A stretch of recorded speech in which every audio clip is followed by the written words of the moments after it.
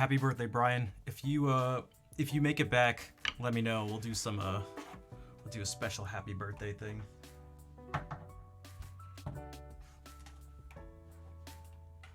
Also, hello everybody. It's the best way to start a stream when there's a bunch of people here. So Ghost Boy, you were first. Ghost Boy, and then Zvamtech was like super close after, and then Brian. Millendal, what's up? Enjoy the lurking. Sergey, hello. Dolce, I say Jacob Collar, and I'll be there in a heartbeat. Yeah, we have a bunch of stuff. Oh God, I set up a bunch of stuff to do, so we'll try to get through it. Baloo, bonsoir. Edya, goedenavond, what's up? How have you been? Thanks for liking the video from earlier. Oh, speaking of. Except none of us can hear that. Nice lazy shirt. I'm trying to be more lazy with the outfits. It's a lurk emote, but I love to use it to say hello. It's nice, and the lurk emotes can... I just know that you lurk a lot and then clap a lot, which is... I really appreciate. But yeah, the lurk one, because it looks like they're popping up and going back down. Hey boss, what's up, Raph? I've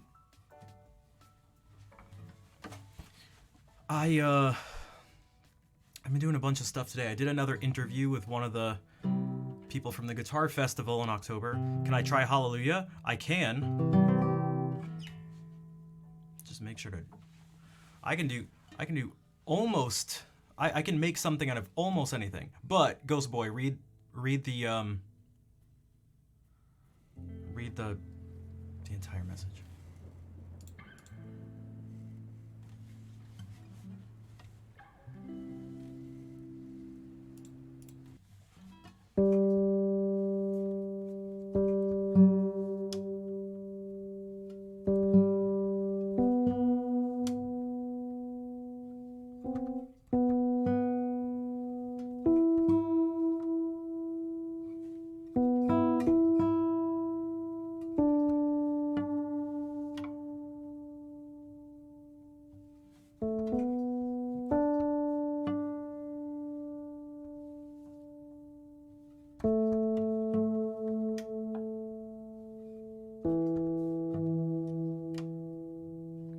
Yeah, this is like kind of a road sound. It literally, the name sort of alludes to it. It's just called early 70s.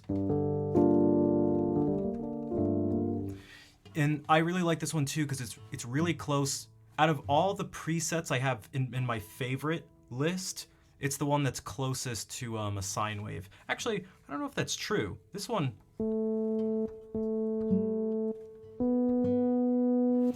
this has some other stuff going on. Yeah, no, this is definitely the purest tone.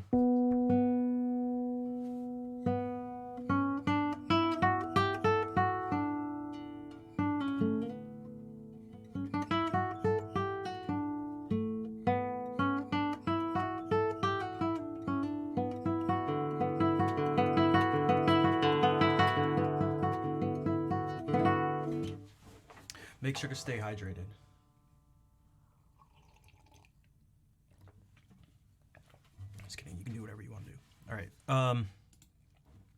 So yeah, if you'd like to check out that list and request something, let me know. We will be doing playing some music before we look at some Jacob stuff. We'll look at some early videos, what made him popular, some of the stuff that made him even more popular, some other unique stuff he's done, interviews to look at. What I think has actually been the most influential for me, more so than his actual music, is his approach to music. Julius Caesar and Play Like Everything, but non-Latin shit. Wait, non-Latin? I don't even know. Yes, I can do that. 20,000 subs and I'll do. What's on the shelf? Here, let me just play some music. Let me just play like one piece or something, then We'll do what's on the shelf. Let's just start out chill with something. What if we do this?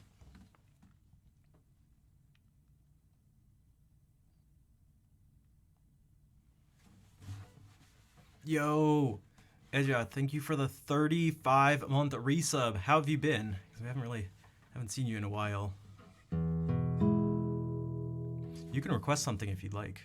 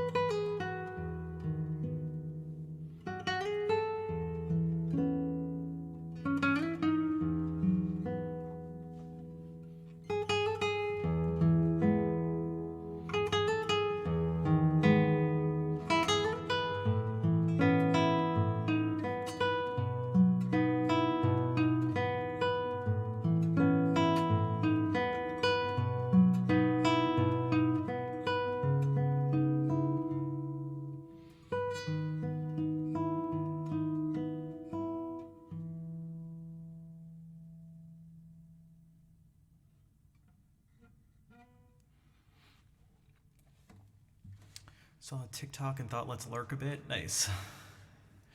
What's up, Nad? Speaking of lurking, enjoy the lurk. Also, I can't remember, Dolce, did you like subscribe or donate the last stream? I remember someone was supposed to remind me of something like that. Just because we gotta do either like a sub or some bits or a donation or something for their requests. Dolce Vita? No, Dolce Dano. Different Dolce. Hello, Squirrel Spaz. Oh, not last year.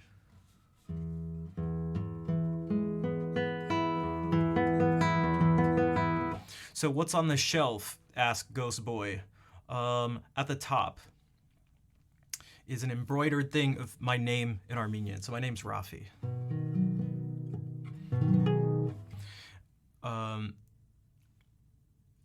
Below that are some of my favorite games from when I was a kid. So those are the first two Zelda games for the regular Nintendo. And then in between them is Chrono Trigger. You have very good news. Okay, Ray, what's the good news? You made your first good money. Nice. I'm lucky as fuck. Nice. Okay. Money stuff. Below that are some tapes, some VHSs. There are a bunch of skate videos that I've watched a million times. Some Three Stooges stuff, because I love the Three Stooges. It was one of my dad's. Well, it is one of his favorite shows. We used to watch it all the time. It explains a lot about my humor. Then there's there's Homeward Bound, because Homeward Bound's dope. And then there's some classical guitar DVDs and CDs next to that. If you're curious about specifically what they are, I can let you know. Or, I mean, the specifics of any of these things. I can't go running down the specifics every time of all of this stuff. Speaking of Jacob Collier, this is the Jesse motif that he used as a running motif through his multiple Jesse albums.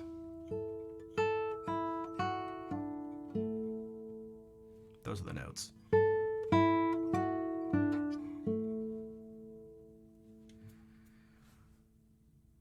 Then next to that is a bust of Bach, because he's my favorite composer. And then there's a salt lamp, because it's a salt lamp. Below that are a bunch of books, but books aren't important because reading's dumb.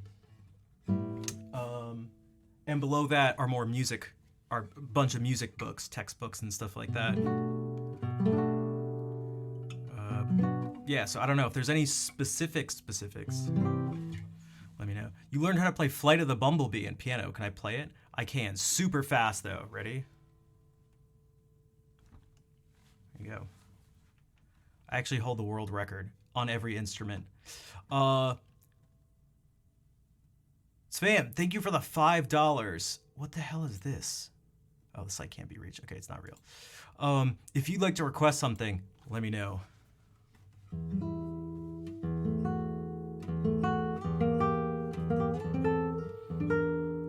I really played it fast. I did. I mean, that's the whole point of music. The faster and the louder, the better, the more value it has. All right. So this is not Flight of the Bumblebee. Maybe we can do some more Andrew York stuff to keep warming up a bit. Can I really play it? No.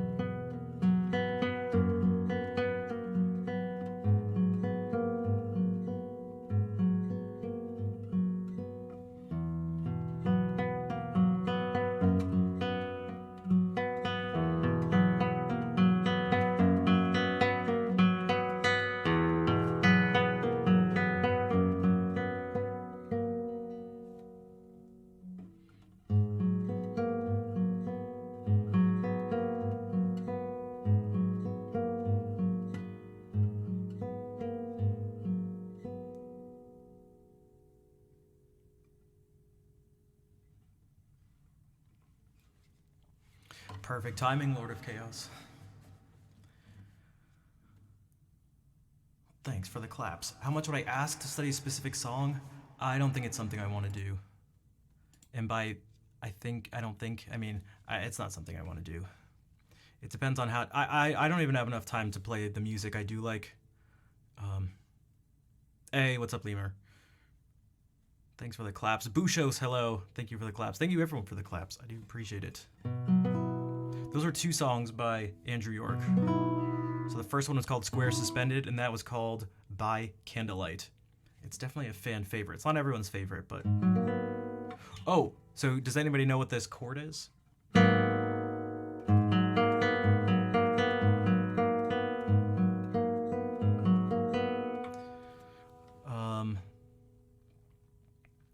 Svan was partly. There, you had part of it. There is an added ninth. It's G sharp minor 7 with an added ninth.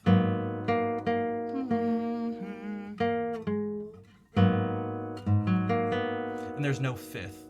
That would be this.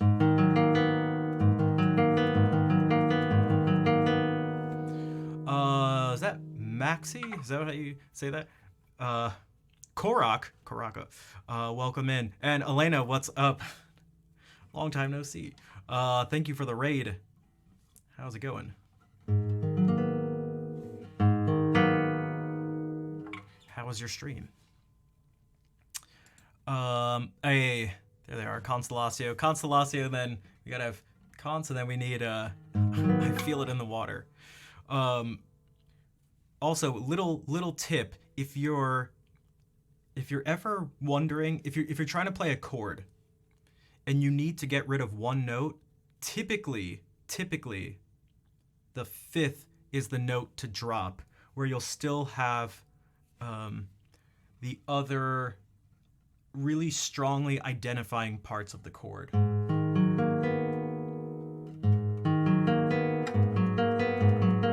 Like, obviously it'll never be exactly the same. Finish telling the folks about what a great teacher you are. Well, thank you. I try my best. I really do. Have I arranged or made a transcription of a song you like on classical guitar? I have.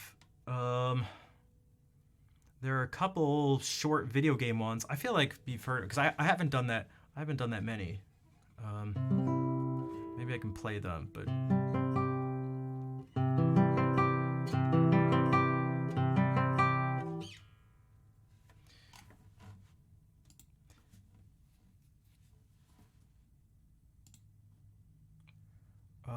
So speaking of Chrono Trigger, one of them. So this is a song from Chrono Trigger.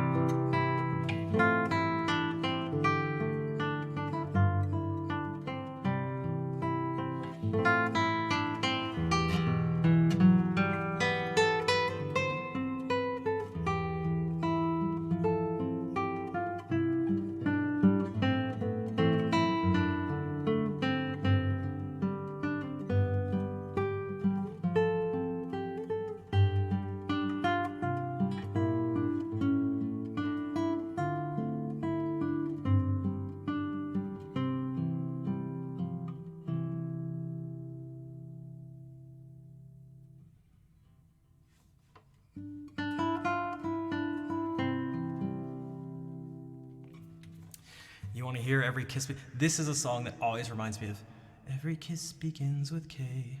Ready? And I actually play it. I usually play it with this song. As an applause. All right. Wait. Okay.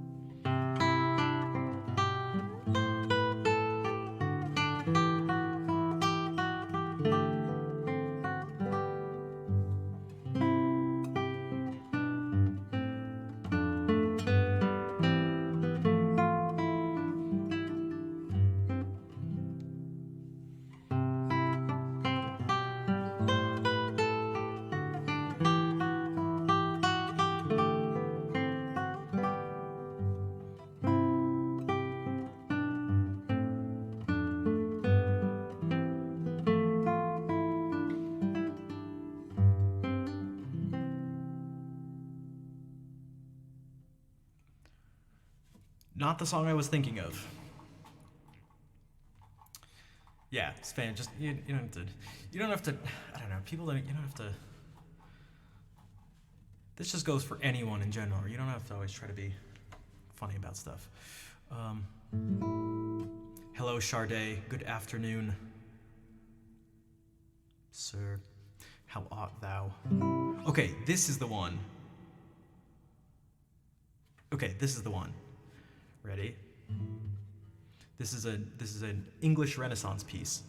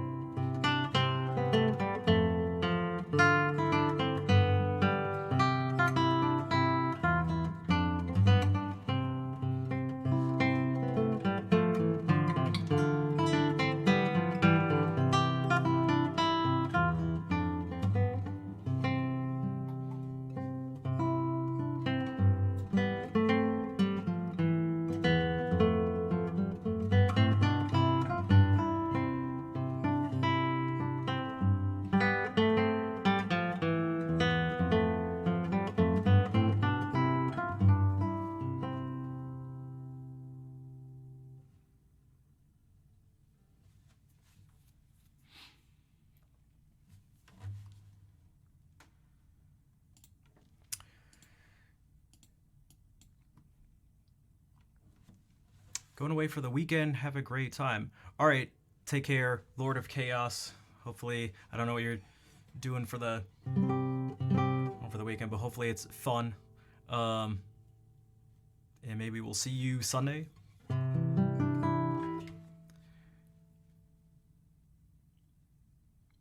Yeah, I don't know about typing tics. I don't know how much of that's in tick.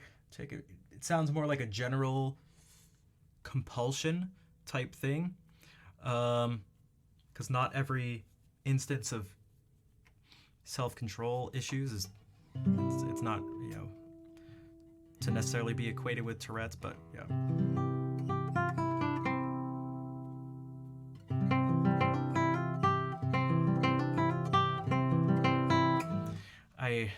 Something seems, yeah. SummerSlam. Wait, SummerSlam crowd? Setting the mood? Wait, I feel like this does not fit a SummerSlam crowd. Cottaging. Oh, so maybe it actually does fit the weekend getaway. Oh, no, wait, I'm now confusing that with the SummerSlam crowd comment. Okay, so I just linked your two comments together. But yes, this doesn't, man. But that sounds nice. This music sounds like it fits cottaging.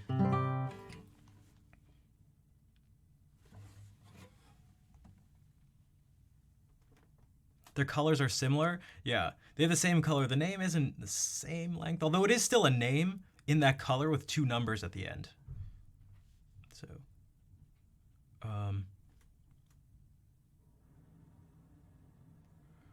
let's see here. This could also fit cottaging. This is gonna, all right, here's our cottaging block. Gotta get food, be back soon. Food is good.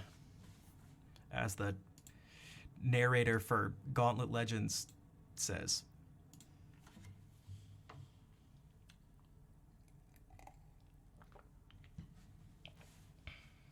Food is good. Blue Valkyrie has gained a level. All right. Red Warrior is about to die. John Cena's theme music? I mean, we could. We could. Good evening, Captain.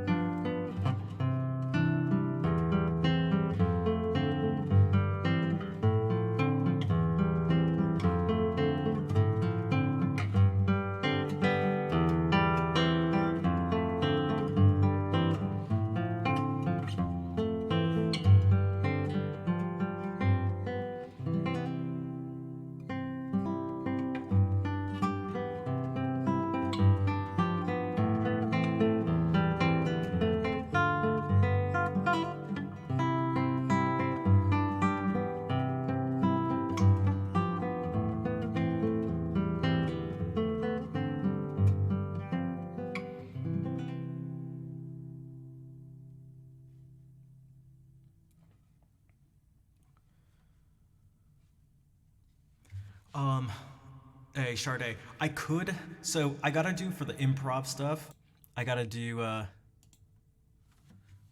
this. Just because it is, it takes a significant amount of time. Like the improvs are like never short. Plus it's like quite demanding and also completely unique too. So did I move my lighting? I did not. But I may have changed. There may have been a change since the last time you were here. The past couple streams, I've used the extra light. Oh no, that's because it's because of this light here, which lights this side of my face a bit. It changes. But that light's always been there.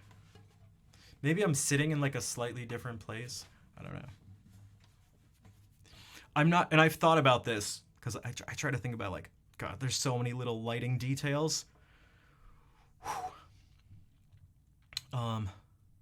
Also, Sade, I do appreciate the bits, and if you'd like to request a song from the list, you can do that.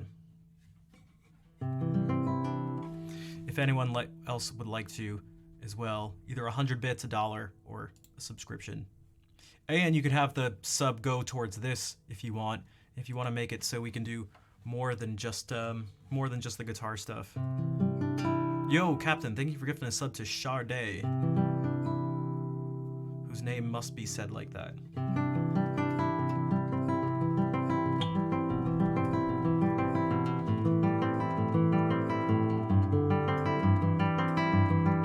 Also, Spam, I did see the Bach crazy thing, and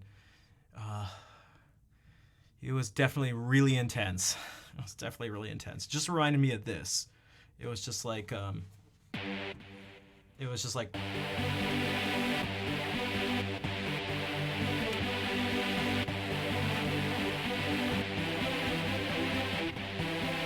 It just reminded me of that.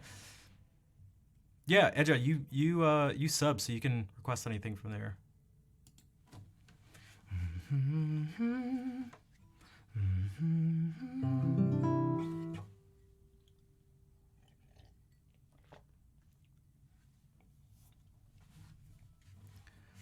Could I do ... drum roll, Pavane in A minor?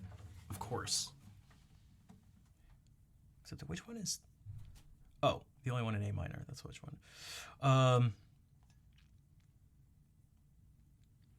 can do a bunch of Pavans. We'll do a few Pavans. You love A minor? The key in general, or this specific Pavan? Or both? Challenge to listen to the Matthews Passion. You can do... I mean, you shouldn't... don't let the complexity of it get in the way. It should almost be like the opposite. Like even complex music, it's like the goal of it, I would imagine, for the composers. I mean, certainly for Bach, I know for that piece, it was not to be... It's not like the primary focus was to be analyzed. It's like 3 hours long. It is. It's super long.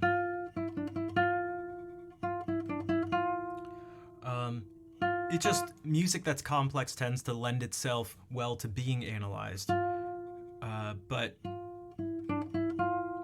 you should just be able to sit and sort of soak it in.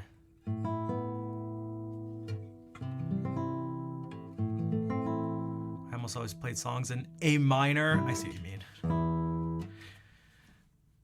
I was gonna make more of a joke, but I don't feel like getting banned from Twitch. Although sometimes I do feel like getting banned from Twitch and hoping that it's for a dumb reason, so that people are outraged and they come to the channel to show support.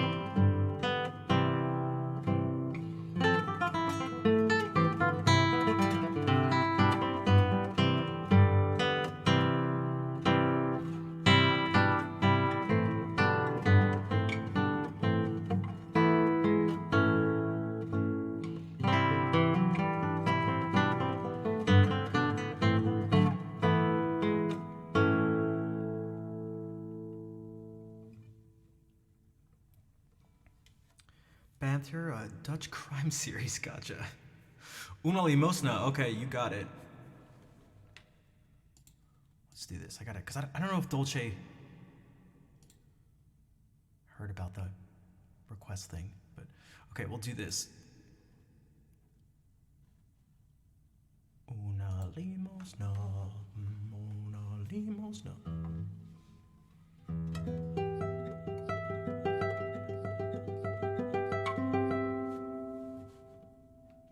Also, Edja, would you like the sub to go to this counter, to this goal? You don't have to. Just. It's totally up to you. Sure? Okay. It's totally up to you. 1 down, 9 to go. And you'll hear me sing. That's right. Well, if you guys want me to. All right, tremolo time. Tremolo. As one of my roommates used to like to say as a joke.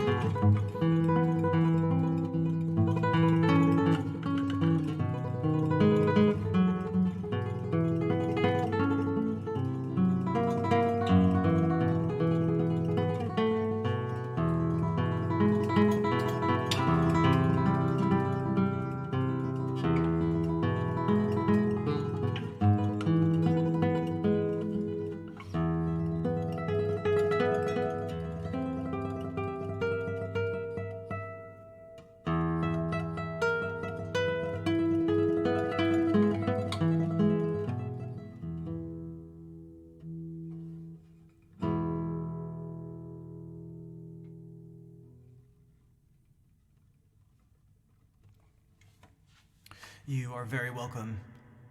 You're very welcome, Edja. Thank you again for the resub, the 35-month resub. Something about mujer. The name of the song is Una limosna por el amor de Dios. An alm for the love of God. It also goes by the name El Último Tremolo, so the fast tremolo. McHammer Guile, what's up? How's it going?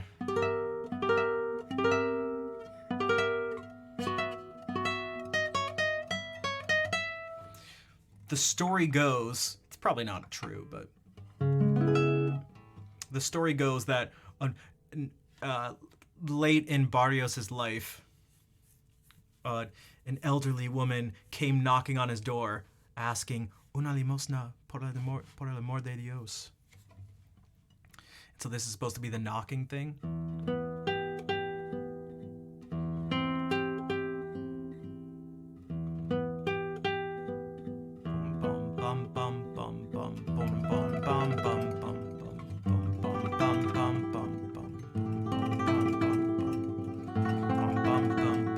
But who knows? Stories aren't real, right? There's no such thing as a true story. I just made that up.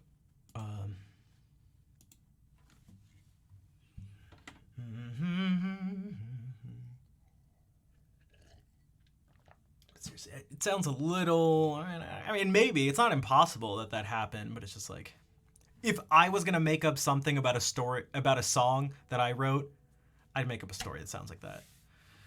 It's like, Barrios, did that actually happen? Did it actually happen? Yes, there was this one. Okay, she came to me in a dream. Like, are you sure you didn't dream? It doesn't matter. I'm just being ridiculous.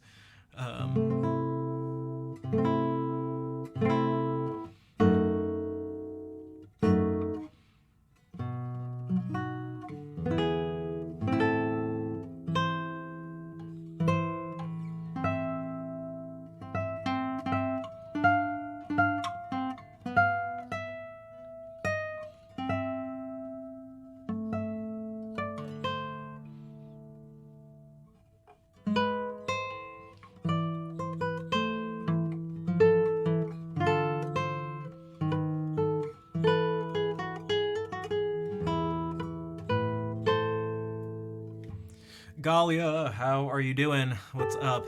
How are things with the move? Are you settled in? Returns with salad. Welcome back. What kind of salad? Dude, people hate on salads, but salads that have just like tons of stuff in them, I think are amazing.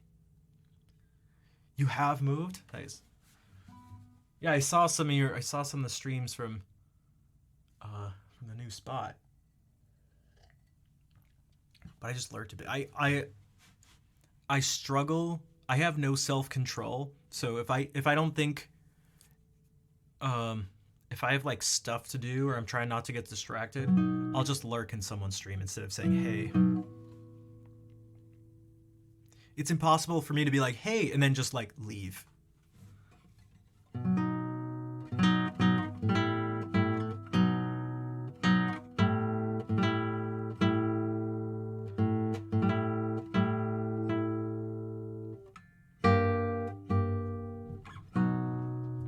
Once you say, hey, exactly, you're done for, Ag. You're done for. All right, Ag, tell me everything you've done today. I don't want you to miss a single detail.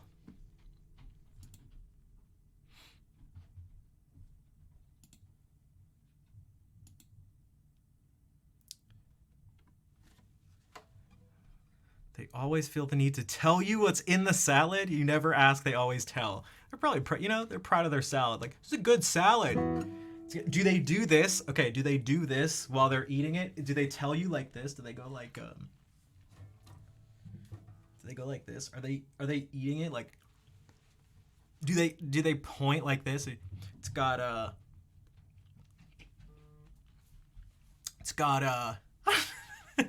you can't describe a salad without doing this. It's got I put some just chicken in it. It's got some tomatoes, some onions.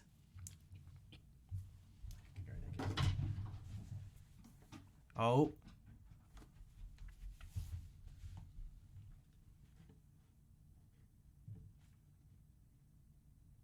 4 credits a guitar. Oh, hold on.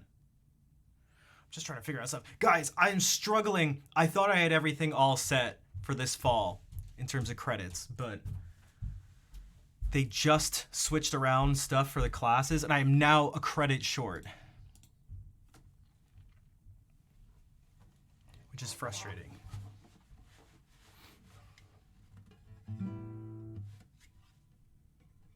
You obsessively tell everyone about it? I mean, it's something, you know, if it's something you're, you know, passionate about, then it makes sense to want to share it. That's what I talk about with music. Let's do this. Let's do this. Running Riot. Let's do this because this is nice and simple. Ultra classical.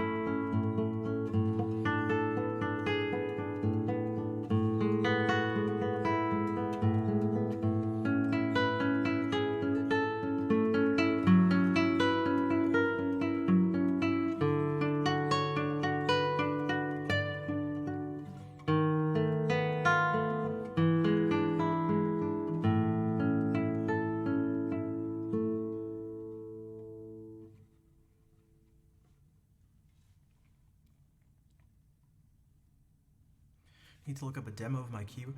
I wouldn't suggest this keyboard unless you really know what you want to use it for, because it's got all sorts of bells and whistles that are really not necessary. Unless they are necessary, but then you'd know why they'd be necessary.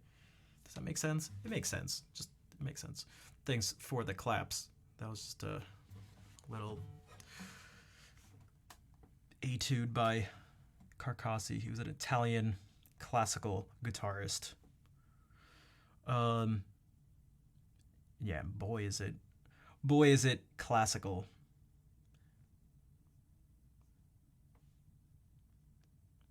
Forgot to clap? I'll forgive you.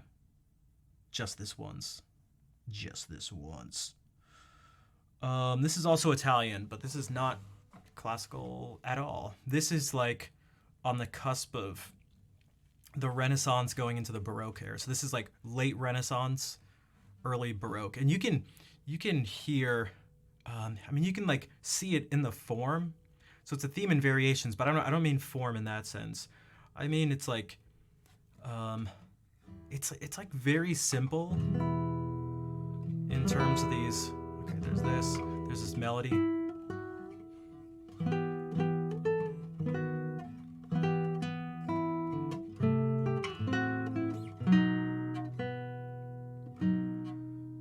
Cadence, but it doesn't quite end.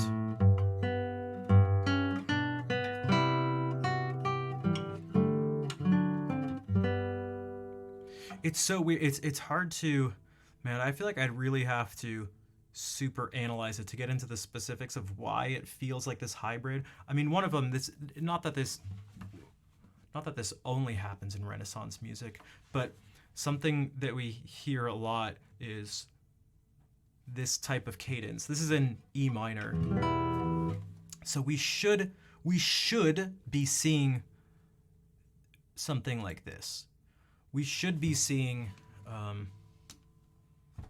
okay. We're in E minor, so there's one sharp. But sometimes there's this sharp.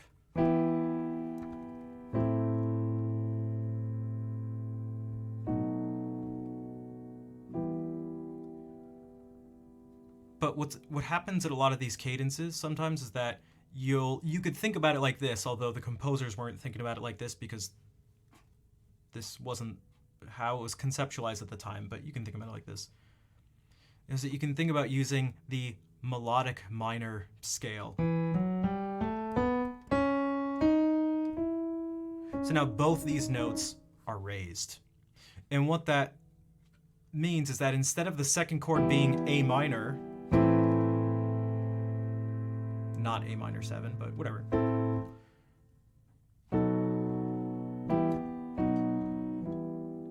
It's now A major.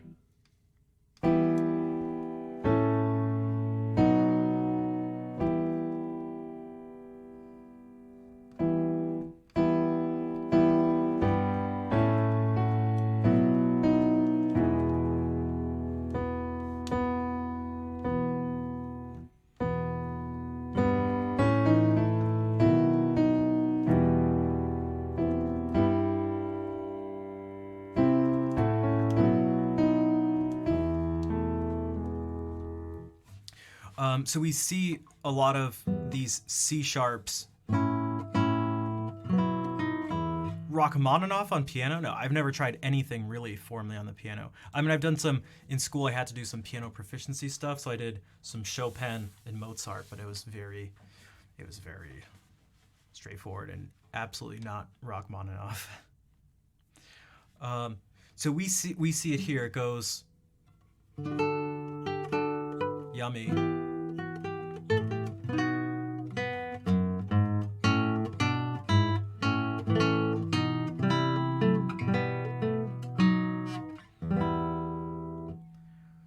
And it even has this, again, that happens in Baroque music, but this,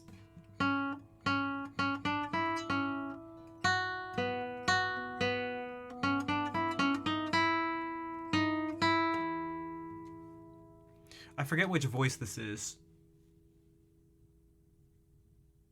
Kantitsans?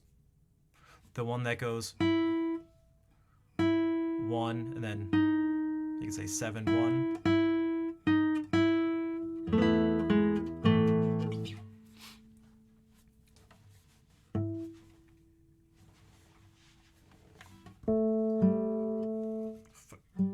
What the?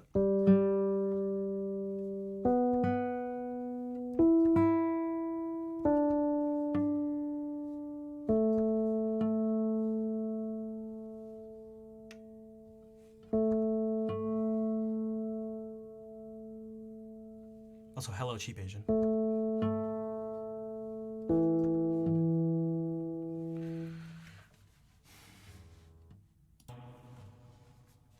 So there's, the main theme has 2 sections, and they repeat.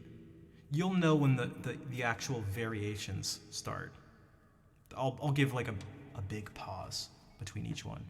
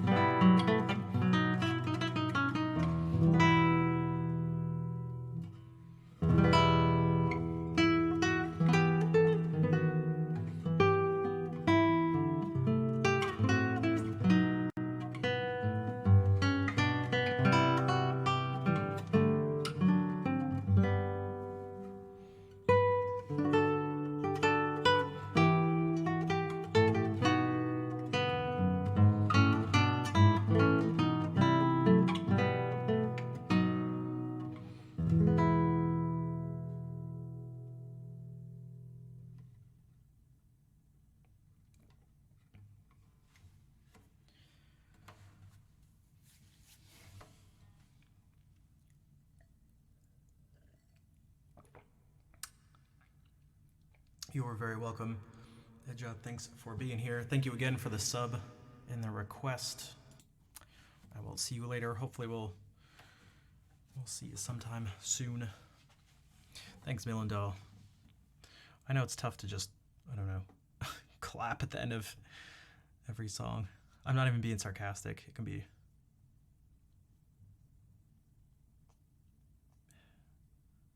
sort of annoying.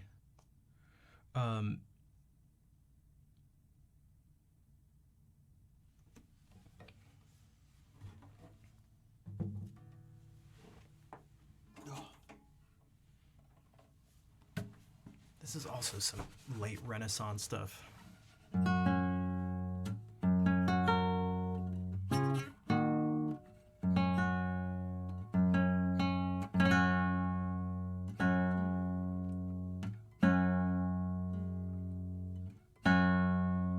Thanks, Millandal. It's just nice to see some response when I'm done.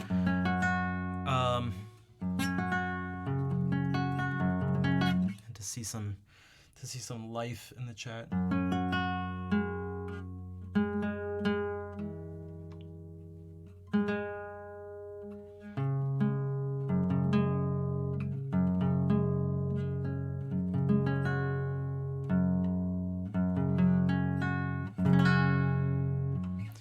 Just say once a month that you really appreciate your music and then be done with it. I mean, you can do whatever you want. I can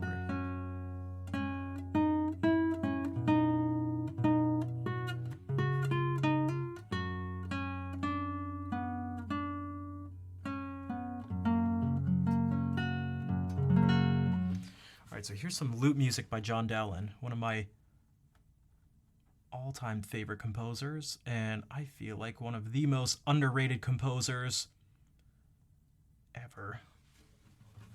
It's out to dinner. Welcome back, Vol. What'd you get for dinner? It's nice for it to be lively, yeah. I don't know if I'll ever know how to make the chat lively without just being a bigger streamer. Without just having more people here. I have no idea. I don't know how other people do it. Other people just like people are just always like spamming emotes and talking about stuff. I have no idea. I've been at a loss for years. Jim, what's up? Jim's been around forever. Used to stream too. Jim, how are you doing?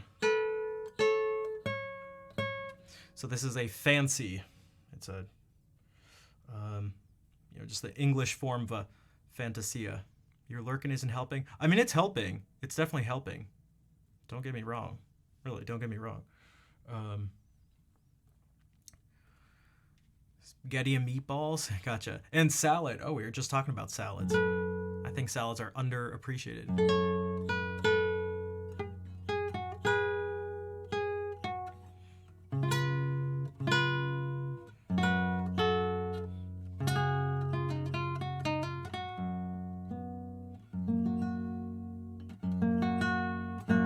Vol, thank you for giving 3 months of a tier 1 sub to Ag. Thank you, Vol. So, this fancy, like most of them do, starts out with some imitation. Now, the imitation begins before the first part ends, but it goes like this. You'll.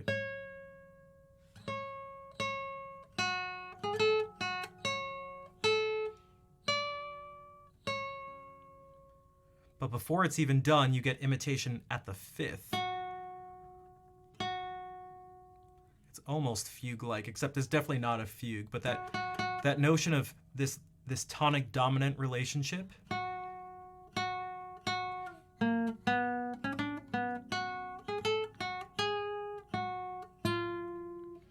is already present. And then from there, it just goes off. There's no more imitation like that. It's not like we see this. This isn't a subject that keeps coming back throughout the piece. Vol, thank you for gifting now 3 months of subs to Jim. The melody sounds familiar.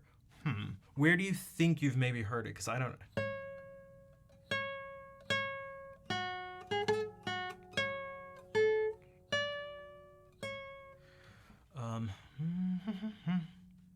I mean, it kind of sounds like dum dum dum dum.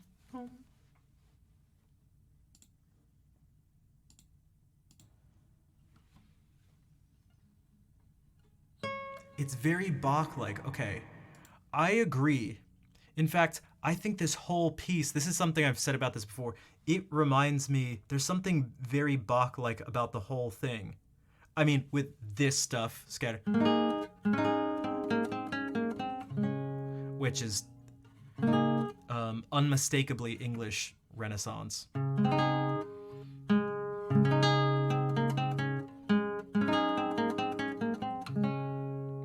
But if we see stuff like...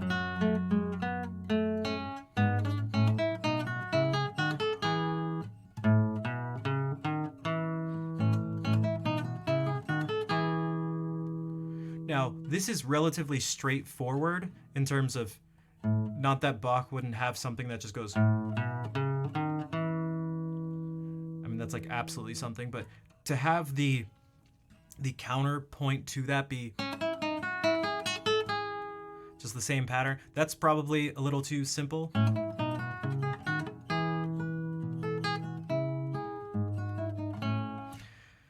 But still, one of the things that really, really, really, really feels like, I mean, there's this feels more Bach-like.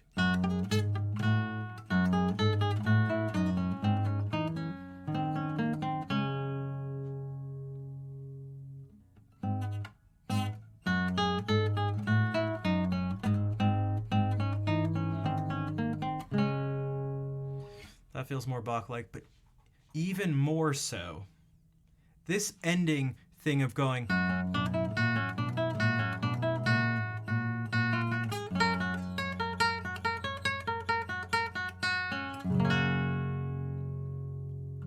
of essentially having, like, you can essentially just think of it as having this pedal on the bottom. Now it just go...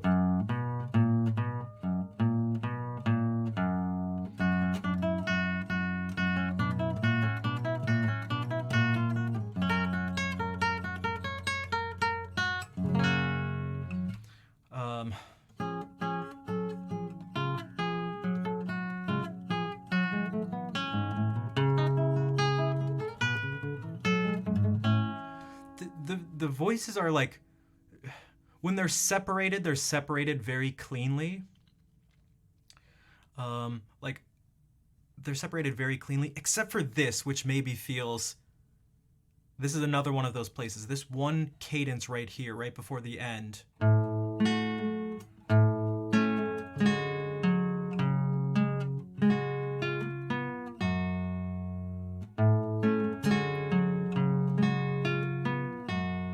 Is like, it's pretty crazy that it ends like that, because it goes...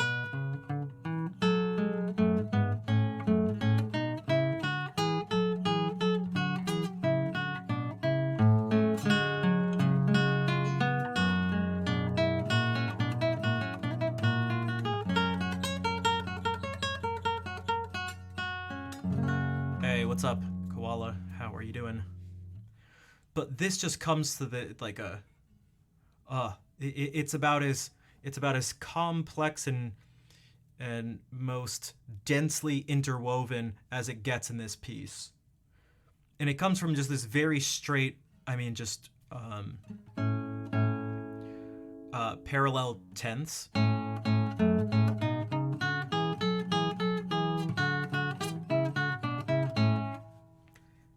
Into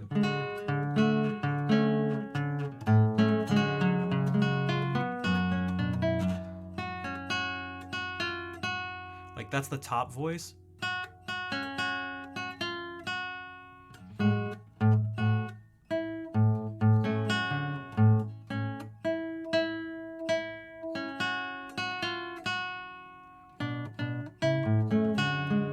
I'm trying to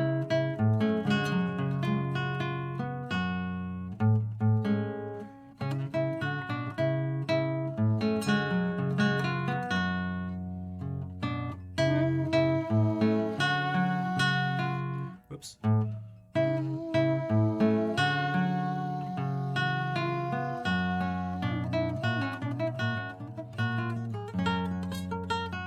The bass. And this inner thing. Whoops. And then it kind of drops out because there's no middle voice in what follows it, but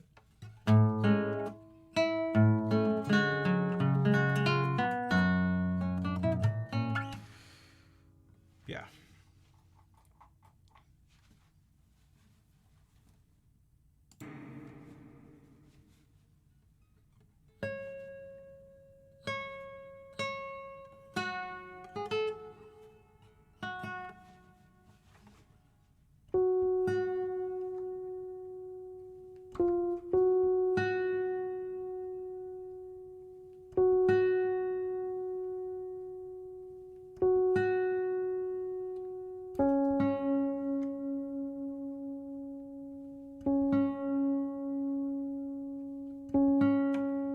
Enjoy the lurking. Oops. What am I doing?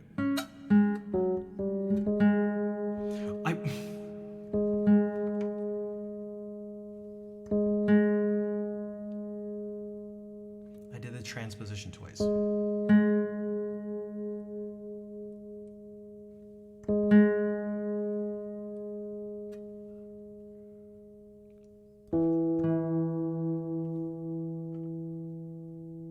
Venom, thanks for the follow.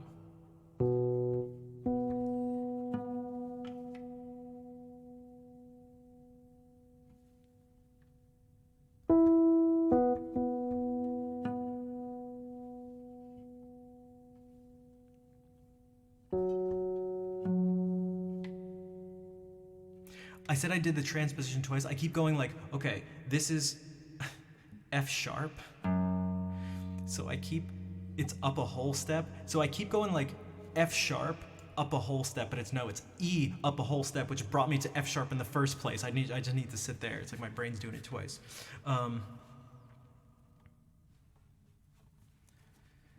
It's interesting when you explain the piece, I'll listen carefully and try to understand it. And sometimes it's hard for you to understand or articulate why a certain piece is like it is.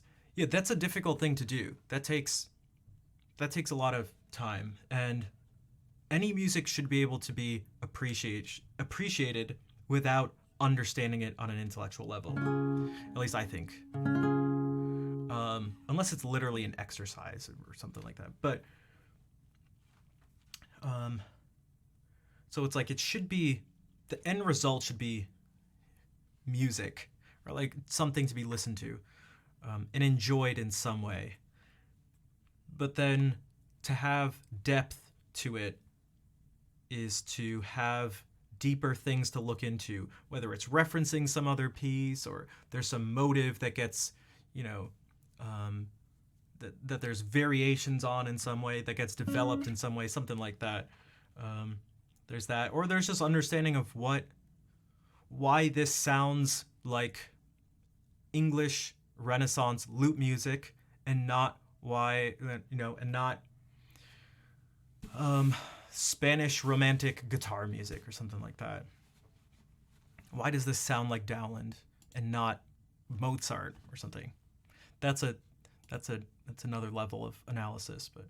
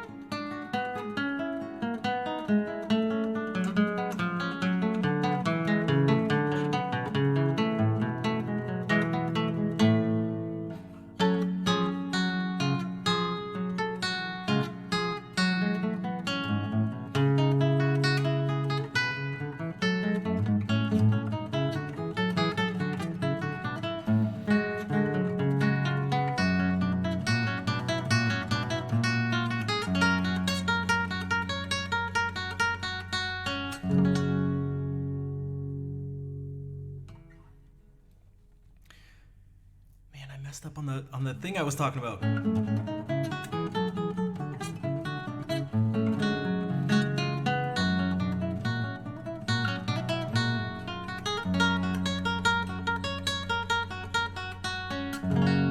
She was wearing a dress earlier. She picked it up like she was a princess and started dancing. Nice. I could see that. Maybe we can do some dance music for your daughter if she's still listening. Some of the Renaissance stuff is great for that. I can definitely imagine someone dancing like a princess. Actually, what if we do some more Dowland? We'll do this. So these galliards would fit. So like if I do this, these allemans and galliards would be great for dancing.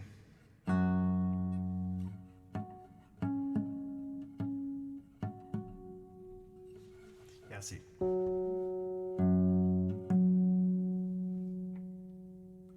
Oh, see, she doesn't hear it. Okay, gotcha.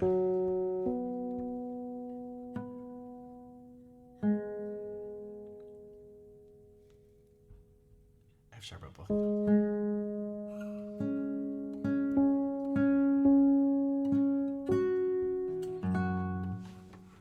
It also makes it extra tricky that this Golly, I mean, you love this, because this string is tuned down a half step and then brought up a whole step by the capo.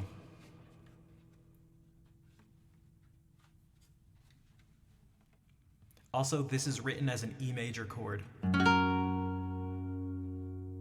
So like when I look at this, it's like this is an F sharp major chord. It's written as E major, and this B is played where you'd normally play a C, but shifted up a whole step. So this is actually where you'd normally play a D, but we're hearing a B instead. So it's just all sorts of craziness. But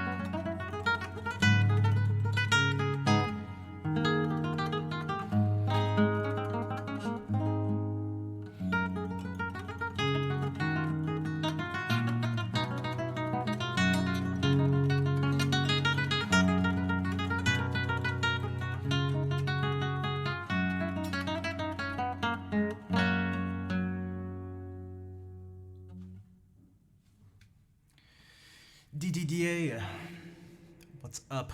How's it going?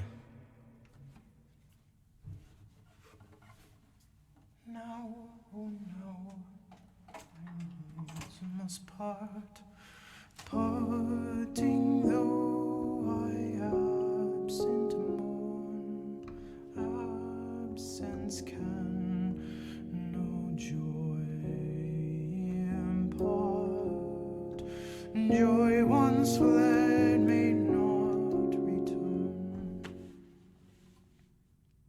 To shut up with that, put that dumb loot away. You'll fight for it? All right, fight in chat now.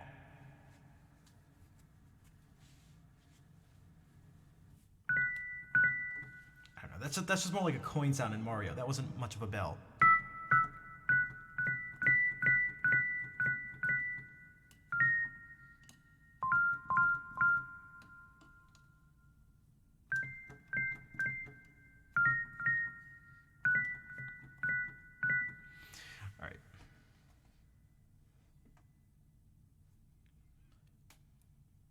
Maybe we'll do a few more things. So peaceful? As peaceful as this? What was it? Alright.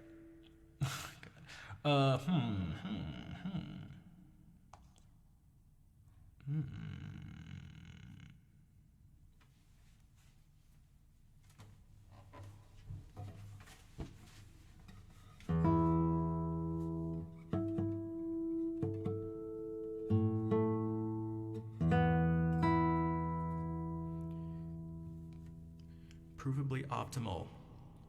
Well, if your preferences perfectly line up with mine, then I would agree that they're optimal. Because my preferences are optimal. They're objectively correct, every single one of them. And when my preferences change, they change from the correct ones to the newly correct ones. So I'm never wrong. and everything I like is the best.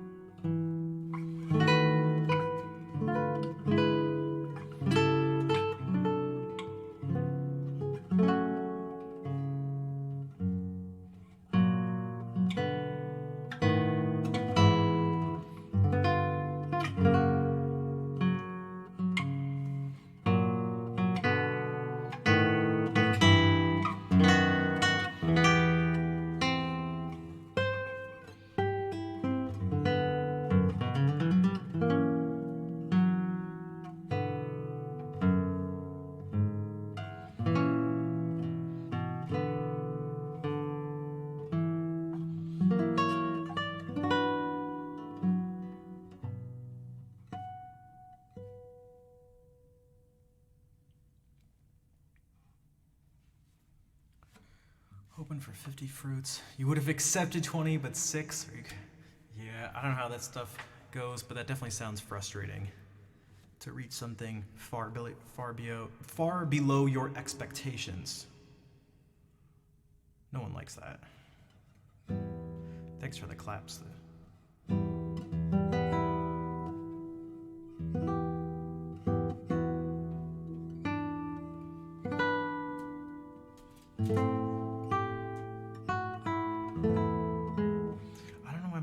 Feels more sensitive than normal. It's really distracting, actually. Oh man, speaking of expectations below normal, oh god. Man.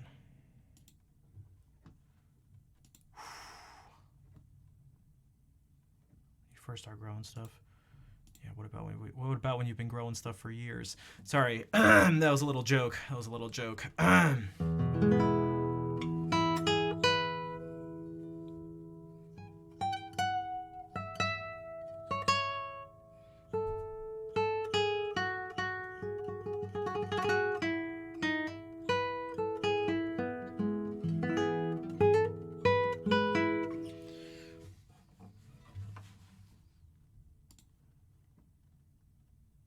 Partner Plus. Yeah, I wasn't even thinking. I peeked at my viewer count, and now I'm anxious and sweating. Because I wanted to talk about Jacob stuff, but I don't want to talk to. I don't want to talk to a wall.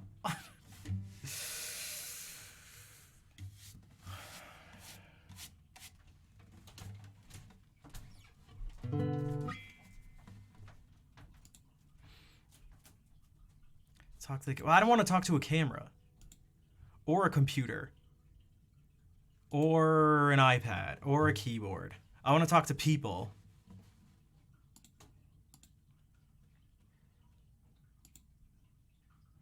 People give back. These objects don't.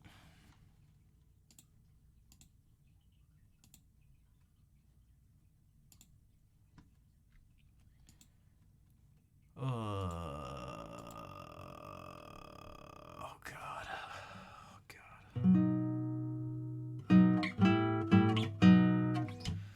Man, what is wrong? What am I doing wrong? Okay. No, I'm gonna spiral. Let's see.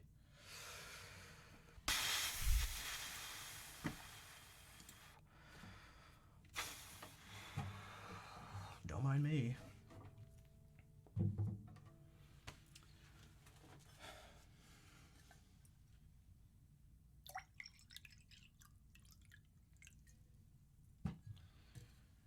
Really?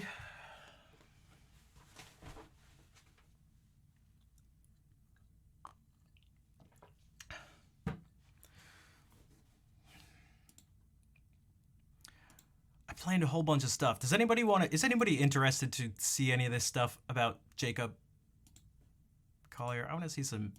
I feel like I gotta feel some energy or something before I do. I gotta be happy to learn. Okay. God damn it. I'm like, is it interesting? I think so, but I don't know what anyone else thinks. I gotta know that. I think it's interesting. God damn it. That's why Dolce's here. Okay.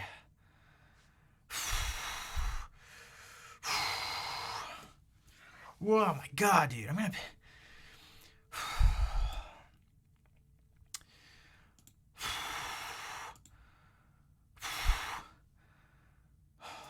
I feel like I'm gonna like.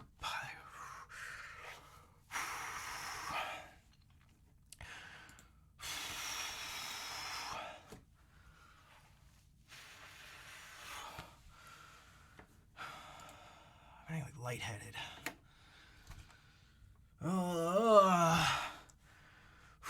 Are there really 39 people watching? Fuck, okay.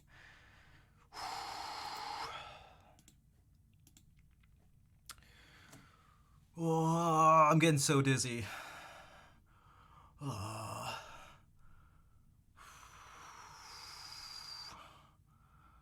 I nervous? I'm super anxious. I feel like the stream is dying. Some juice. I don't need juice. I need pee.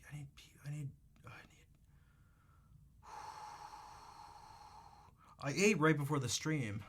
Why? It's okay, because I feel like my stream is dying. I don't know what to do about it. My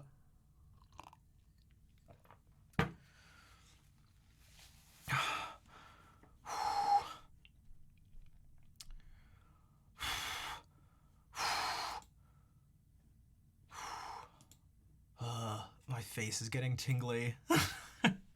My face and extremities are getting tingly.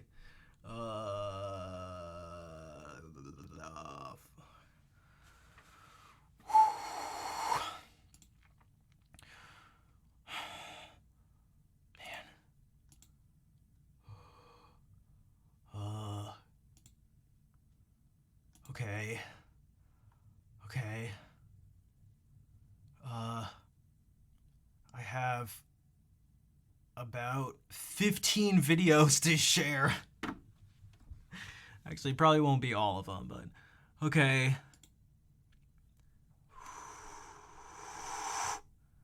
Dude.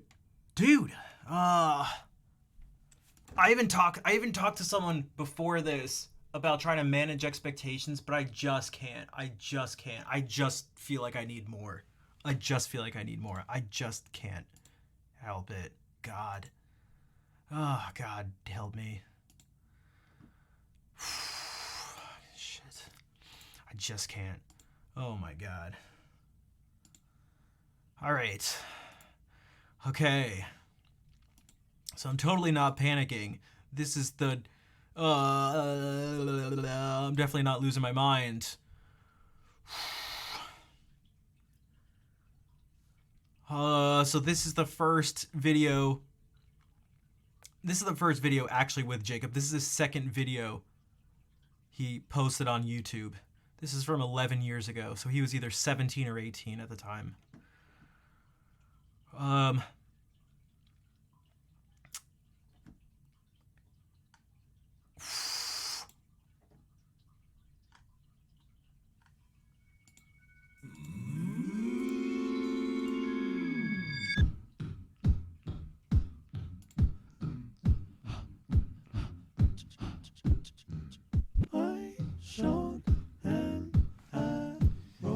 This goes long to a poem. What's it called? Longfellow's The Arrow and the Song. So he put music, he set it to music. And this is, I guess, him also representing the id, ego, and superego.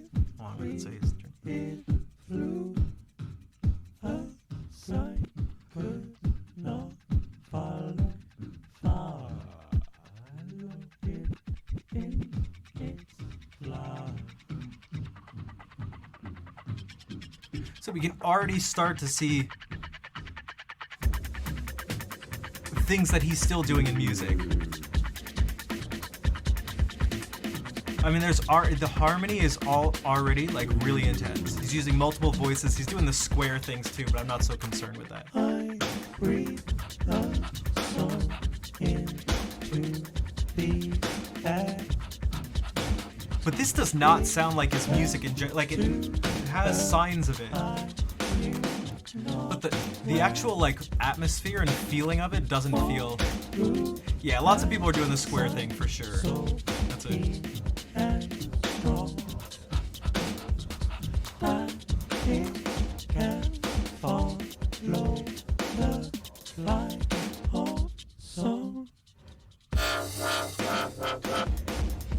But I don't know. I wouldn't expect this weird, creepy dubstep stuff from Jacob. Like this is intense.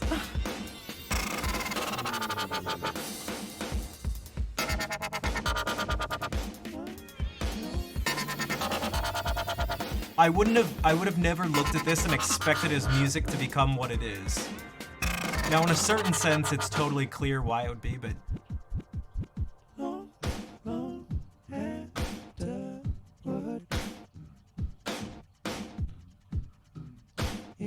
Isn't this crazy?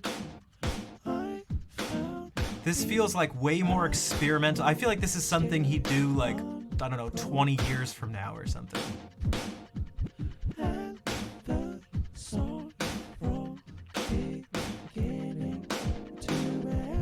Yeah, all of my things have nothing to do with even liking it or not too, which I think is an important distinction to make. It's just so, just like so creepy.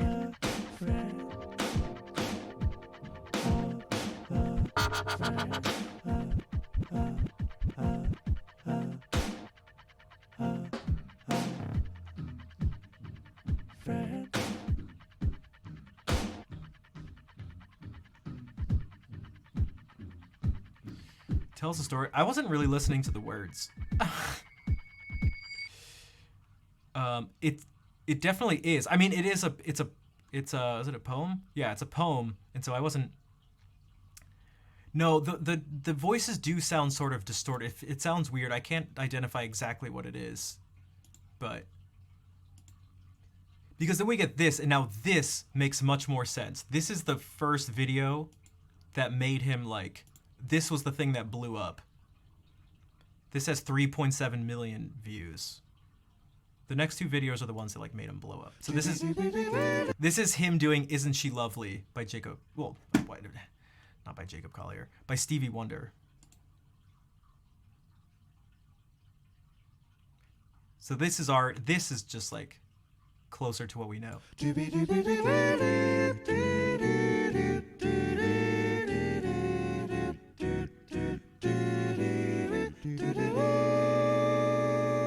Really complex vocal harmonies. And he's doing this like barbershop quartet type thing. Less than 1 minute. Oh, I never knew through love we'd be making one as lovely. I don't know if he. So very lovely, made from. He looks so young. He doesn't just look. Him young just looks like he's tired. Oh, isn't she pretty? Truly the angel's best. Oh, I'm so happy, I'm so happy. We have been heaven last. I This is him now. This is so this is him again when he's either around 17 or 18. I feel like he looks younger though. So very love.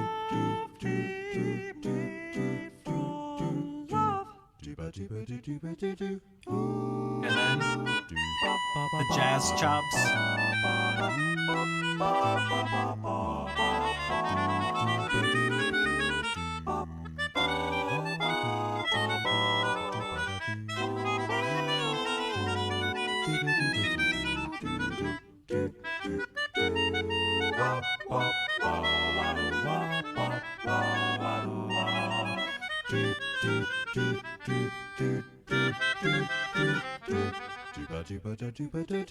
Ooh, isn't she lovely? Life and love for the Dude, the harmonies are crazy. Their art is just crazy.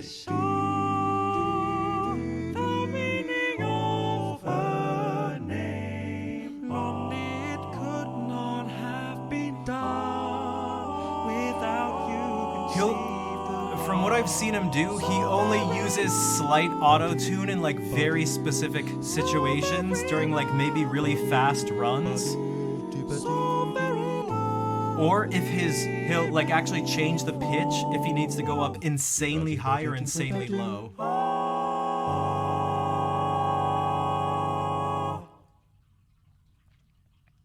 But I've seen him do the stuff on the spot, and he's able to like sing pitches really, really accurately.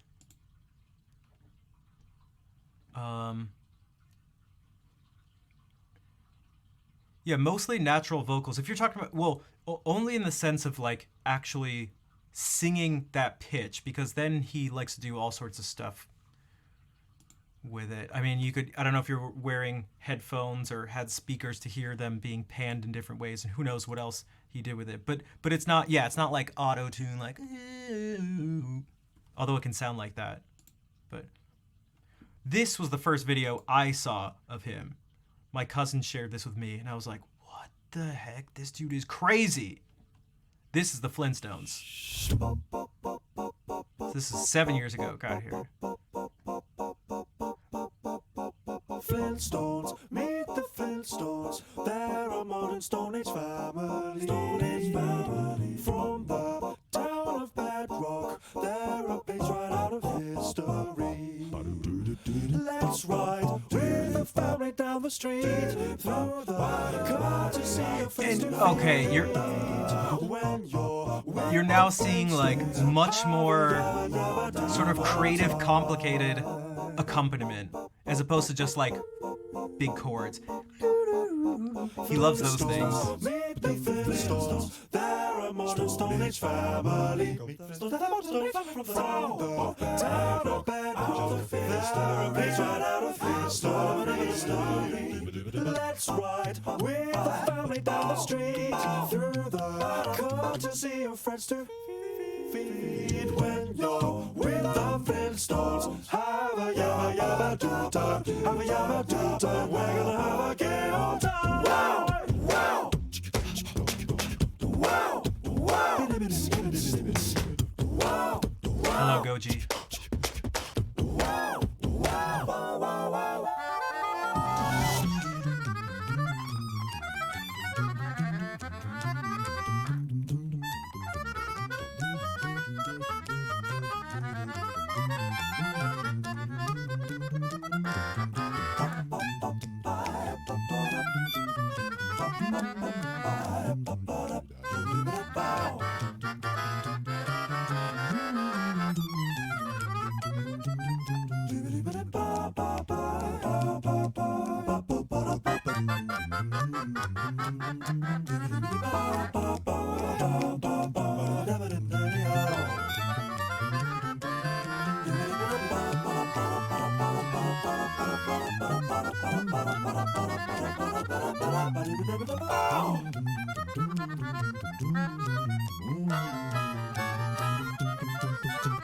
Now it's time to Dude, I forgot how crazy that solo was.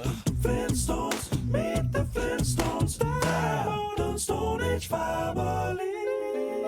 From the town of Bed, they're a page out of history.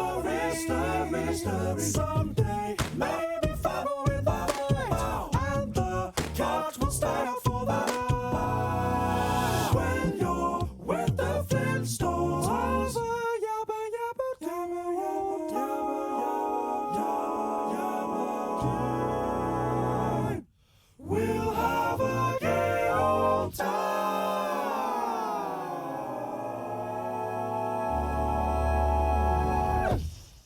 So that is already sounding, that is very much like his version relatively recently, more recently, of Moon River in all sorts of ways. I mean, he does these, there's the signature, what does he call them? Something like pyramids or something like that, where he records, well, it's easier to do. Someday, maybe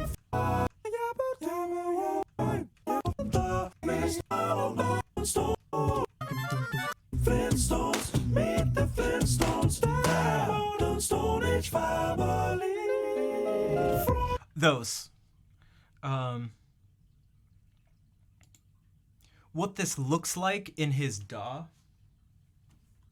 The modern Stone Age family. So what it looks like in the DAW is that one thing starts, and then the other one starts here where that left off. Well, not where it left off. It keeps going. The first one keeps going, and the next one starts just like a little off, and then the next one starts. I guess you could call it sort of maybe a stretto if you're like in a classical, to use like a classical term. So what you get is the way the voices start are like, it looks like this. And it goes down like that, and then they end at the same time. So it makes like this triangle shape, if that makes sense. The modern Stone Age family. From the town of Bed, they're a page out of history. Someday, maybe family with a This ending is very much like Moon River. He does this big old cadence here on his. We'll have a All the voices come together and now sing at the same time. old time. And I think he's changing the way like the voices are like shifting, almost like the Dolby, or the THX sound that you see before a bunch of movies. It's sort of doing that thing.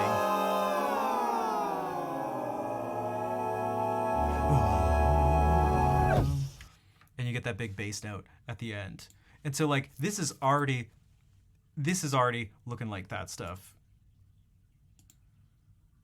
So those things got him to be like, those things went viral. But then he started doing these things called I Harm You, which is, in one sense, sounds like you're harming a person, but he means you're harmonizing to them. And this, well, we can look at a few of them. I don't really know what a super ultra hyper mega meta Lydian scale is, 'cause I took grade 5 theory and that's about it.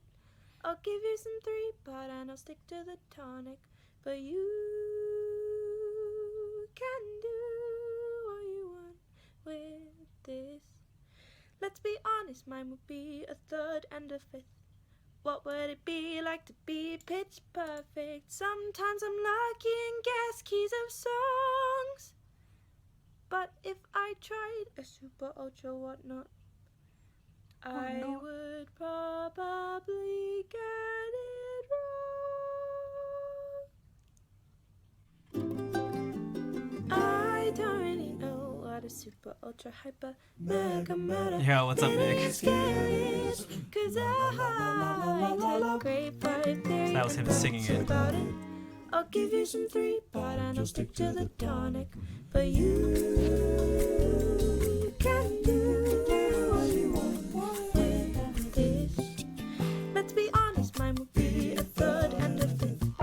What would it be like to be pitch perfect? Sometimes I'm lucky and guess keys of songs, but if I tried a super ultra whatnot, I would probably get it wrong. You have overcome. Wait, why is he accompanying himself? I don't know. Overcome, for there is no one who can take. Because I feel like what he's doing to accompany himself is what people would tend to do when they're just accompanying someone. If it would be like, oh, harmonize with this. And this is like the difference between like, if you have...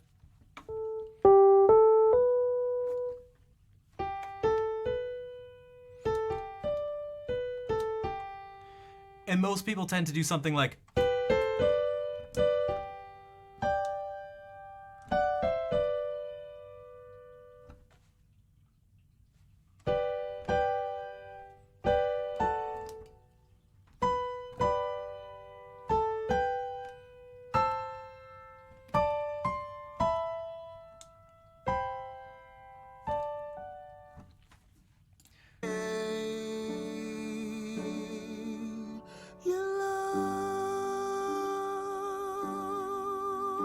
There's some Bill Wurtziness going on for sure. You have overcome. You have overcome. For there is no Hello, Eddie. one who can take Disney.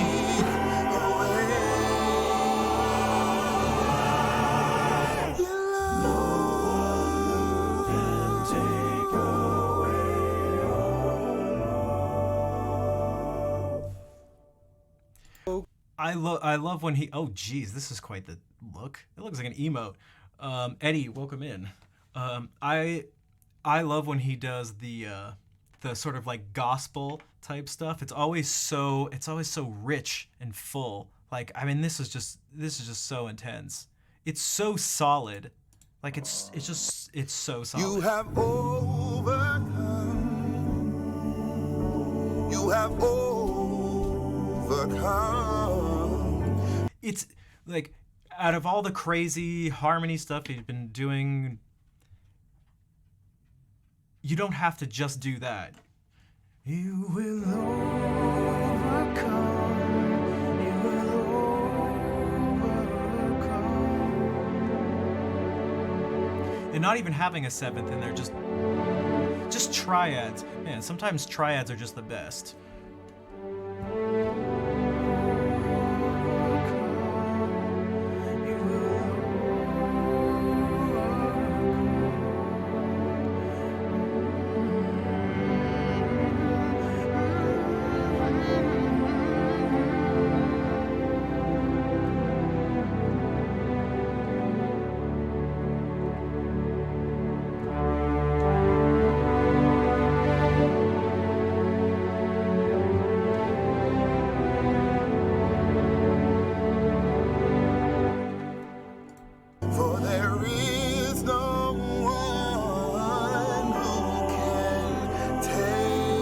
Notice I said the Disney chord. That happens a lot in Disney songs. We're in G major, and so what you have is you play the chord, the major chord, built off of the lowered 7th scale degree. So instead of something off of F sharp, you play it off of F, and then go from there to the 5 chord, which for one, it's a chromatic mediant.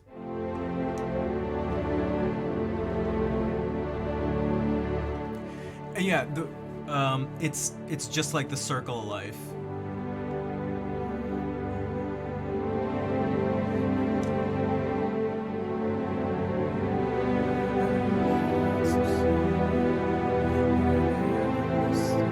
More to do than can ever be done.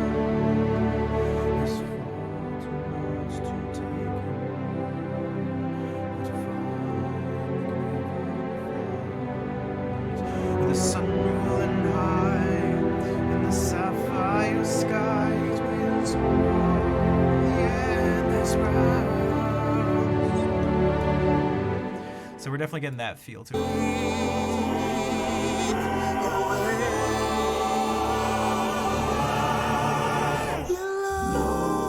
And then you get Jacob.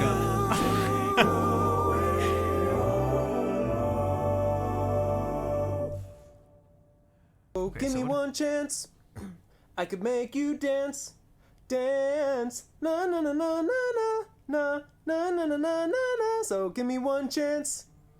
I could make you dance, dance. Na na na na na na na na na na na na. So give me one chance.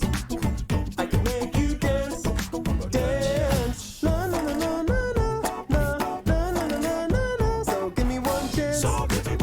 I could make you dance, dance. Na na na na na na na na na na na. Hey yeah, woohoo! I wanna sing with you. Wait, hold on, is this guy serious? Sorry, that's mean. That's mean. But it just sounded sometimes like when I'm joking around. Sorry. Some of the transitions from one style to another are jarring. They're so but it's also a sign of just like, oh man, it's not just the same thing over again. It's not just like no. It's not just a bunch of chords over and over again. Yeah, woohoo! I wanna sing with you. I really wanna sing with you. Yeah, I wanna sing with you. Whoa, whoa, sing with you, sing with you, sing with you. Oh. Hey, yeah, woohoo! I wanna sing with you. I really wanna sing with you. Yeah, I wanna sing with you. Whoa, whoa, sing with you, sing with you, Yeah. with you.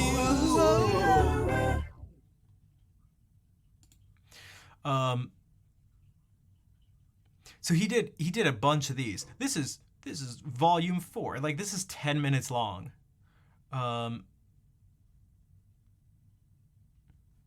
Wait, this is with a violin? Oh, this is with his mom.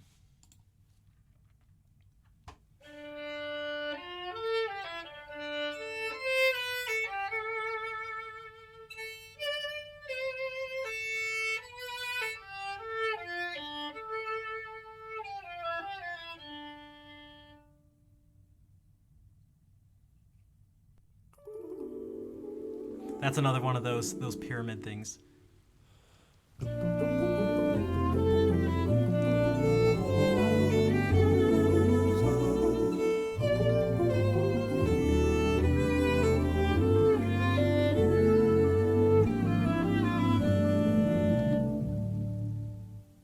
It almost sounded like some video game music in the beginning.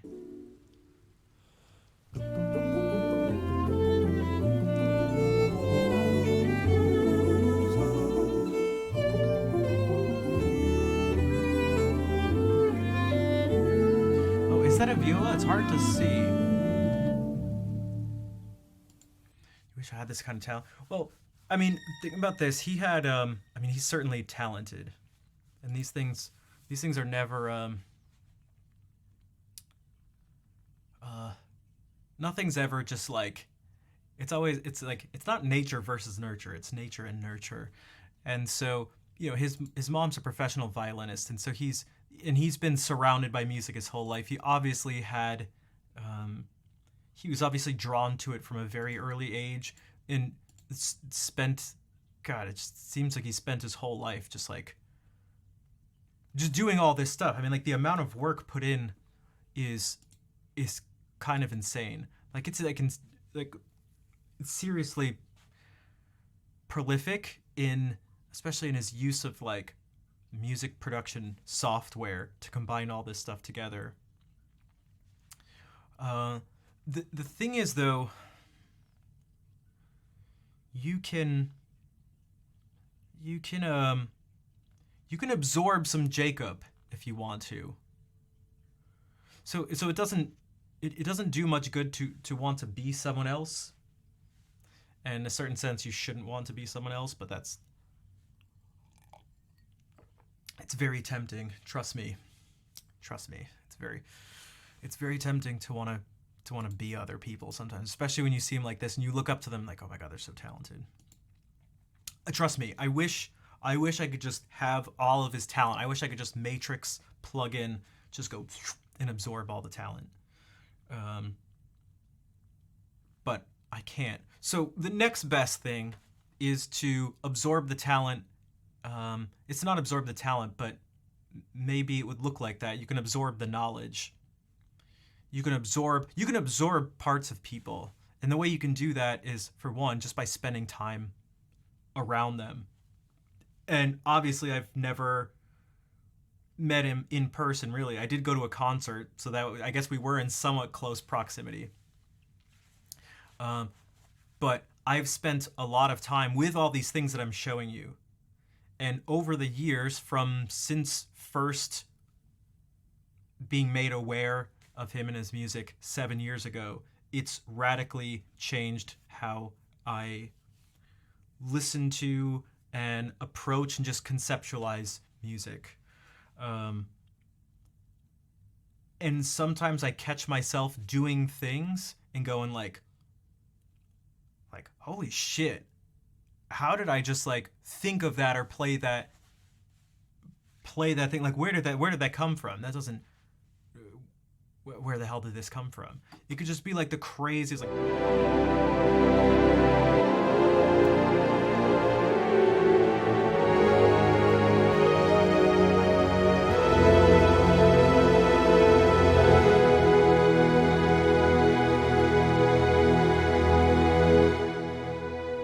just hearing him playing certain chords I would have just never played before. I'd have to imagine a huge part of it came from just surrounding myself and thinking about and trying to consume as much of this stuff as possible. So maybe we can actually jump ahead a second.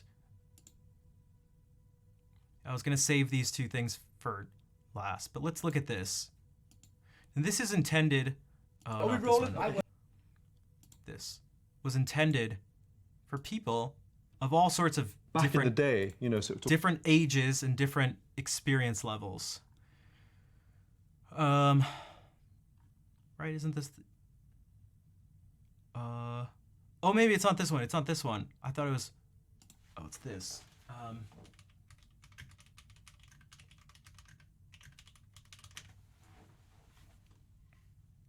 This is what I thought it was. Okay.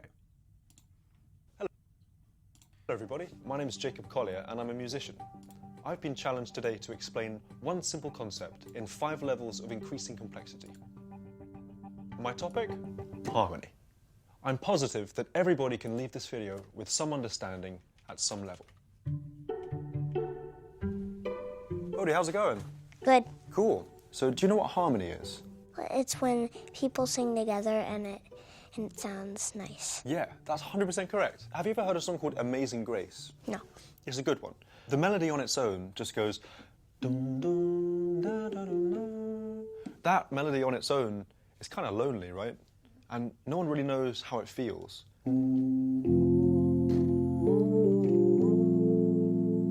So which one did you prefer? The second one. Awesome. And why did you prefer that one?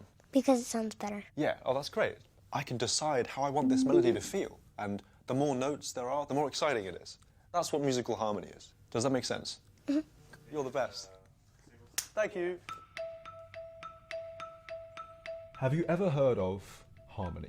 Yes. Okay, so what do you think harmony is? I think basically it's like one person has the lower voice and like a girl usually has the higher voice. Yeah. And then they blend it together. I like it. That's absolutely correct. Okay. Harmony is about injecting melody with emotion, Yeah. so that ultimately you leave home and you return home and you've learned something along the way. Yeah. So a nice place to start is with the idea of a triad. A triad is a three-part harmony, basically. So that's a triad, you know. So this triad is called C major. Right. So Okay. have you ever heard of this idea of like major chords and minor chords? Yeah. So this is C major, yeah, and then this is C minor. So the feelings are different, right? Yeah, it feels like dark and spooky. Yeah, and, this like, one's dark and haunted spooky. And house. how does this one make you feel then? Happy. Right, And well- joyful. Yeah, I like that. Yeah. So, in Amazing Grace, if you start with F, you know, if I go, sweet the sound, like, where am I right now? I don't know where I am. And my job is to get back home, but to make it to make this chord make sense. Yeah. You know, so I might go.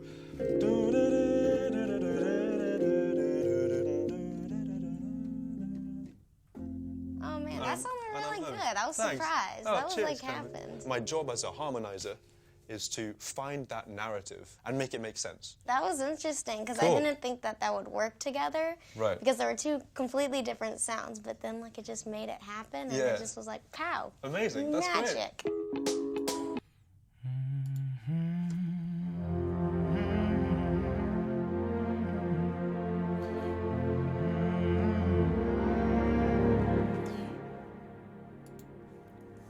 In Amazing Grace, like, where am I right now? I don't.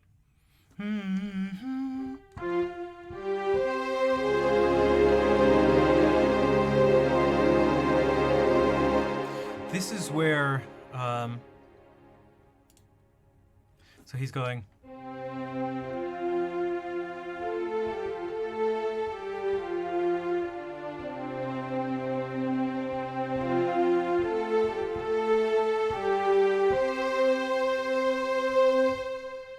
This is one of the ways in which he's helped change the way I think about some of this stuff. So that's like, if you have this note, what do you think might go along with this? You might think an E and a G.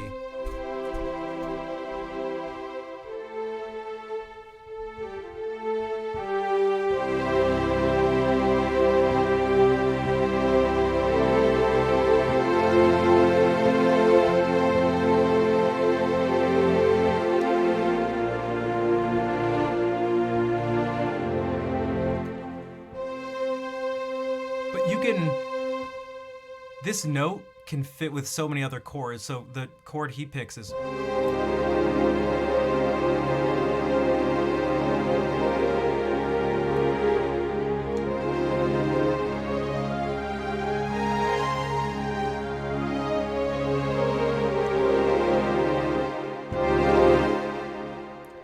it can go with almost every chord. It depends on where you put it, but it can certainly go with every bass note. So what he's doing here is like, he's putting it with D flat somehow. You may be like, well, that's wrong. That's not how that goes. But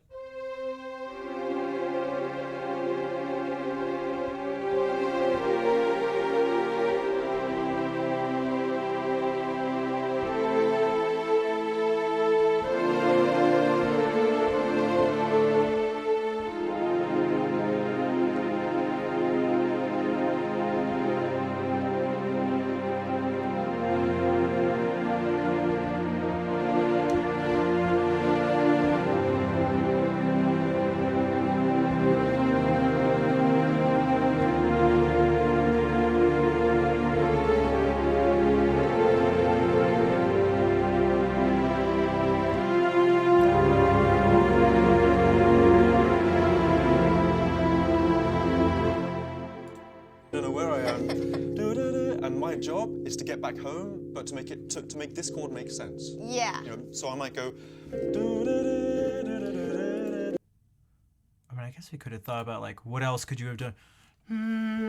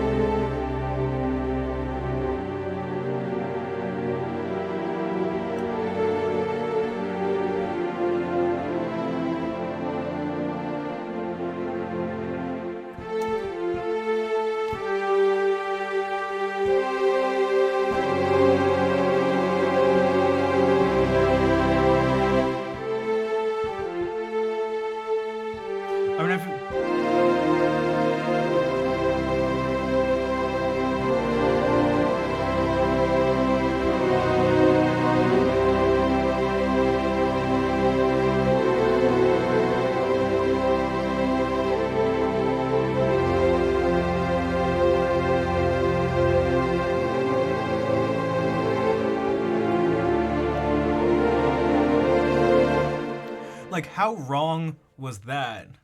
But like not a. And then just playing an A7.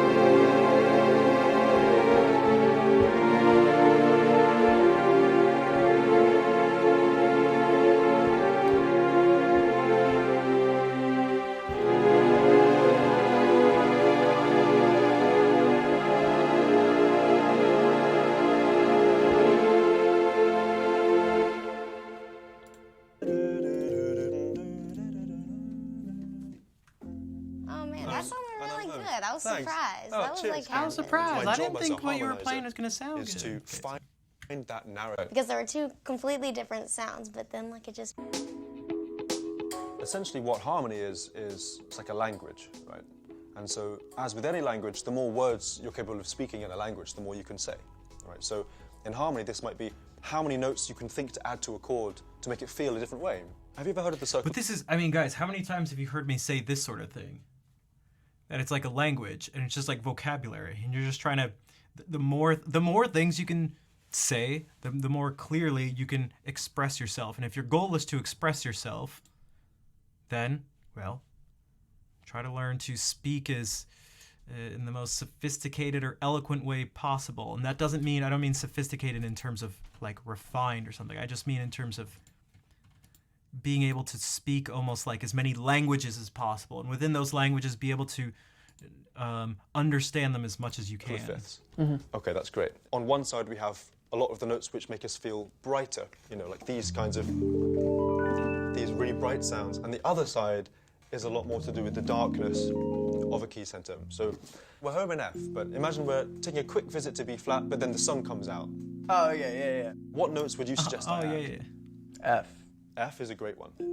Yeah, and if we keep going in that direction. Yeah. C. Yeah. And then G. You got it? Yeah? Yeah. So this is like a gleaming glade or something, you know? Let's play this tune Amazing Grace. Does that make sense to anyone?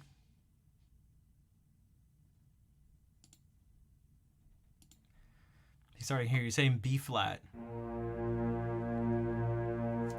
Hello, gramophone. Yeah, the Norton lectures, those are great. We'll have to do those on Lenny's birthday. And so he has this, maybe you could say, and you go like, what notes can you add? Well, he just went up a fifth. He just, from this, F, C, up 5 notes. Then to G, D. That's already part of the chord, so you don't have to put them there, but you can think, so instead of spreading them out, if you put them here, maybe if you go like, I don't know how to...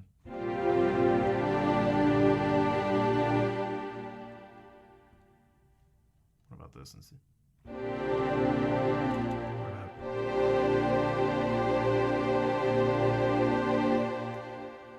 And so it won't... you can just try to think about this as a way to add color. Instead of just going B flat has 3 notes. And that's it. And the only other notes are those 3 notes. And I can just change where I play them. And how many there are. That's something you can do. That's voicing your chord. But you can add other things knowing that when you add something else, it will have some sort of unique effect. Now, he could have gone the other way of adding notes that are flat onto it.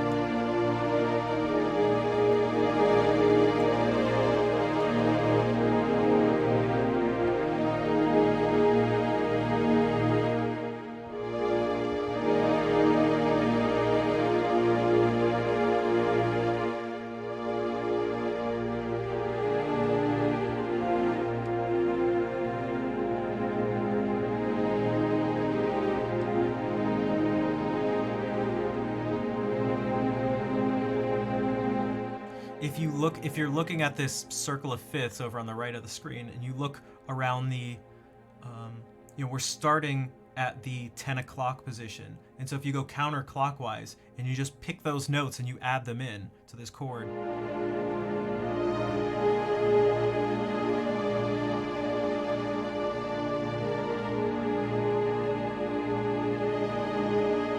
And you can experiment, like I know if you do this, that'll sound, you can do.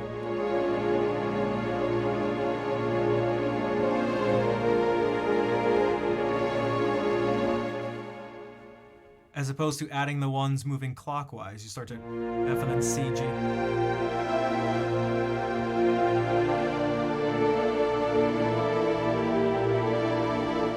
All right, take care, Dolce.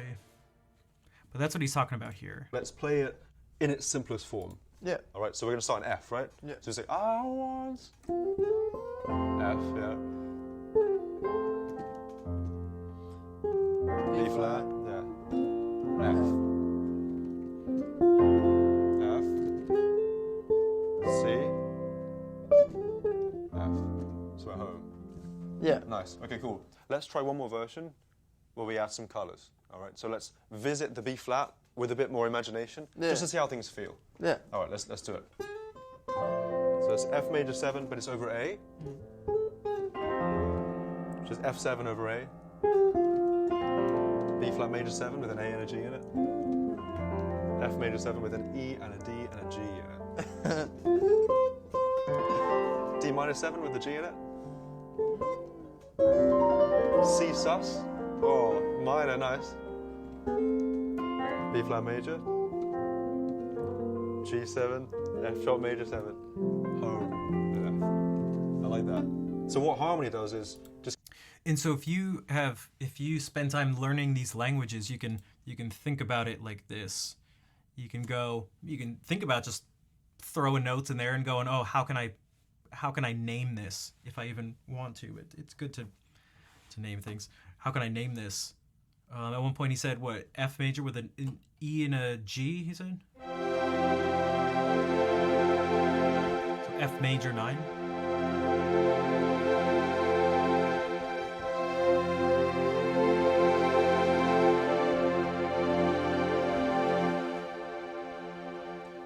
Yeah, now you have like a college, I'm assuming, music student, right? Did it say? Who? Also, I should probably do this.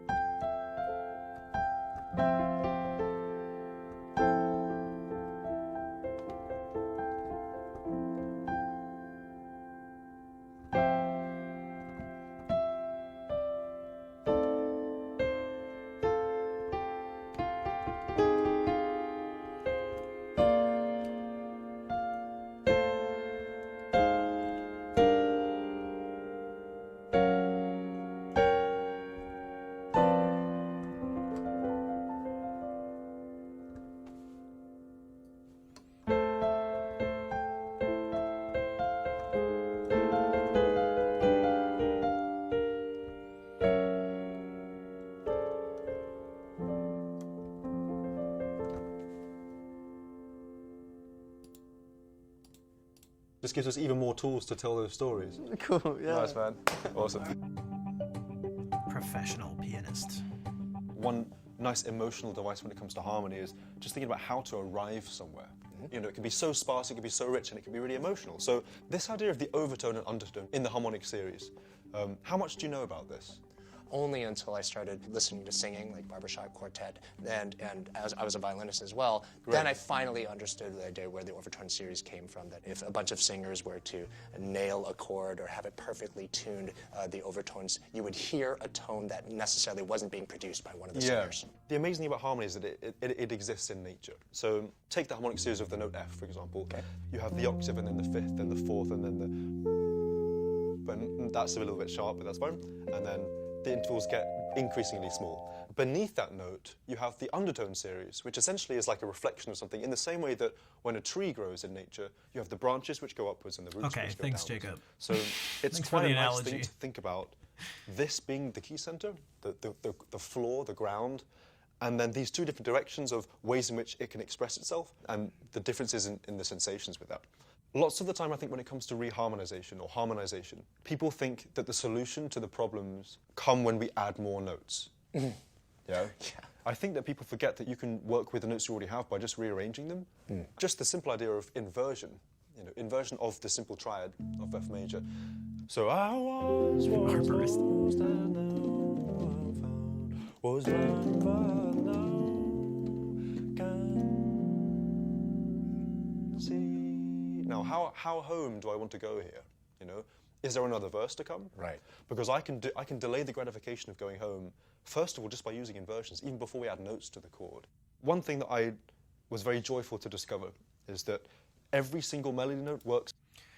So before he gets into that, this is something to definitely spend time doing this. Dude, Tansorel, welcome in. We are doing a special Jacob Collier thing at this point because it was his birthday Wednesday. This is my first stream back since then. So we're taking a look at some of his music and at this point some interviews talking about some concepts. What is up though? How was the stream? For the people who just coming in from the raid, they were talking about inversions, and this is something to learn sooner than later. This is part of the power of inversions. This is just one of the things. Imagine you just wanted to play a scale. Hola, Alan. If you just want to go... What you can do with 3 chords, F major, B flat major, oh, I'm already doing it, F major, B flat major, C, maybe we can do C7. Just those 3 chords, 1, 4, 5. Well, there's this. We could go 1 and think about what note, what chord this note is a part of. There's only one, C. This one only has 1.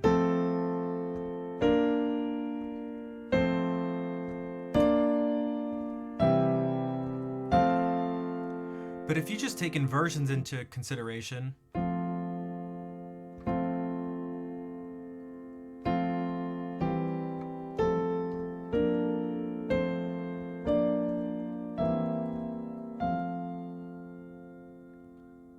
hope you enjoyed the stream. Well, thank you. Yeah, it's late for you guys. Now, what's sort of not more interesting or more useful, but kind of in this situation is what if the thing you're focusing on is the lower notes? What if you wanted to go and you're not using any inversions? Well, you're kind of stuck with this. Hey, Ed, what's up? What's up? You're kind of stuck with this.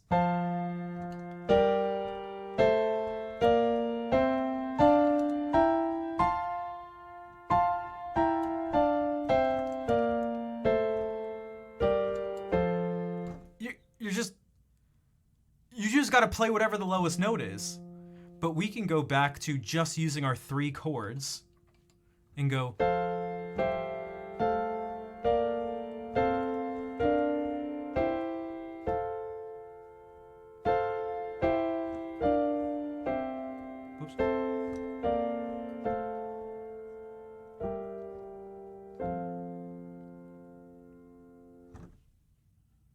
And so all of a sudden you can take this thing and open up all these different possibilities.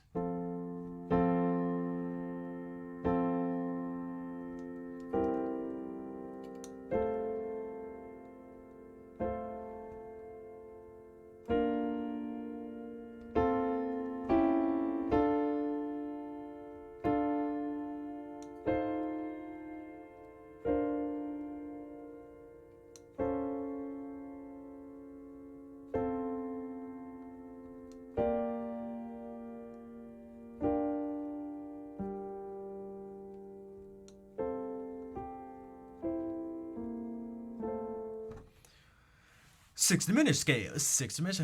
After G is A flat. You can. We could do. Remember though, I'm also not a pianist, but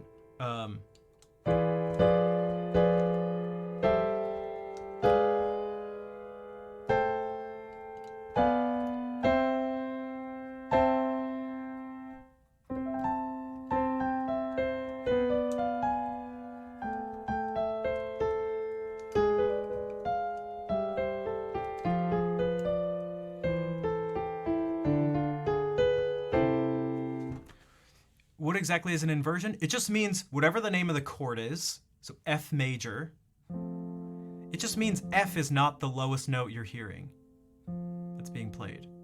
Because remember, for the people who've been here for the Joy of Music things, I tell you that we play every other note.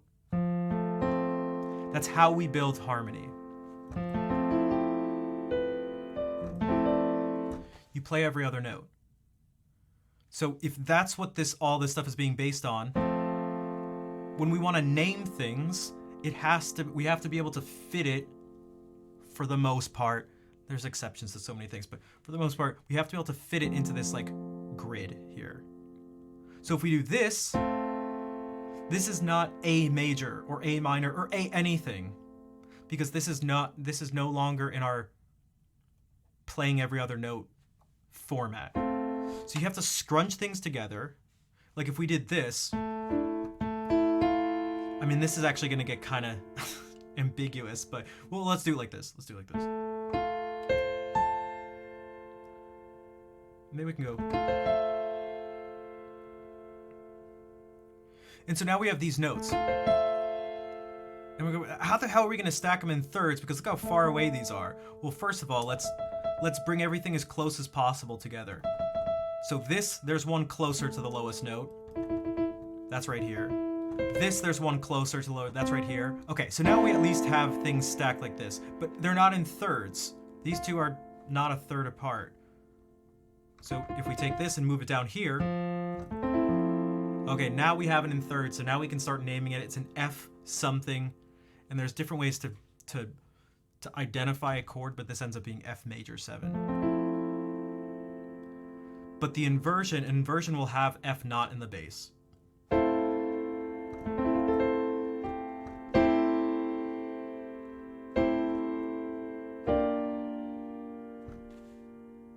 And so that's where I said you can take these 3 chords now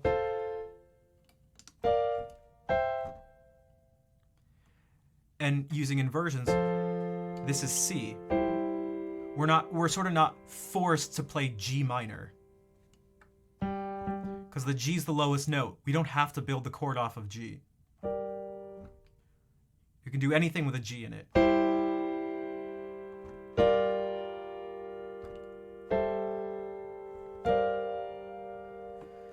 In what sense does it open up possibilities? So it makes voice leading stuff nice.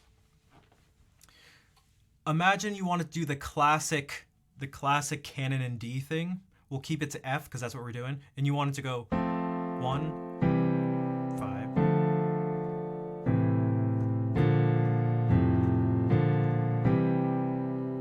Well, everything jumped around. We could do this.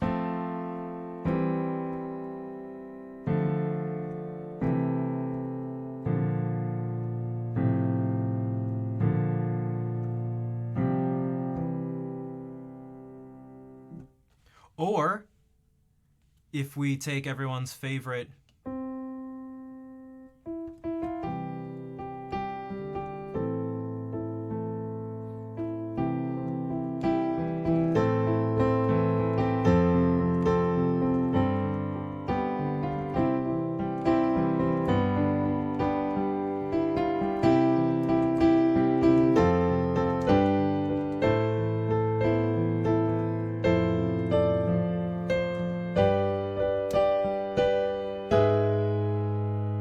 Oh, there's a G sharp in the bass. So we get this movement instead of doing this. Which is not better or worse, it's just different. This is kind of jumping down, boom, boom. There's something a little stronger about that. And again, strong doesn't necessarily mean good. It's just strong. So.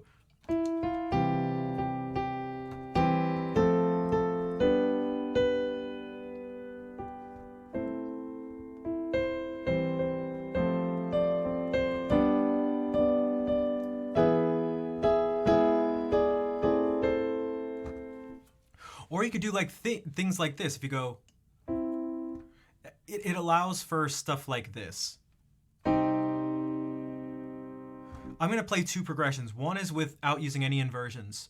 Papu, what's up?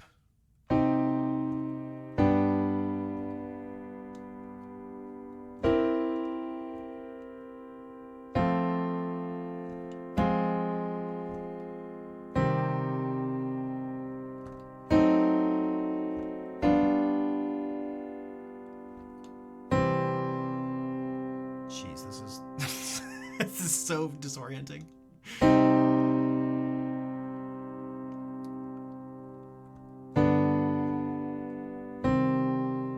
Okay. Or it could be this. Sorry.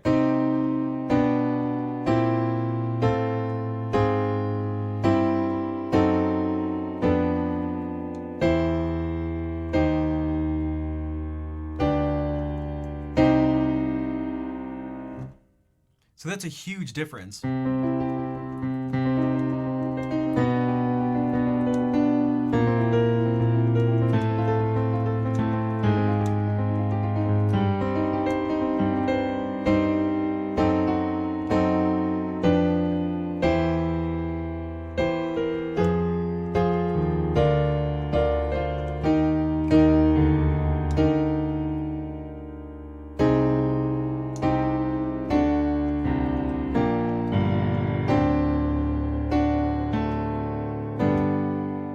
I mean, some chords, one of the chords I used right there has to be in an inversion. That was this one. In order to get that particular sound. It's sort of a mediating transitions between chords through specific voicings. It is, but it actually doesn't, it can be simpler than that. It's, because they can just give you different feelings.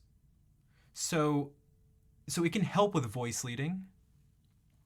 Yes, that is what voice leading is. So it's the difference between, if you were to play like,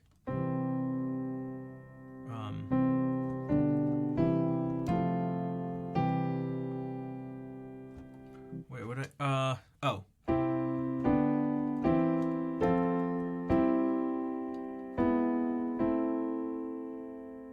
Instead of going,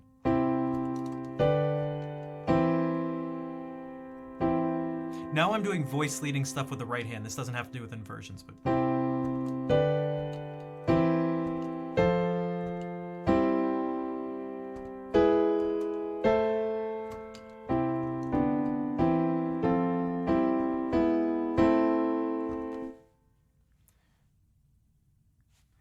We tend to like smooth voice leading. There's something very pleasing about it. Now, if you want things to not be pleasing, then don't do that. Make things jump on purpose.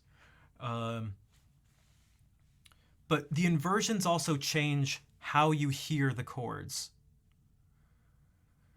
Because we don't hear, we hear in a particular direction. So what the hell does that mean? We hear from the bottom up. Still not clear? Okay. We've been trained by nature. We've evolved to hear things from the lowest to highest thing we're hearing. That's how we know that this is a piano. Because you don't just hear this green note. You don't just hear this. You hear all sorts of other stuff. Very specific other stuff. You hear essentially these notes.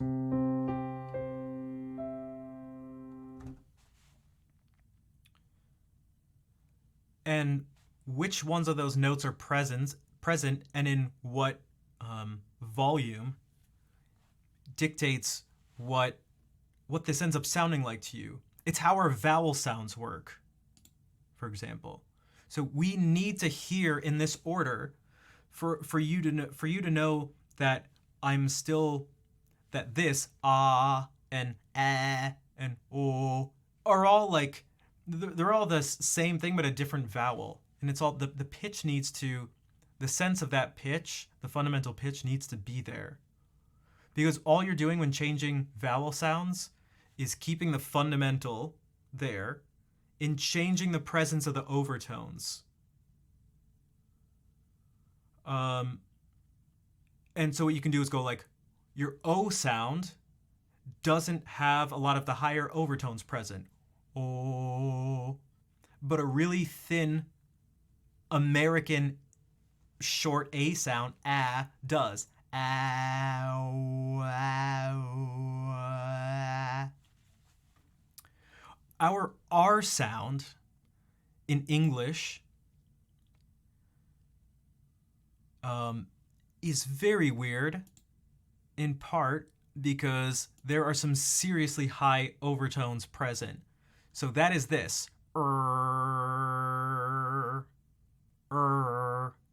It's not it's not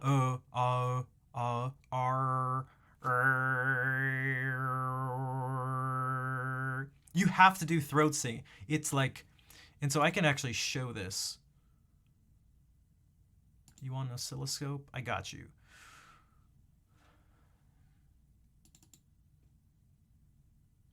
So this is gonna look weird, but don't worry. What the hell? Okay, or my computer can freeze. 1 second, just in case it got delayed. So we're just gonna straight look at it.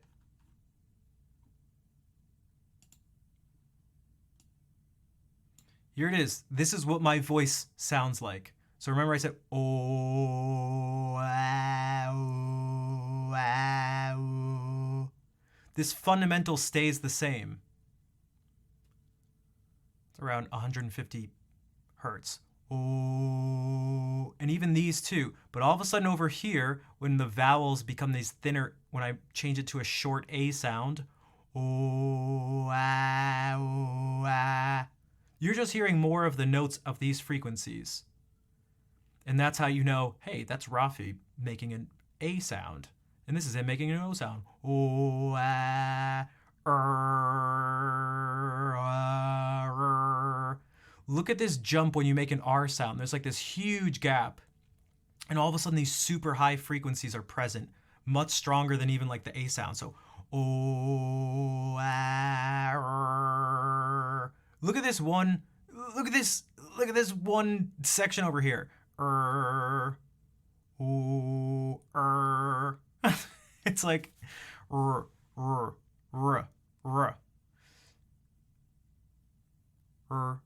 For a moment you hear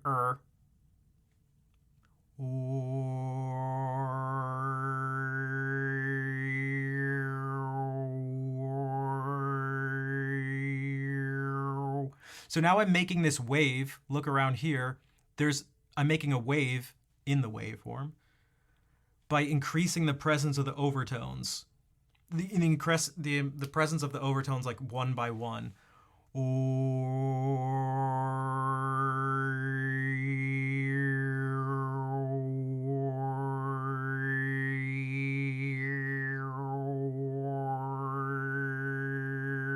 And now you're hearing other ones added in over here. That's because Kermit the Frog, his voice is something sort of like this. So now look at how much all these higher overtones are present here, as opposed to me talking like this.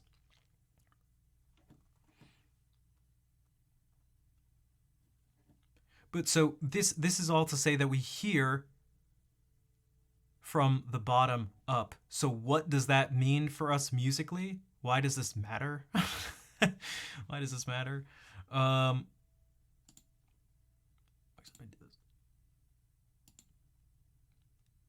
It matters because if you play this, versus this. They're both F major chords, but now you're hearing things in relation to this C. And you can categorize it roughly like this. Roughly. This is the most solid. In root position. This is ambiguous in first inversion.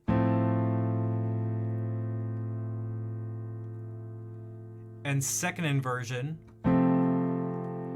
becomes sort of more solid again, but really it becomes more definite, sort of what you're hearing and what you want to happen, but that definite thing is unstable. Okay, so why do I say that? There's a tendency in Western classical music, especially of a particular set of genres and eras and stuff, where if you have this chord like this, some people, in terms of analyzing things in terms of theory, may actually look at this as a suspension going into this. So, or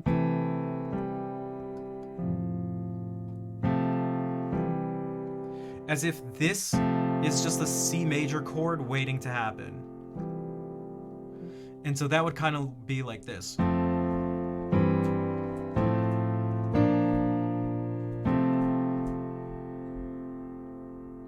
This is just F major. What's the difference between this and this?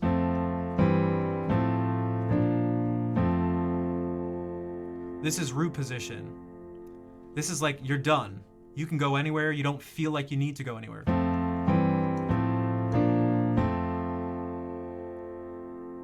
But look, the same three notes.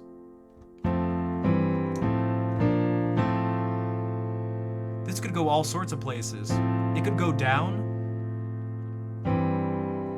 It could have gone up. Whoops.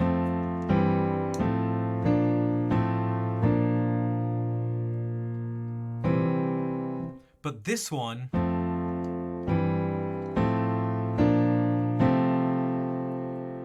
this is just waiting for like, it's still waiting, even more for dum, and now that you're here, bum bum.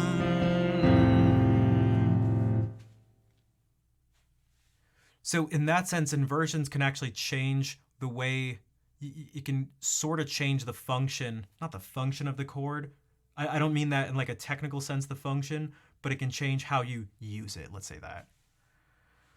Thoughts on dissonance? I do. Dissonance is what it is. So why do I say that? Because everything is what it is, but okay. So thanks me for stating the obvious.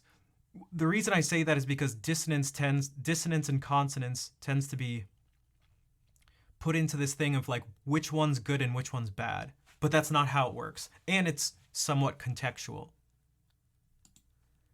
Here's what I mean. And it actually sort of has to do with what we were talking about too. If I play this,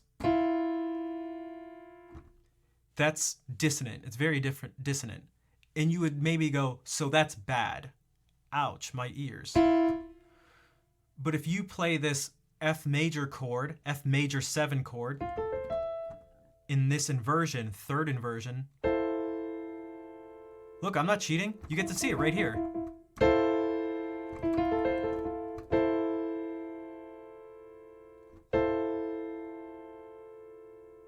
Same thing with like this interval. Tritone, oh my god, that's bad, that's ugly.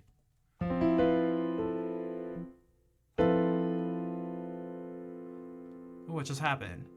It's the context of it. You're welcome, Egg. There's also that aspect too, which is now getting back. Now we're actually getting back into function. Although that's, is it Andrade? Maybe. Welcome in.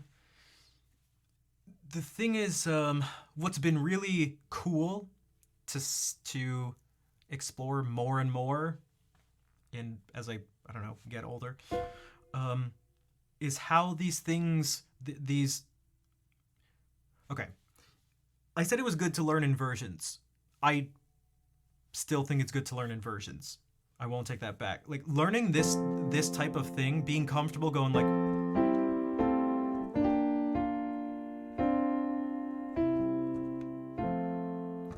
is really good. Learning, just being really sure about diatonic functional harmony. So essentially, if you're in a key using those 7 chords, like...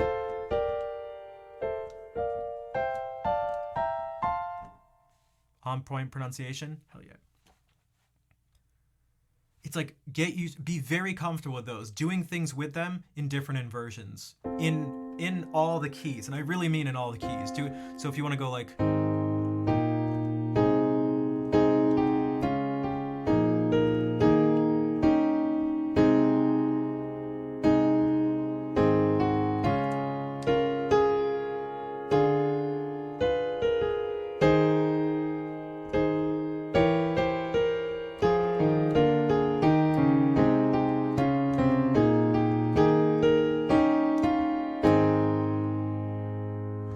so much with functional harmony, just like that. Like, it's so much stuff is open.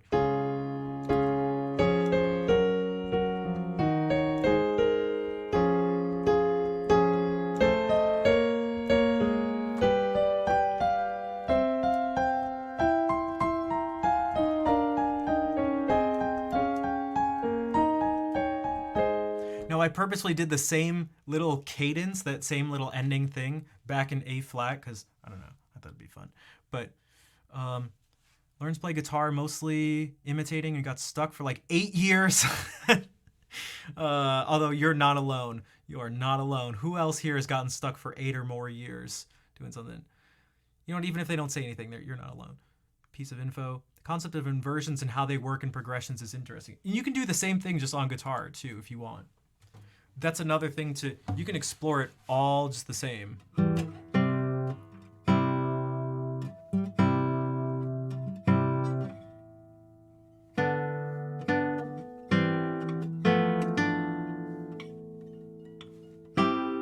The guitar is really difficult though to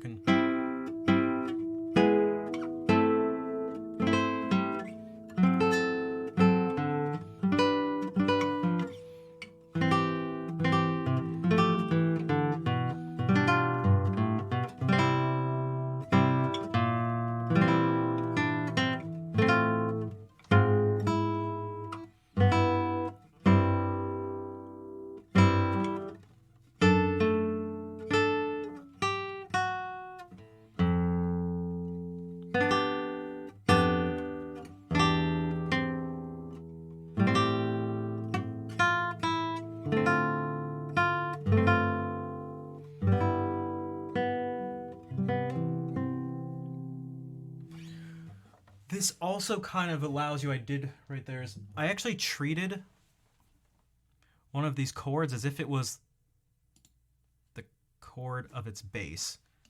So that was a really confusing way to say. When I played the C major chord, I went, and I treated it like it was an E chord of some sort. So I made it go to A.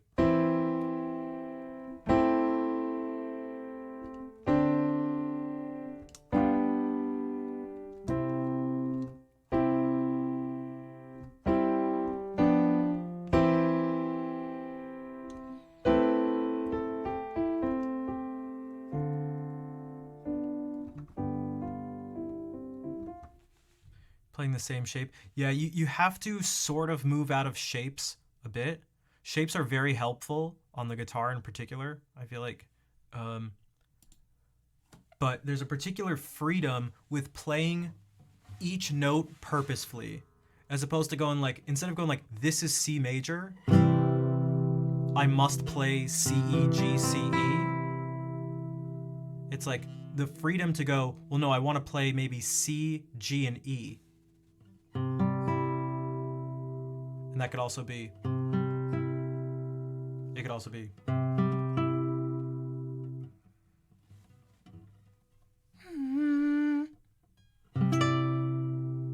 So if you purposely want to just play that.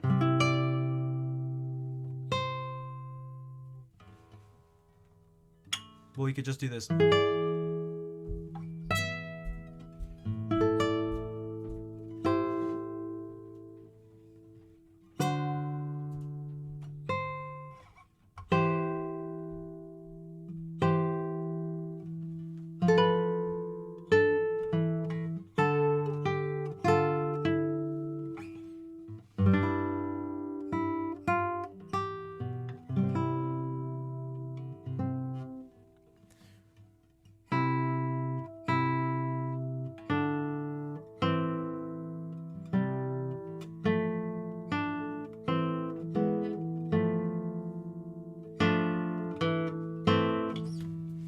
Tasty sounds. Thanks, Ed.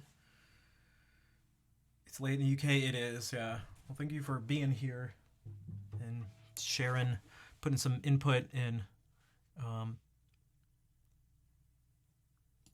I gotta run for just a second. I'll be back and we'll look at more, because the harmony stuff is about to get crazy. It's about to get crazier. And it's about to get something that I have mentioned on stream a million times before as an amazing exercise. And it's an exercise to help with all sorts of things. So we'll do this. Also, if you may have time to watch this entire thing. You know what? I put out a new video of me playing without listening to it. It's me playing in complete silence, but you guys get to hear it. I called it the Beethoven Challenge. I mean, I didn't really. Someone in... Dude, why is it taking forever? It did this... What the heck? Why is that happening? 1 second.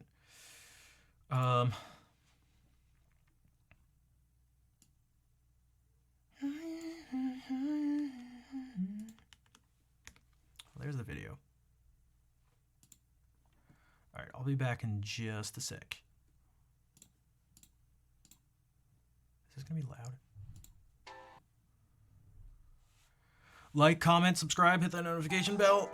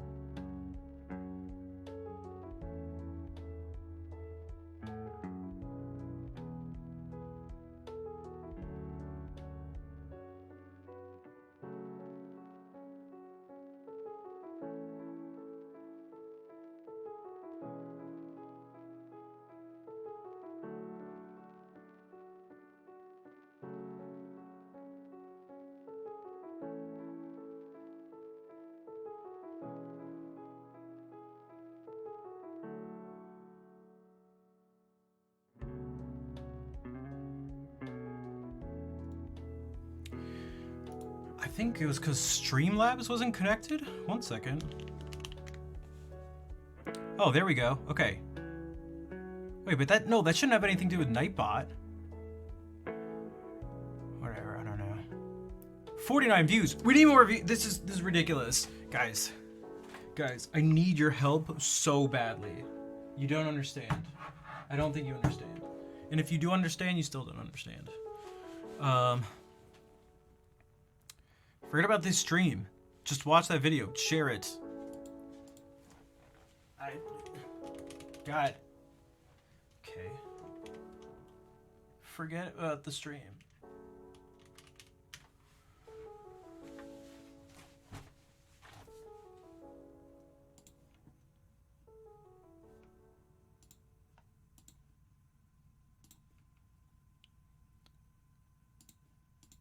With every single bass note. So, Can you demonstrate that? melody note works with everything. That I was very joyful to discover is that every single melody note works with every single bass note. So that's the typical face and response. What the? Okay, hopefully my computer doesn't explode. So, Can you demonstrate that? yeah. So this is the note F. Yeah. F major, F minor, G flat major 7, G flat diminished, G flat minor major 7, G minor 7, G sus, G7, G7 sharp 11, and then G7 with a flat 13, right? A flat sus, A flat major 7, A flat major 7 sharp 5 with a sharp 11. Essentially what that demonstrates is that every note and every bass note are compatible. So once we realize this, it's like, that's great. Now what should we do? That is not the same as saying every note and every chord is compatible. Just every note with every bass note. What am I supposed to do? Right. And sometimes the paralyzing thing when it comes to arranging, there are too many options, too many things are possible. So that's when it becomes super, super important to be aware of what you want to try and say emotionally, you know? But what about negative harmony, the dark side? So essentially, I hate the term. I hope I never hear the term negative harmony again in my life. the way I'd apply negative harmony would be this idea of polarity, you know, between the undertone series and the overtone series, or, you know, the one side and the other side, the perfect and the plagal. The feeling of a minor plagal cadence resolving is so moving, you know, and it's a good alternative to something like. It's funny, you know, you doing that makes something in a major key sound like kind of a wistful, sad song. Right. You know, and you change the feeling of what otherwise would, you know, if you would tell a kid this is a major song, it should be happy. Exactly. Yeah. No, for sure. And you know, F major can be something you arrive in from. If you arrive in F major from D flat, then it's like the sun's come up. Right. But if you arrive in F major from A major, then it's like the sun's gone in. So there's a lot about context, I think. Once you have a language, it's about using it and applying it in those emotional ways. I think that's what makes the difference. All right. Okay. So what can we do with this? This is the exercise. This won't be... It doesn't mean everyone can do this right away. I mean, it may just be... This is why you have to start with basics first. But it's this. Take a note, just start with C. And combine it with... Find at least one chord with every bass note. So C is the simplest one. Every C chord is gonna go with C because C's in it. But what about D flat? What about this? What's a chord where C could somehow work with D flat?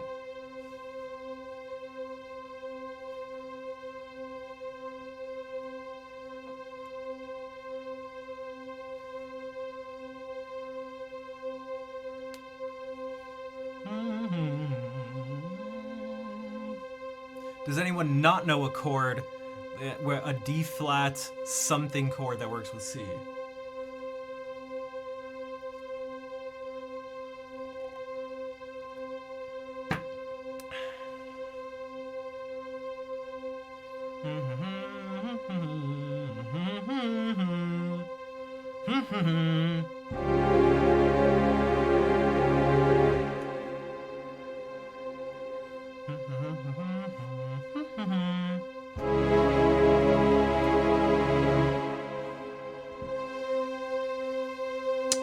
Okay. What about D? Yeah, so D flat major 7 works. With all of the extra fun notes in there. D flat major 7 with a 9 and a sharp 11. 9, sharp 11. This was D flat minor major 7.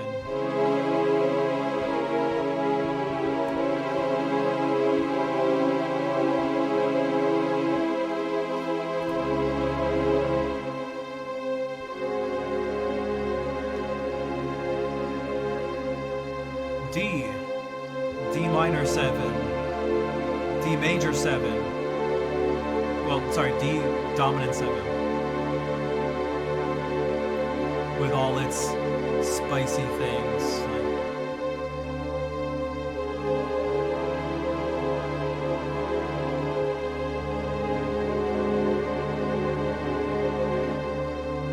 E flat, sorry, E flat major 6.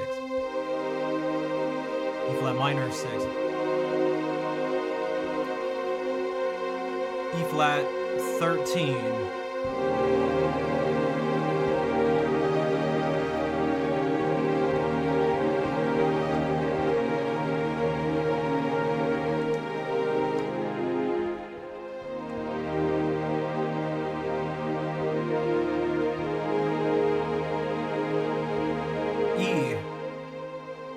E7 sharp 5. You could think of this now as a B sharp instead of a C. So that's this.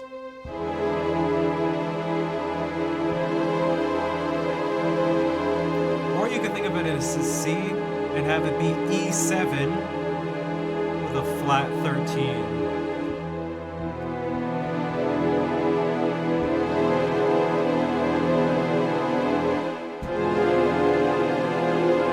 Flat 9.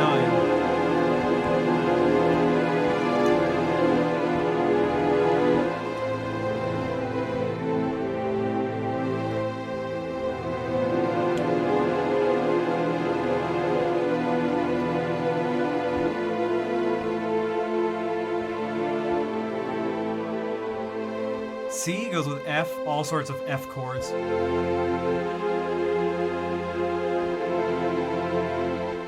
F sharp. This is gonna be the sharp 11, so it could be like, just for the sake of time, G sus. G7. Or G minor 11.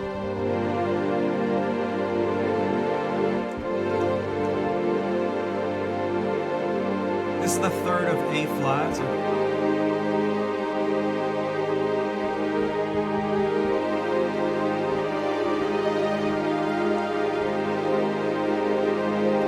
The third of A minor. I mean, this isn't even using inversions because this could be F.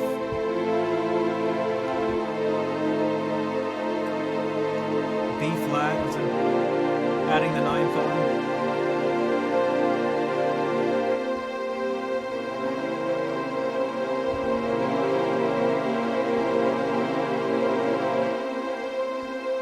B7 with a flat 9.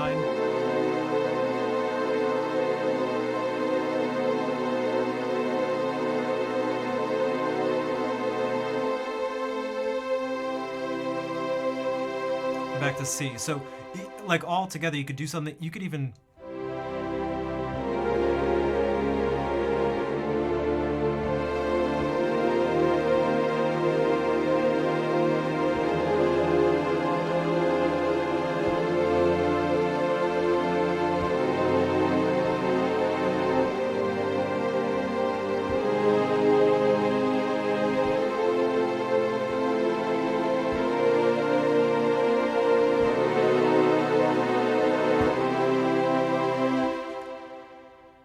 And so once you start thinking about, like, that takes you away from C, oh, this fits with 3 chords. C major, F major, and A minor. No, it's like it fits with so many more chords and literally every bass note.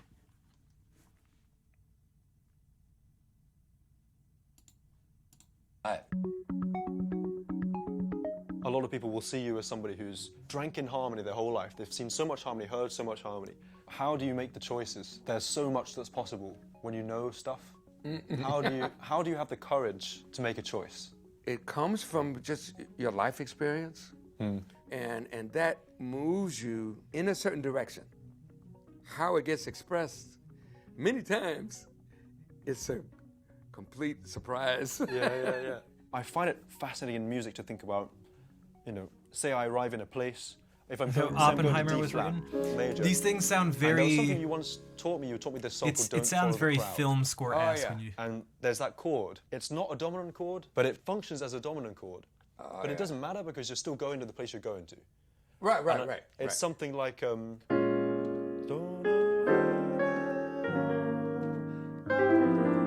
Right. yeah. So this chord being like a major 7 with a Right. sharp 5 and a natural 9. Like there's no dominant thing. Right. But at that moment, I'm coming from here, and I want to forge some solution.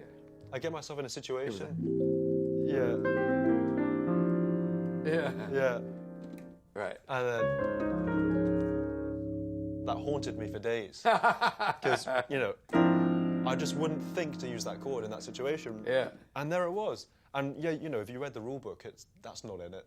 Yeah, and this is what I learned from the great Chris Anderson. Chris Anderson, yeah. The idea of going to a D flat chord. Normally there's a dominant like the A flat 7th. But back in the 20s, they also used to do things like, Oh yeah. you know, so it's always coming Yeah. from just below the key from C Yeah. with a 7th. Yeah. And we don't normally say a C 7th and an A flat 7th Right. are related. Yeah. You know, because so many of the notes are different. Because you got this and you got a You got it exactly G. right. It gets gnarly, right? Yeah, right. Yeah. But if you voice that correctly, Oh yeah. then you're safe. You can get all of those notes. You can get away with it. Yeah. Yeah. The other thing, What he's talking about here is that you normally do this.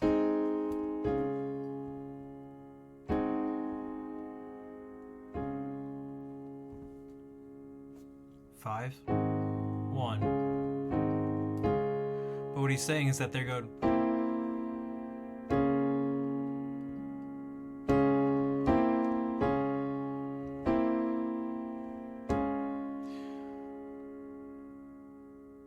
And they're trying to compare these notes with these notes. Because these chords seem to be acting the same way. And he said it was gnarly because if you play these notes together, they're missing so many notes from each other. If you play the two chords at once, it's this. They only share one note.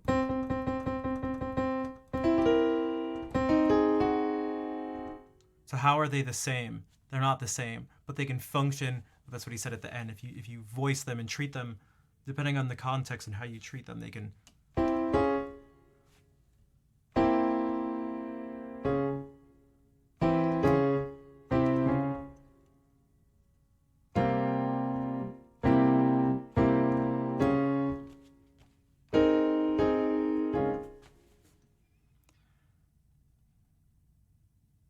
Got it? Good. that I like that we both do on occasion is to be on the chord we want to arrive at with the bottom part of our structure and the chord before the arrival chord, to have that on top. Yeah. Oh you yeah. know? Yeah. Yeah. Yeah. Yeah. Right, So right, like right. Yeah. something Right. like that. Hey, And thanks, that's like, 'cause, like Gramophone. emotionally, it's almost like I'm Thank here, you for I'm the arriving bits. here, Mm-hmm. but if the bass note is the same, It's like this inevitability about It's been it. pretty I was dry right since along. we started looking at And the it makes Jacob a, stuff. makes a pull Yeah. happen. It's like one thing is moving in one direction, one thing has arrived, so it's this tension and it's Right. Yeah, it's been glorious. 2 hours. I love since thinking about anyone- these things it's been- emotionally just because been that's a rough. feeling. I know that feeling in my life. Music is not different from life. No. You guys can see You know, it and here. I think that's probably the greatest attraction to those of us who play music. Yeah. Was there ever a point in your life when you were younger where you felt like you had consistently fell back into the same habits?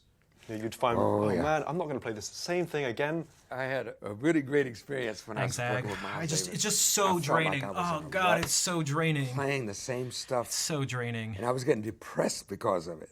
And Miles said something to me. I thought he said, yeah, I get the "Don't play feeling that butter notes," right? That's why I And said, so I thought, what do you mean by that? So you thought he said butter, Butter notes. and he said right. bottom, but you thought he said butter. Yeah. Wow. And so I started thinking, okay, what could butter be? What is butter? Then I started thinking, what are the obvious notes, for example, in a chord? The obvious notes are the third and the seventh. So I said, oh, maybe if I leave those out. maybe I should. God, we didn't even get to my favorite interview. This is the most important interview, but this is 12 more minutes of ridiculous stuff. This is 12 more minutes of ridiculous stuff. What if we just go to some music? Okay, what if I... All right, forget about thinking about music stuff. Forget about... Who was that? Tay? Wait, what Tay? On this thing? Hold on. I don't see any Tay here. Tay Zonday? I don't see him. I know who... What? What? There have been a few follows. None of them are Tay Zonday. There's Sade. Thanks, Elena. Yeah, I need to, man, I need to find a place where people, I can actually share these ideas. Oh, no, that's Herbie Hancock. It's Herbie Hancock.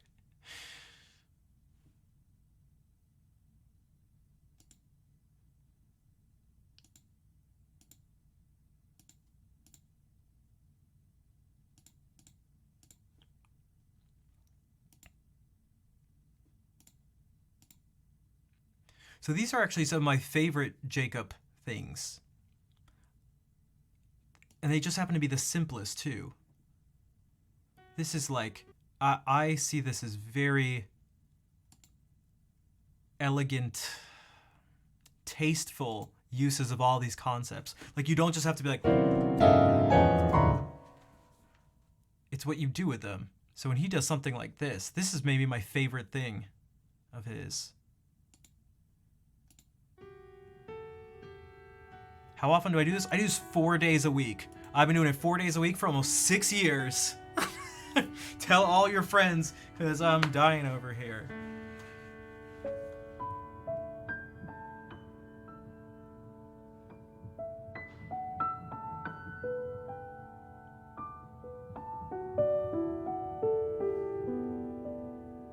It's a mix of playing music, which I did for the first hour and a half of the stream, and then this stuff for the next couple hours I did.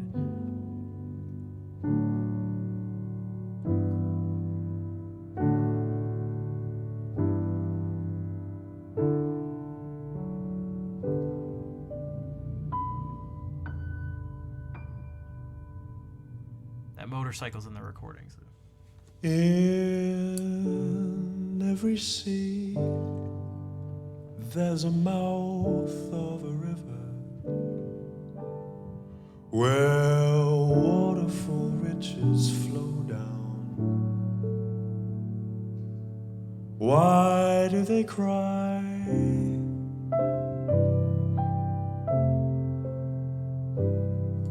No one knows why. That's right, I do also teach. It's very easy to sign up for. In every mouth, there's a word of forgiveness that melts all the ice to the ground. Why Here's the do thing. you sigh? This can be very difficult. I don't know why. But this is my suggestion. Oh, also.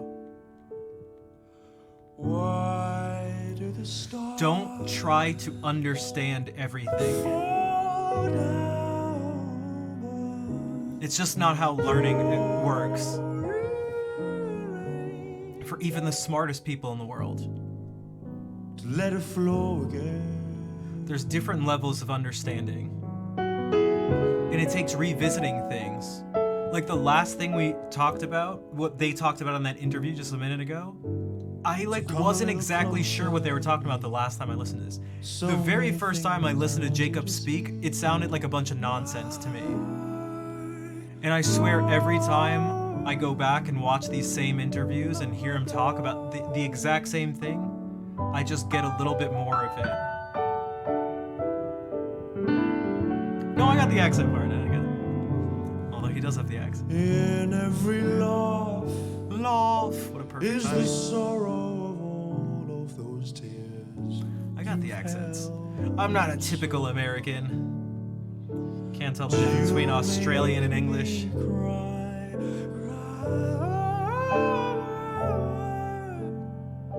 let me run dry.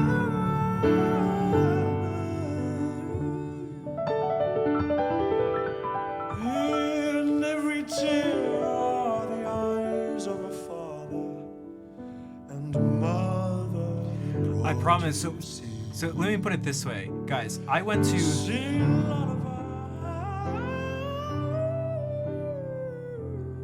school for music. I spent 4 years at school just like focusing just on this stuff. And I still didn't get the concepts any more than on a basic level. It took me going back through these books. It took a lot of time. I went through just textbooks on my own afterwards and practiced this stuff, put this stuff into practice. You have to play music to understand it, just like you have to speak a language to learn it. You can't hear people speaking a language, or just you can't look at a vocabulary list or read a grammar concept and then go, now I can apply it. You can't do that. This song is called Make Me Cry. This isn't the original version. It's his. He's doing a cover of his own song. Is the need to grow old. But I didn't understand most of this stuff, and it's just been years. Again, 7 years ago when I first encountered him, I didn't understand any of this stuff. Any of it. I heard him say it, and sounds hit my ears, but I wouldn't have been able to demonstrate it back or explain it back to you. And so the past 7 years has been listening to this stuff over and over. And just getting a little bit more and just working and making my brain hurt to go like, what is this? What is this thing supposed to be? And then just. But I didn't encounter it and go, oh, cool. Now I know this. Like, it just wasn't that.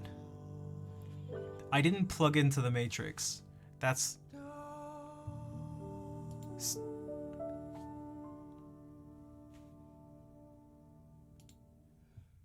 Oops.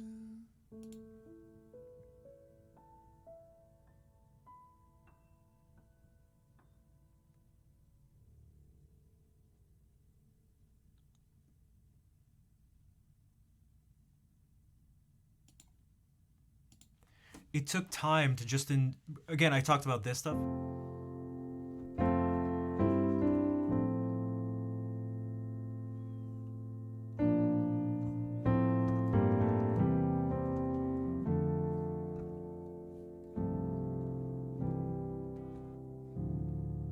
Dude, I wish, dude, 4 years of practicing guitar 4 to 8 hours a day, plus going to school for those, like classes for those hours, and doing the work for it. Just my whole life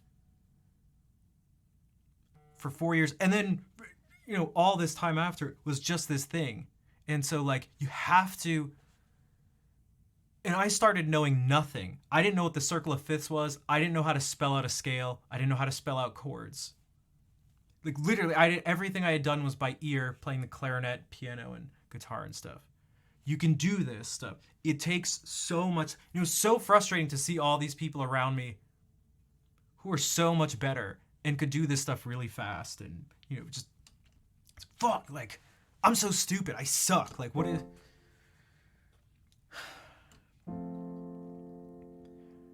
But if you have to put in the time. That's like the caveat. Anyone can do this to a certain degree, because talent is real. It's bullshit if someone tells you it's not. That's false. It's just, okay, life's not like that. But you can do this stuff. Like, you can learn this.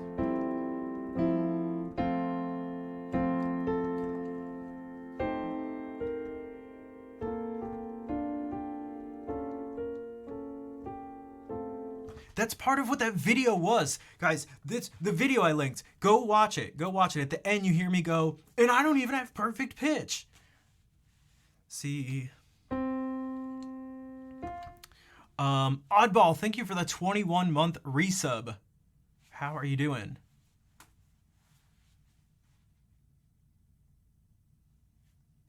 Thank you for the support. For almost 2 years now.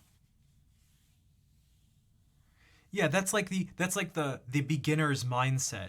And if you can find a way to enjoy this stuff, like I've mentioned this before, I feel like I'm sure I have some talent for this stuff to a certain degree, but what seems to be more important that I seem to have more of than a lot of other people who are more talented than me is stubbornness. Stubbornness. Obsessiveness. Okay, so those are the typical negative traits that have positive effects in specific contexts. But the other thing is, I thoroughly enjoy doing this.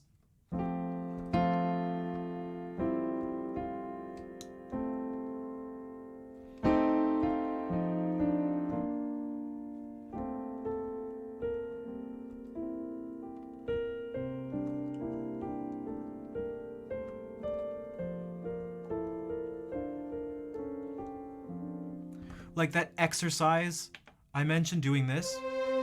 I enjoy the exercise, like...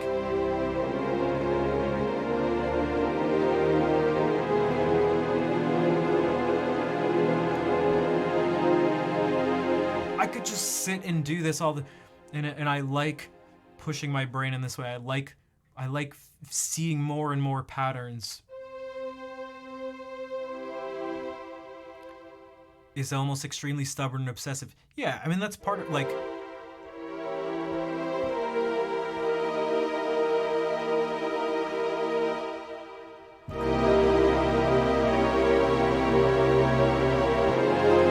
Like, when I played, I could do this same stupid chord over and over. I could just...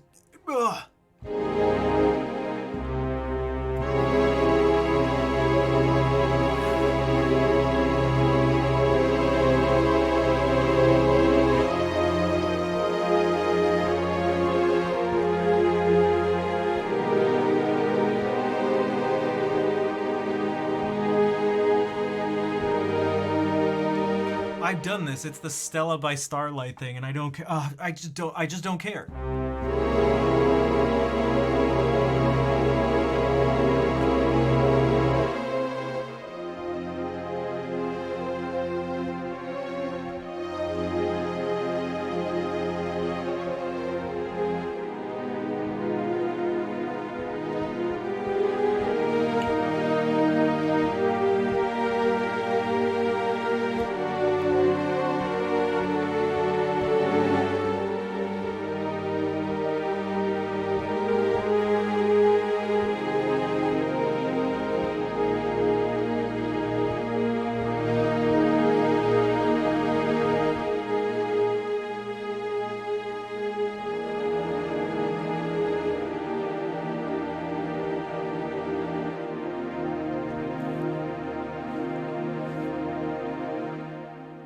And the thing with this is it's not even, a lot of this isn't even in the realm of right and wrong. It's just like pure experimentation.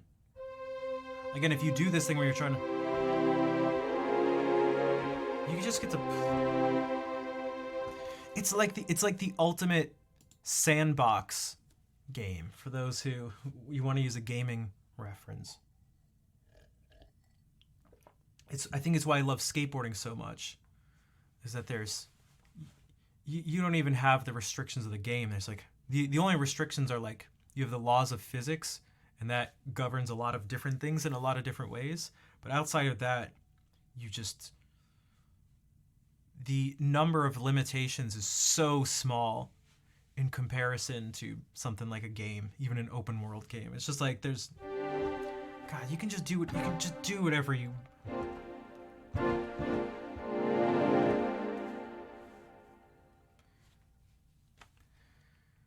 But these things are difficult. They take work. Even for the most talented people in the world, it takes time and work. It just takes effort, a lot of it. And to be fair to those people, that's why a lot of people don't like the use of the word talent, because it tends to be, even if it's accurate to a certain degree, it tends to be dismissive of the work someone puts in. You go like, oh, that person's talented. So then in the person's mind, they look at that talented person or like, oh, they just woke up one day and were like, like, that's, I know how to do this thing. This is easy. It must be easy. But these things are not easy. I've talked to a lot of people who are more accomplished and more talented and older than me and stuff, and I can speak for them on this, and I can speak for myself for sure, that this is accompanied by a great deal of pain, both physical, mental, and emotional pain. It's just like, it's really rough. It's really rough. And anyone who does anything at a high level feels these types of pain. I mean, that's part of it. That's like where the word passion, that's what it's about. There has to be some sort of pain. There has to be some sort of suffering involved.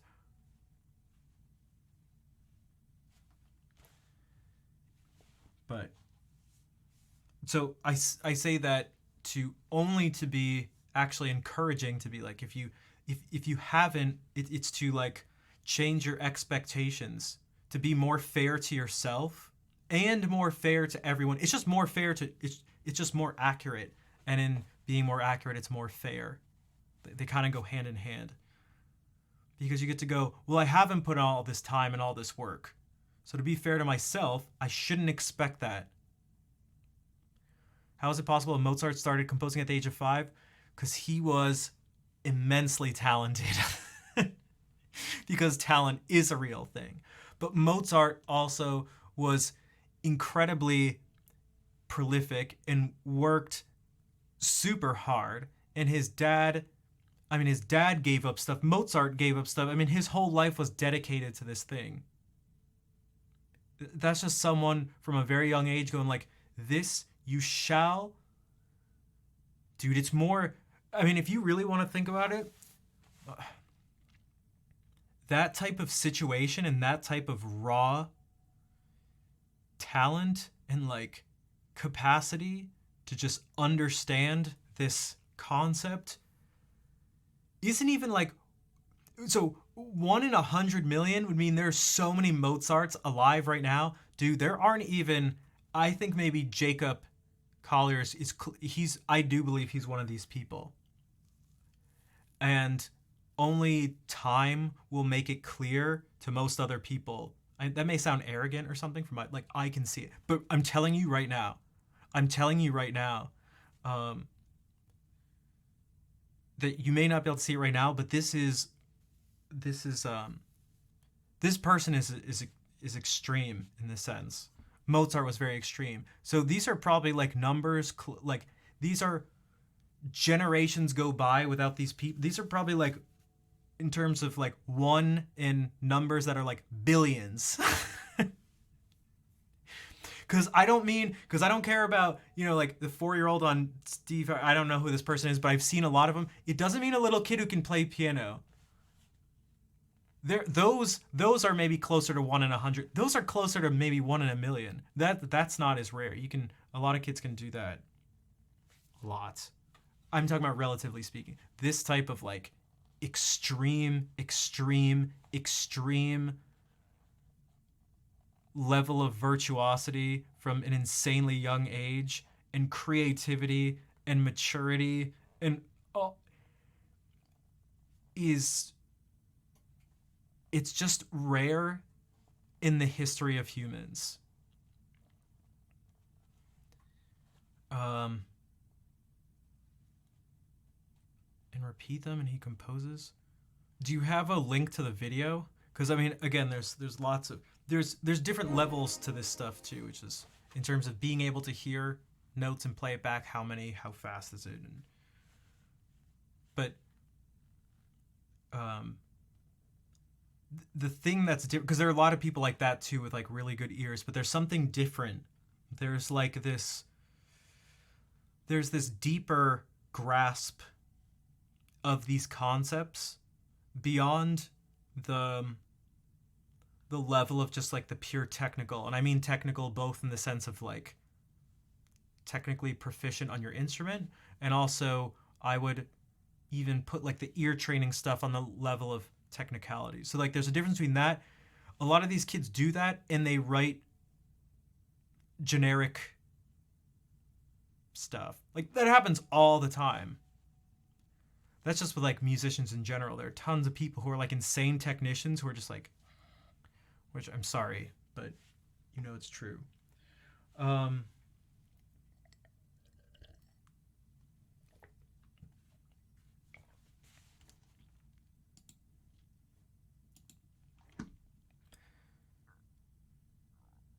Same in computer science and math. Yeah, that's just humans in general. That's what I'm talking about. There's a particular type of like actual crazy true genius,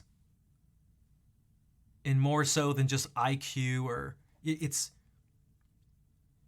exactly Burner. The grasp of humanity, life, death, top of his, it's just like, and from a young age, it's almost it kind of creeps me out whenever I think about it.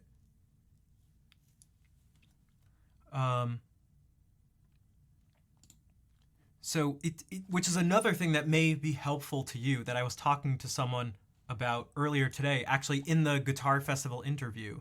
Well, we talked about it more afterwards because it was a little more personal, but this idea of just feeling, it's partly where stage fright comes from, and it's where, for some people, sometimes, it's so easy to feel inadequate. But I mean this in the most non-lame, cheesy way. I swear, those of you who know, if you're new here, maybe listen to the people who've been here for a while, and those who've been here for a while. No, I don't say shit just to say it. I hate saying sappy, just like, oh, everyone's special. Like, wait, I hate that shit. I hate that shit. That being said, I'm convinced if someone puts in enough time, you can just put the link here, I'll just click on it and chat. If you put enough time, you will have something special to bring to the table. As long as you're not trying to be another person. If you're not trying to be as special as this person, and you put in time and you let yourself be guided towards what you do best and what interests you, you will become special in that way. And so let's say it's a guitar or something. If you are looking at these people who are like technical masters from the age of 6, and you go, I need to be special like this. I need to do that. I need to be that. It's like, well, that may not be you. And if you're struggling, it's probably not you, which sucks, kind of. But if it wasn't supposed to be, man. But you're better at something else. You will be better at something else. No one is the best at everything. Mozart, I'm sure, was incredibly deficient in all sorts of areas of life and probably areas of music too. Everybody is massively deficient in tons of areas of life. I promise you. I promise you. And where those people are deficient, there's going to be someone who's insanely proficient in that.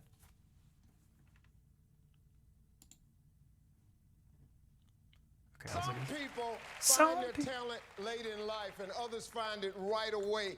Folks, this guy's only 4 years old and he's already a genius on the piano. I hate the word genius. Take a look at this clip. My name is Evan Lee. This is my house and I live here.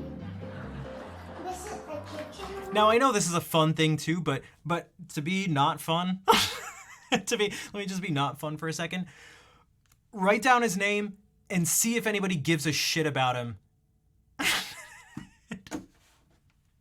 I was gonna say in 100 years, we can be even nicer. Let's see if anybody gives a shit in 20 years. Maybe he is a genius, maybe. But let's see. I need more than that. No, look, I don't care about any 4-year-old. I don't care about any 4-year-old. The kid's 4 years old.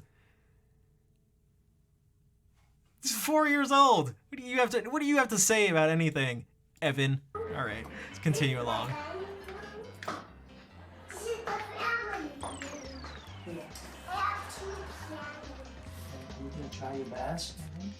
Evan has perfect pitch. He can replicate notes and many chords without even looking. You're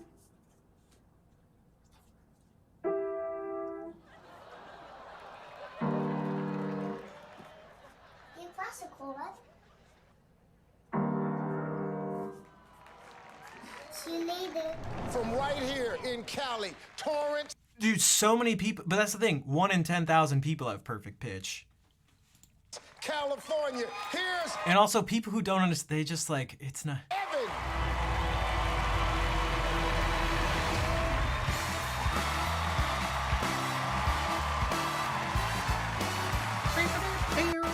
Good. You want to get up here? Yeah, let me help you out a little bit there. There you go. I like the way you came out. Evan came out and then it just hit him. I probably need to give him a smile. I love that. You start playing the piano. When Daddy and Mommy got to the store and bought a piano, and then I started to, and Brandon started to play, and then I copied the music. Like, I'm being so mean. But that answer was so dumb. Not dumb, but really dumb. Who cares? This kid just explained. First of all, this kid is 4 years old. When did you start playing? How did you start? He started playing because Mom and Dad bought a piano and he played the music. All right, great. Are any of you...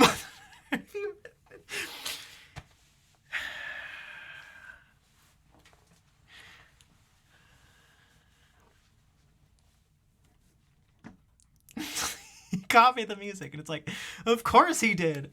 All right. So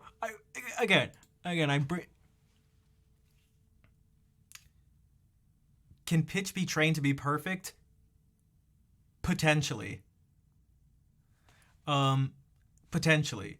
You have to start from a young age, and depending on your native language and your exposure to music, your likeliness of having perfect pitch increases. But there is the parents could be nightmares thing. I'm not a fan of that. I'm not a fan of this type of thinking in general. So I just said that people always have deficiencies, but that doesn't mean that everybody's life sucks.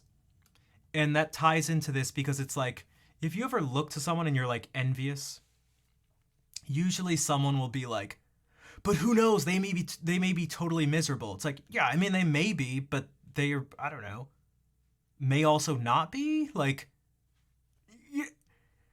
there's like this is it seems to be said in a way as if it's basically guaranteed.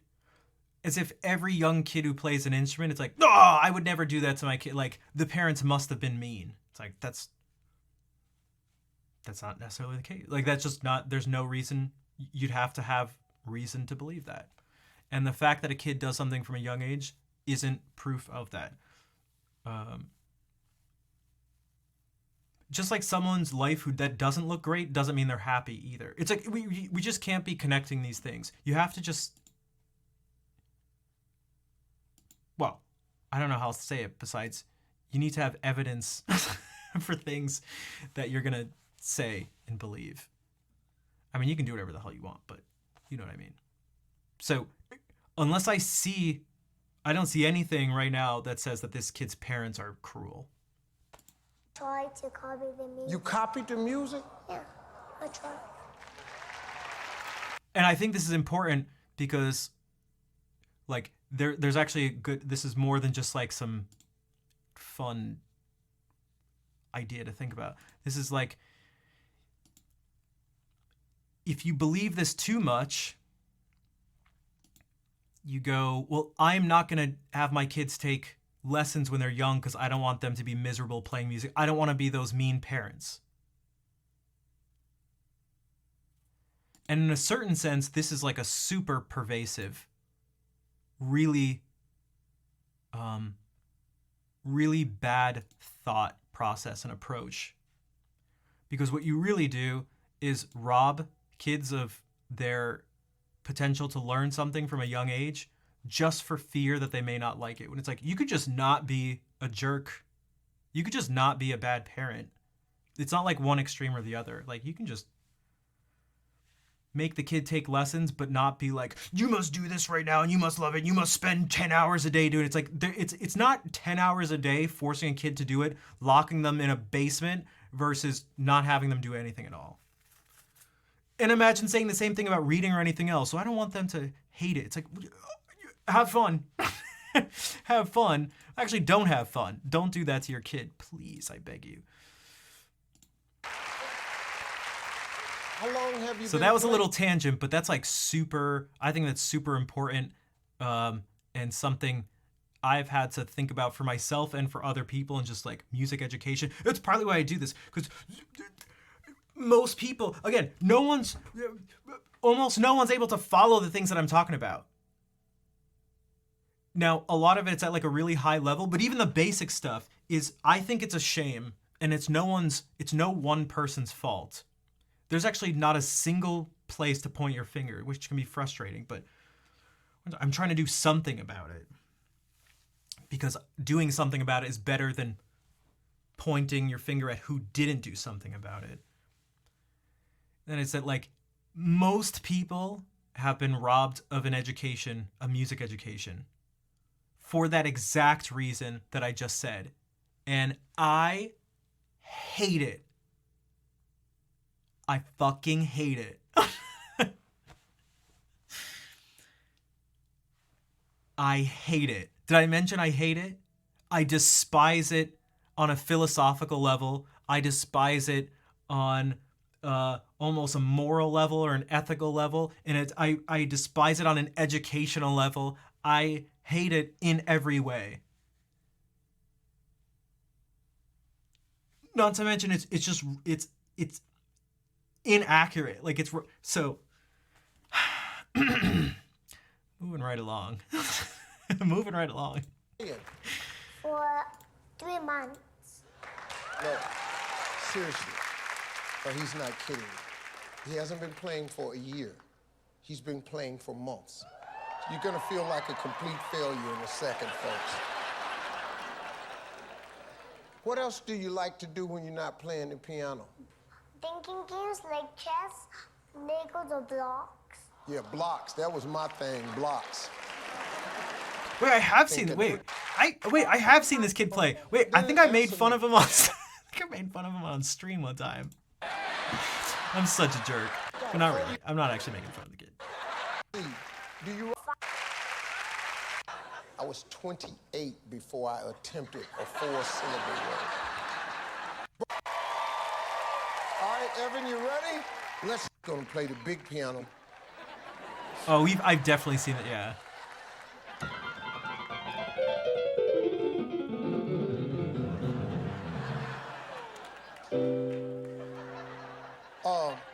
That was gonna be a little Luther Vandross, but don't worry about that. You know that song, the Bumblebee song?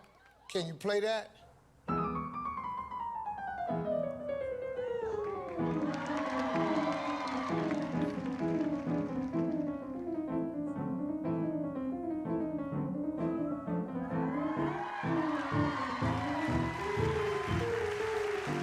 Would you listen to this if this wasn't a 4-year-old?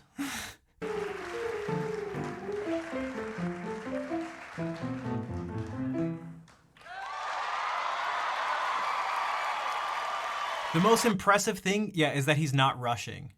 It's not like... hate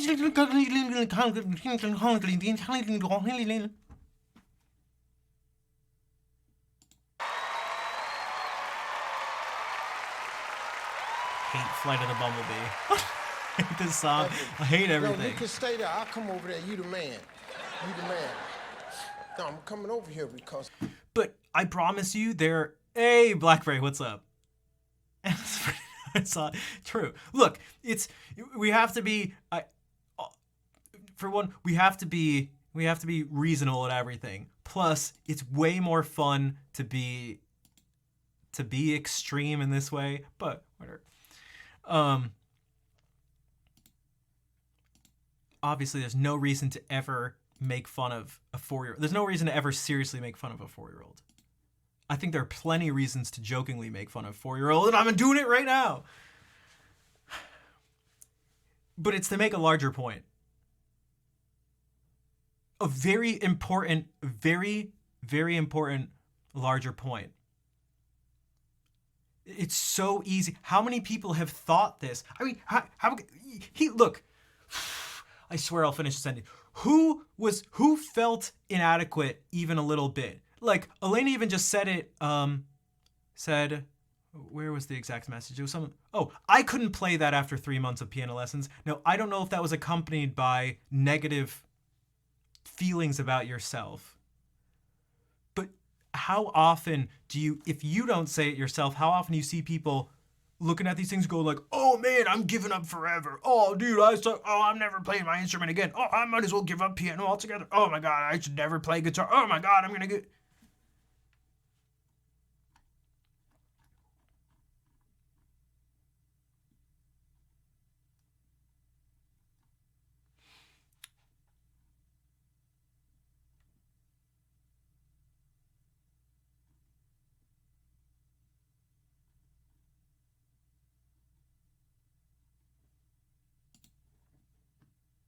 Hey, what's up, Milado?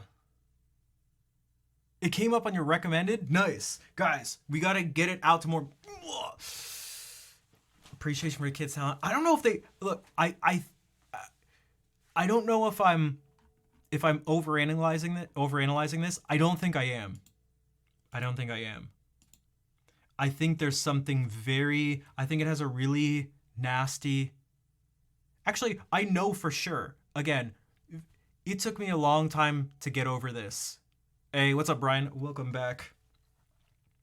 That sort of defeatist attitude kills so many people's enthusiasm. I'm telling you, I just talked to someone today who was like, really... Again, there's so many people who are discouraged. Like, let's look at it like this. I'm this guitarist or something, and there's all these people... Well, there are a lot of people, so it may not be the exact comment of like, just because someone says, oh man, I should just give up the instrument, that they really mean they're going to do that. There tends to be this thing of like, well, there are these people, they're these like, they win all these competitions, there's something, I'm not like them, so I'm not good enough. What do I possibly have to give? Why should I even do this? Maybe I can do it for fun, but why should I do this? That is like a very, very real feeling and struggle that musicians deal with. If you're trying to make a profession out of it, and you just see a sea of people who are just like like, I've been a virtuoso since I was 3 years old. And I can't even do this. I can't even make it in life. It's like, oh God, what shot do I have? Before the joy. I mean, maybe. I don't know if it's like, that's true. For some of them, it'll be like that. But I mean, I can say, I don't know if we can so easily dismiss one's ability to be discouraged as just like, and this isn't necessarily what you're saying, but something like they get discouraged easily, so therefore the passion sort of isn't there. I mean, I know for myself, I have all sorts of deep-seated issues around perfectionism, feeling inadequate. I'm neurotic, easily discouraged,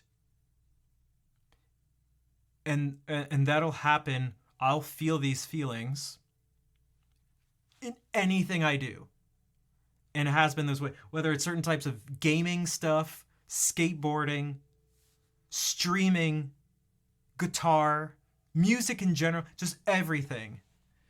And I can't accept that it's just because, well, I'm not passionate about any of those things. So,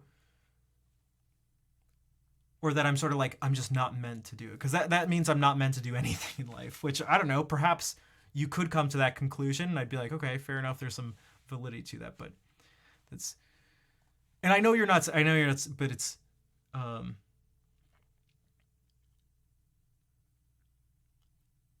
there again, I was mentioning that I had talked to someone, another guitarist who's struggling with this, who's put in their time and has been doing this their whole life, and they just look at some of these other people who are just like, they're just winning competitions and stuff, and it's just, man, it just really sucks. Like, it's definitely not motivating. I mean, I can say that even if you keep going, like even if you don't compare yourselves to others, it's definitely not motivating. If that makes, like, I don't know anyone who's motivated by that. Maybe some people who are like frustratingly friendly, not friendly but nice, who are just like, yeah, I love, like they'll lose in something and just like, I'm just so happy for this person. It's like, what the hell is it? You better be pissed off right now. I'm pissed that you're not pissed. What the hell's wrong with you?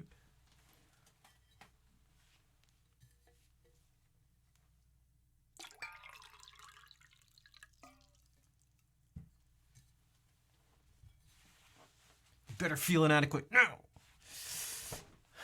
To Marco? Oh, because he won the GFA? Yeah, I mean, but him and I are different. And you and him are different. I'm sure there's tons of stuff you can do that he can't. His time spent doing that was not spent doing other things. And even if someone's great in some way, I don't know how consoling this is. It's difficult for me to even sort of really feel a lot of the time. Is that like, dude, haven't we all gotten, hasn't social media given all of us a close enough look at people who we hold up on pedestals? Haven't you seen enough people in their true shitty form to stop idolizing people? And you go like, oh man, I thought this person was awesome. It turns out I legitimately would never want to be in the same room with them. Oh, okay, I don't envy them at all. Oh my god, I never want to hear from them again. I don't like this person one bit. Like, I don't give it, like, truly don't give, it's like, oh my god, I never want to see their face. I don't care. Oh, you're rich and famous and talented? Like, spare me, please. I'm gonna go hang out with my friends and spend time with people who don't suck. Like, I don't know.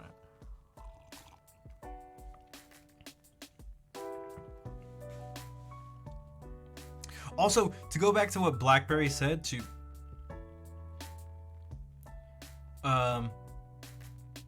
There are tons of people who are looking for excuses to not do the work, and that takes so many forms. They can just give up, they can come up with actual excuses, or you can see it take the form of like, I just need to, they're just looking for every shortcut possible. Anytime there's a barrier in the way, it's just like, I just gotta find some shortcut. I just gotta find some shortcut. How do I gotta learn this thing, but I gotta like learn it now without doing any work, which is where people can profit off of like, learn this thing with this one simple trick will help you out. These 3 tricks are what such and so does. I've used this as an example before. Why do you think a device exists where you can sit and watch TV or play video games, strap it to your stomach, have it, you know, send little, you know, jolts of electricity, and think you're just gonna get like a 6-pack, and not just that, just be totally ripped. It's like, I just want all the results with none of the work. Like, okay, well, I don't know what the fuck to tell you. Yeah, let me learn this thing. Let me just, I just need like one YouTube video.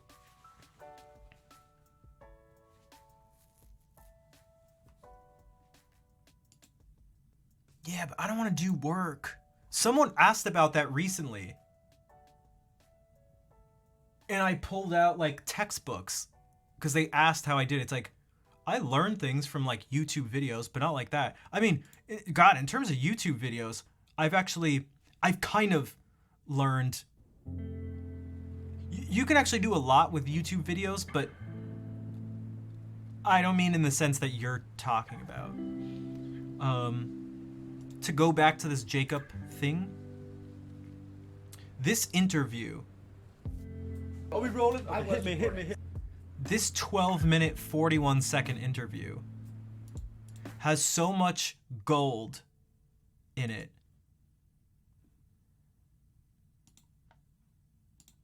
This has so much gold. When did this come out? 6 years ago, I first saw this. There's so much gold in this video. You cannot watch this and extract the gold in 12 minutes and 41 seconds. It takes years to actually get the gold from it. And that's already being prepped to extract it.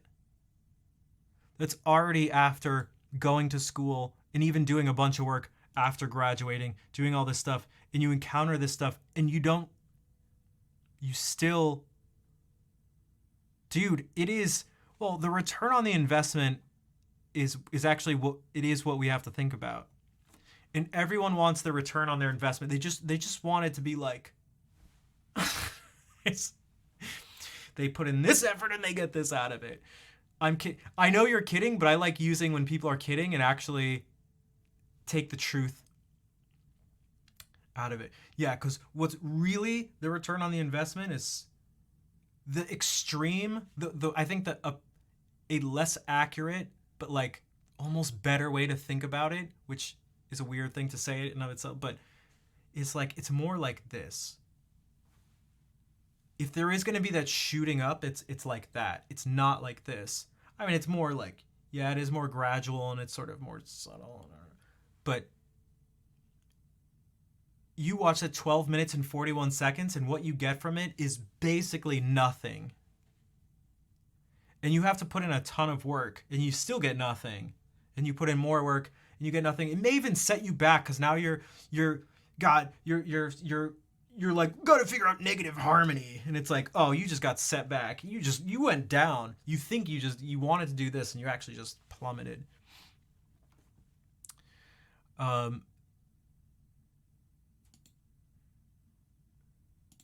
So in this sense, there's things to learn. There's sources of inspiration and knowledge and all this stuff all over in life. But like BlackBerry's saying, it's definitely not like the YouTube videos he's talking about are just like, okay, what's up guys? Like, you're gonna learn these tricks and here's what you're gonna do. You're gonna go from being a shitty guitarist to all of a sudden you're gonna play like a pro. It's like, no, you're not. even if you could instantly extract out the information in those videos, you still would be terrible. Like, if you're terrible now, you're terrible after the video. Sorry. It just doesn't work like that. 14 days, dude, it's like play like Clapton in 4 minutes. These 3 steps. The one trick to playing like yeah. Dude, you're being generous. 200, but dude.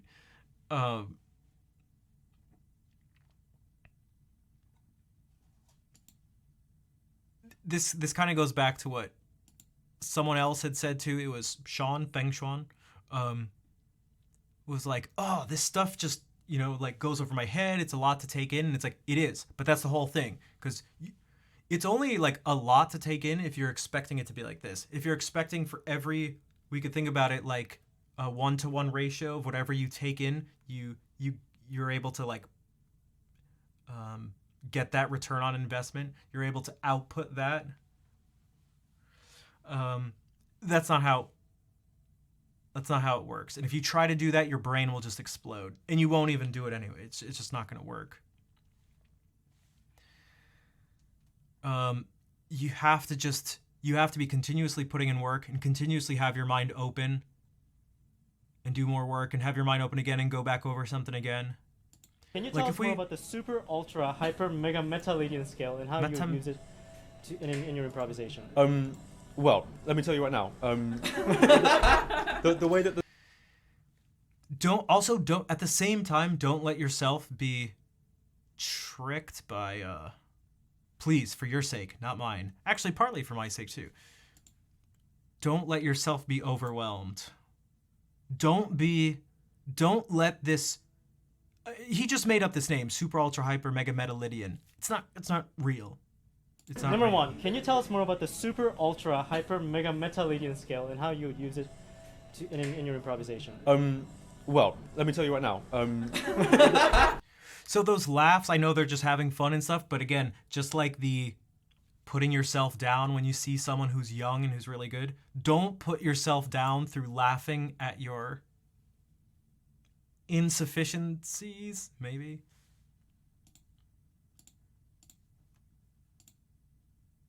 Oh my god, that's so hard. I could like never do this. It's like, yeah, I don't know, maybe. Yeah. Not with that attitude. It's like, just do the thing. Just listen for a second. Like, just listen. Just listen. No, I don't think. Well, he made it. It was like he made this thing that's really complex seem really simple. I think it's like, can you tell us about this? It's like, I'll tell you about it. Super, ultra, hyper, mega, meta-Lydian scale and how you would use it in your improvisation. Well, let me tell you right now. Imagine if he said, how do you use your ear in improvisation? Let me tell you right now. I don't think they would have laughed. I think it's because it sounds so ridiculous, and he's just very matter of fact. Like, I will tell you how to do it. the way that the circle of fifths kind of.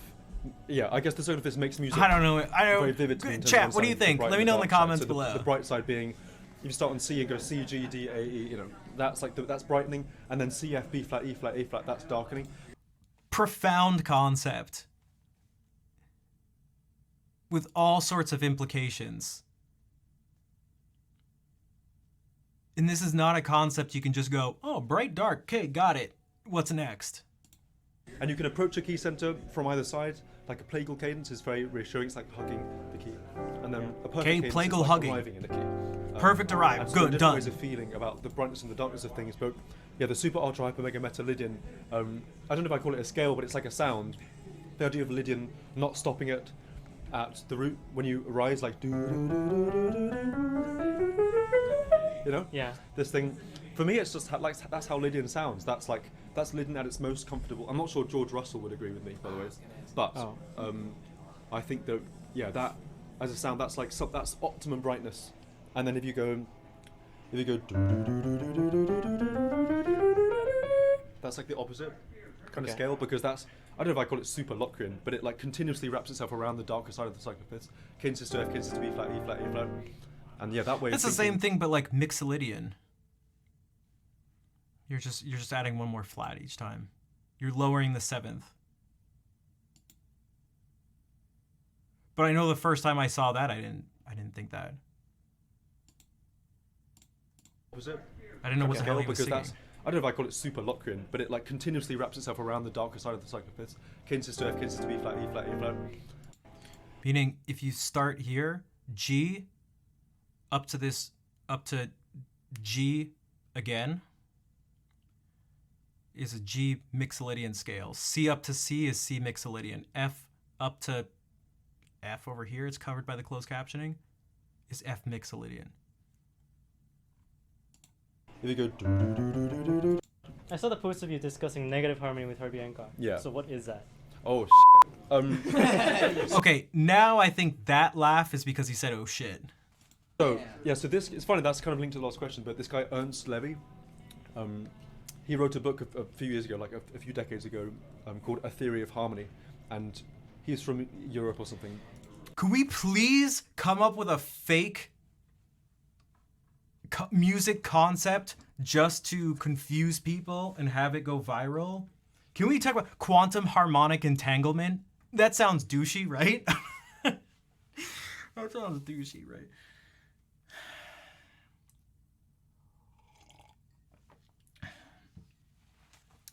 Tell me about the idea of quantum harmonic entanglement.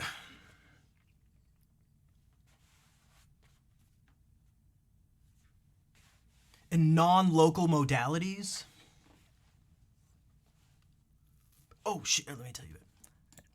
And this book, it's like a classical composition book from quite, I guess, long enough ago that jazz education wasn't a thing. So he thinks. But that's what I mean. That's, he's asking for something super complicated. But that's the thing. It's just like it's not, like, just before you. It means in your mind you're already thinking it's super complicated. But that's like exactly what I mean. It's like, don't let yourself think the thing is complicated before you actually hear it. Don't let the name of it, negative art, like, hello, Fair, how are you doing? You're just in time. I mean, not really just in time, but, you know. It can be two chords at the same time, man. Dude, wait, that would actually be, I know what you're saying, but I could say you're missing the point. I don't even think we're missing the point. I think we're trying to make claims about something we can't know.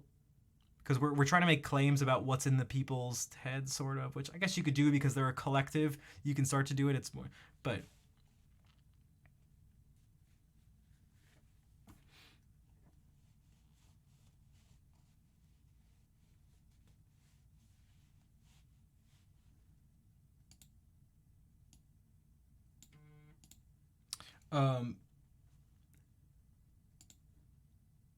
What was I gonna? Oh, that's right. Okay, quantum harmonic entanglement. I like that. So Cram saying a chord wraps around itself. Dude, you could have it just be like this.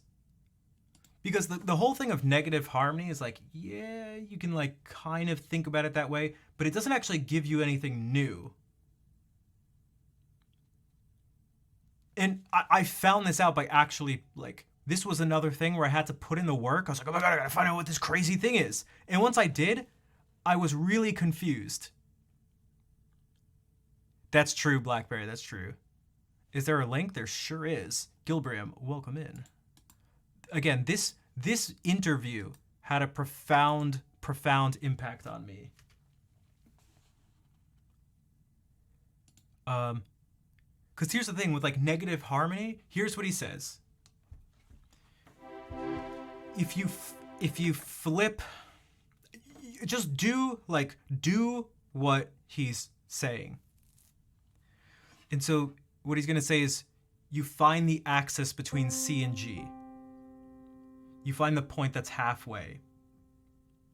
Well, what's halfway between this number of half steps? 1, 2, 3, 4, 5, 6, 7. We can't divide this into an equal number of half steps.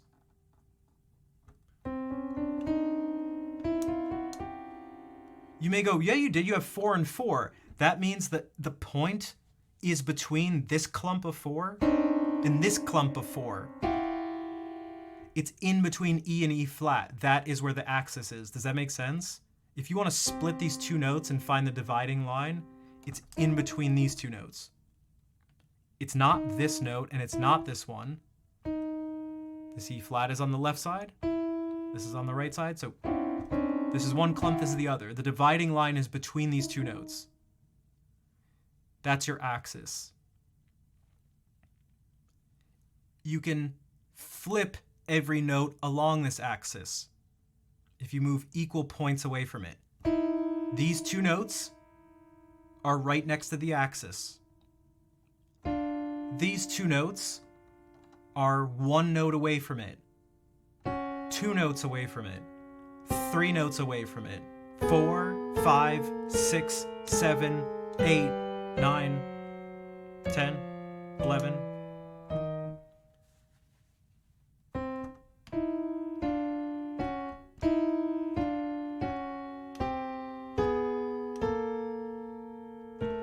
We can actually just stop here, because now we've gotten the same thing. Back from death surgery rather succeeded. Nice. Nice.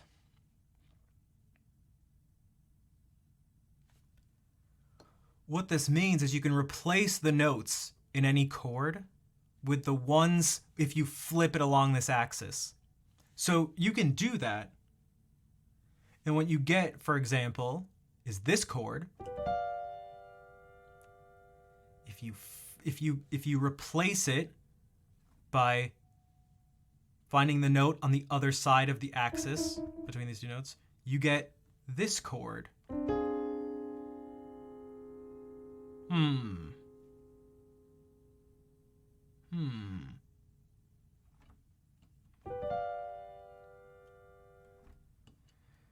And what this means is that this cadence, for example, if you're going to go 5, 1,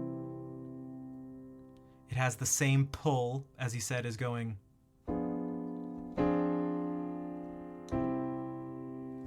Which we all know is this plagal cadence.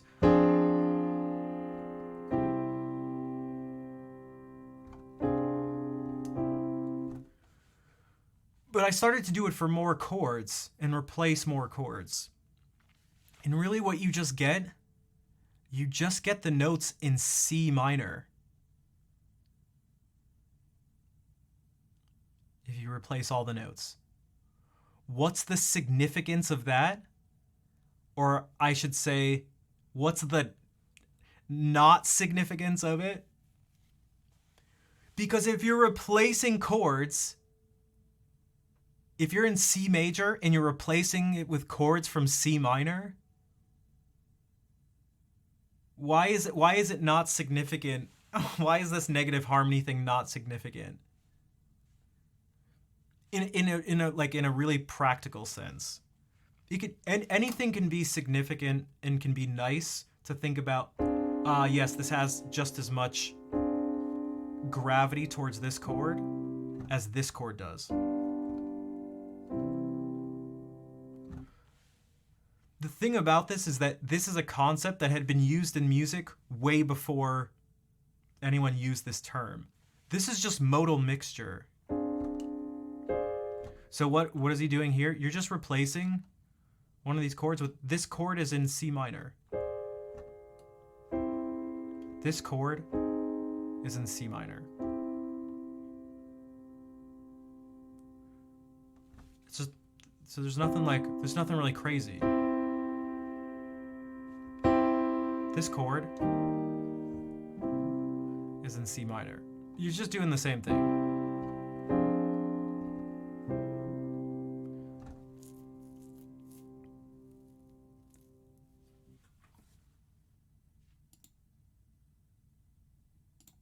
Very classically about things, but his idea is that harmony can exist, and any chord in any key has a reflection, a polar opposite chord within that key center, based on rotating every single note around the axis of the key center. So, for example, if you're in C, also, it's not until you get to the 7th note away from the axis where the halfway between B and B flat starts to have a harmonic relationship with the chord structure.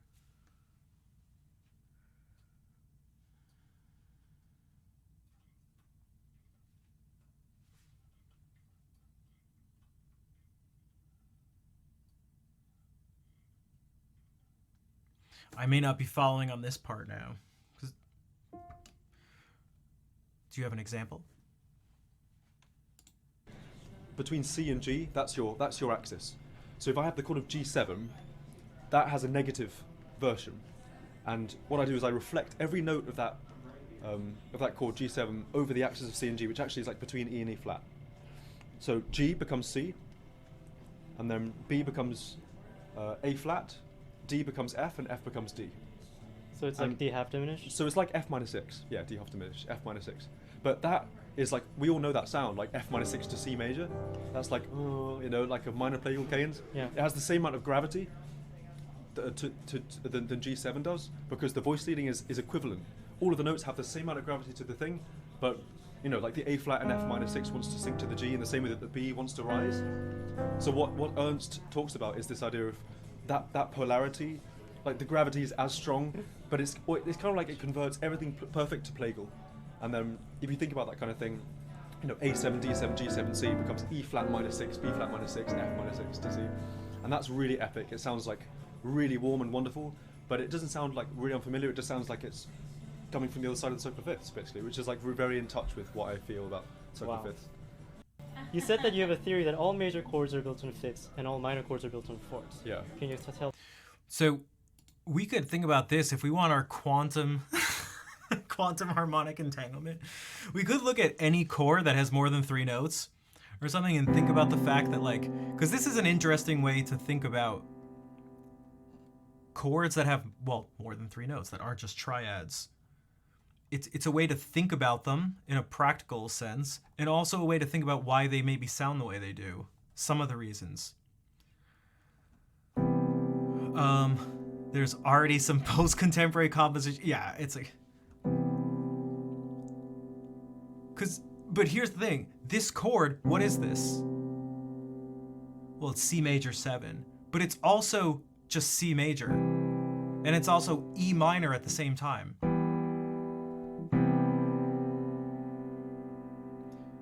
And if I just incorrectly use these words to just be persuasive and confusing, be persuasive in that confusion, I can just say they're entangled on a quantum level, in that we don't, what the chord really is the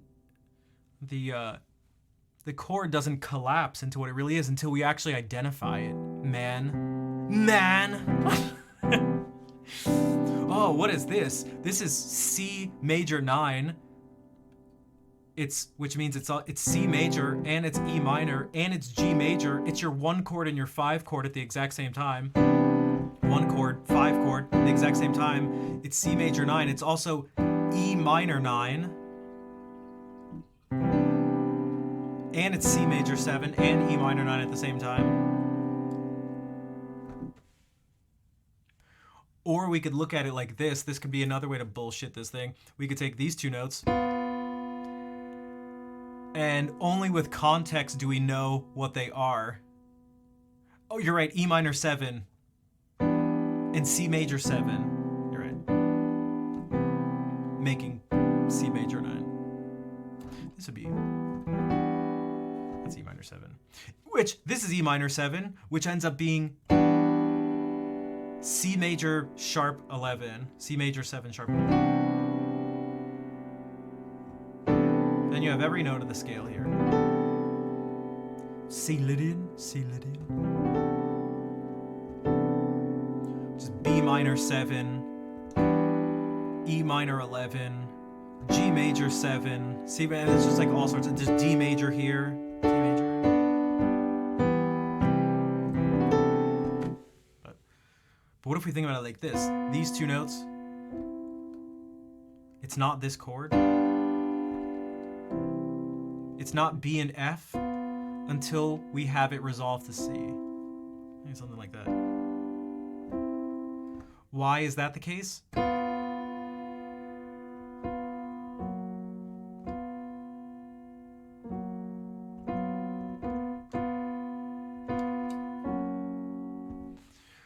Frequency is a mathematical relationship between 2 or more frequencies, such as psychoacoustic phenomenon. The 2 pure tones create a perceived third frequency, which doesn't exist. Okay. That's like what happens when people sing really in tune really well. Choruses, if I'm not mistaken. Pitch refers to a collection of frequencies that collectively comprise a note. Oh man, dude, you should have been here. You should have been here earlier in the stream. This is exactly what we were talking about.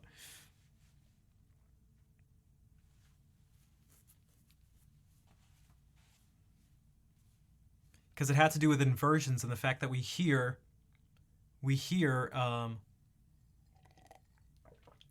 from low to high. Like built into us in terms of evolution is hearing sound from low to high. Because we were talking about inversions and why things end up, why this sounds different. It's not just the fact that this has one more F than this chord, and this chord has one more A than this chord. It's the lowest thing is we are hearing it from A first, and then we're hearing notes above A. And now we're hearing notes above F.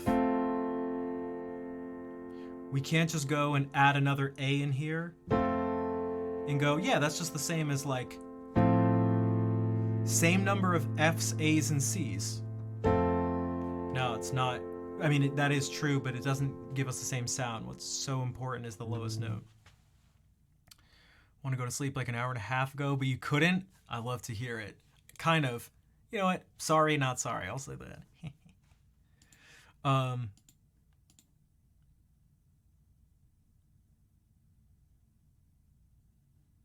Yeah. Oh, you guys want to hear? You want an example of something I still haven't fully internalized? Tell us more about. I've heard this I've seen this a million times. I've seen this a million times. Oh, this is fun. Yeah. So, yeah, kind of as I was saying before, this is brightening and this is darkening. And the explanation definitely helped. I guess I was trying to think about it in a practical sense where the difference of thinking of things in this like negative harmony way, like how it actually changes what you do, if that makes sense. And if you think about music in the gestural sense that most people think about it, or don't think about it, which is just experiencing it as, oh, dissonance and consonance, or the beginning to the end, something fast, something slow, something loud, something quiet. Like these are the primary colours of how people consume music. I don't know with if that in mind, makes sense. if I hear a chord like, yeah, something like this, like C minor 13 or whatever. Yeah. That feels like a major chord to me more than a minor chord, because it's like, you know, it's the relative minor of E flat major. Do you ever use Dorian mode on minor chords? So having something here, okay, so here's what I mean.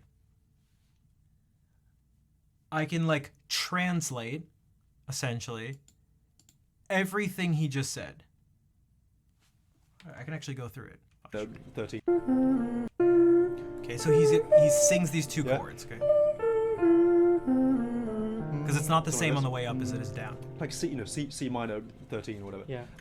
Okay, C minor 13. I know what chord that is.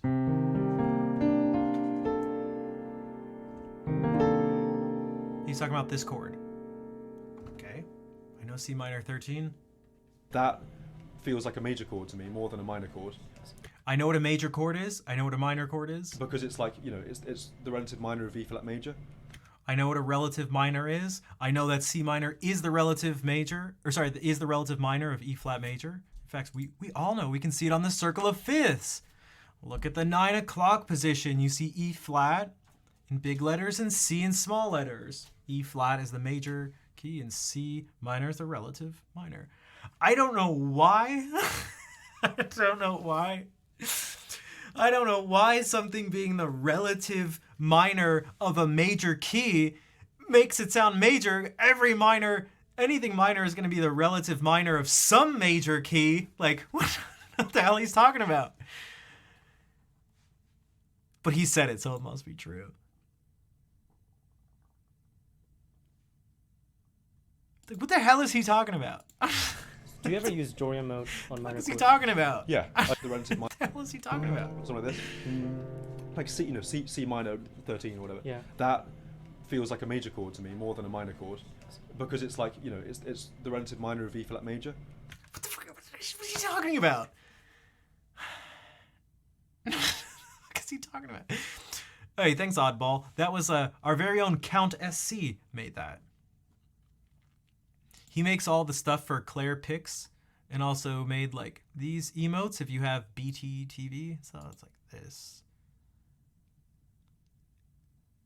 Let's see, yeah, and this, you know, all the emotes that are the relative minor of E flat major. The context, that's what I'm thinking. I wanted him to explain. I mean, here's one of the things. He said that C minor is the relative minor of E flat major, which is true, but isn't something more important here? You know, the fact that this is this minor 13 chord.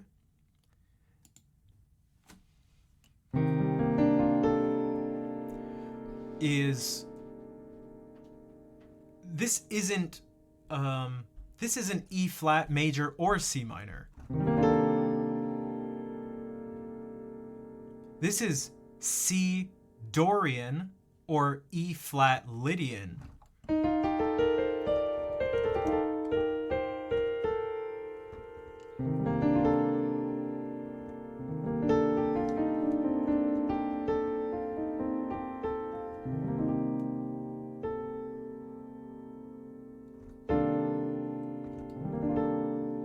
Perhaps because the upper shell is B flat major. So the upper shell is B flat major 7.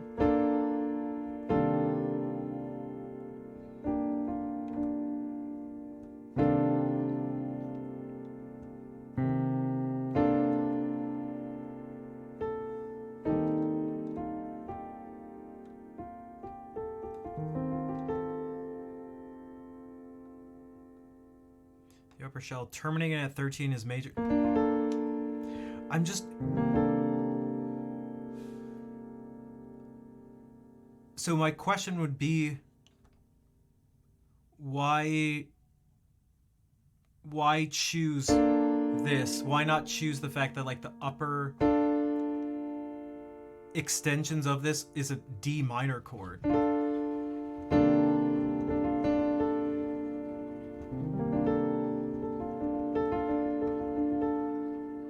And then say it's minor because of that, you know. Also, he didn't say that, but I know you mean, yeah. So this is B flat major 7.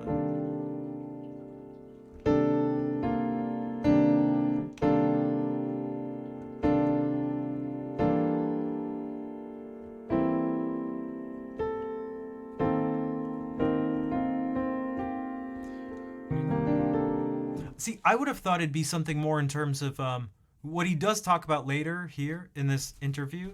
And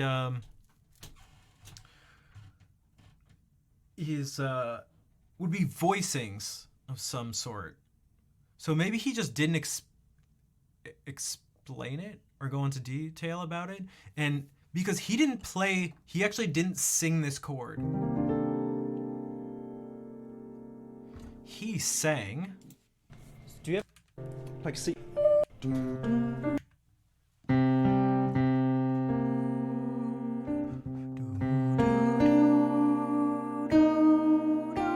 I think it went.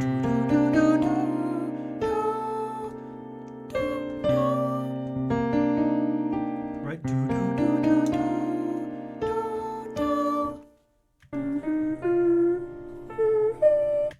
Okay, so yeah, so what he's saying was.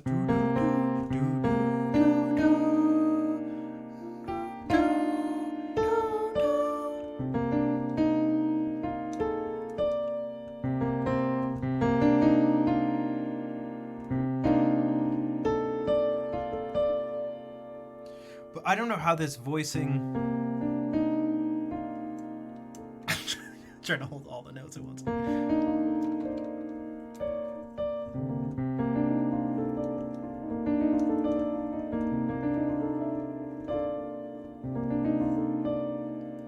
Now the top part of this is, well, it's like well, it's giving an E Lydian sound.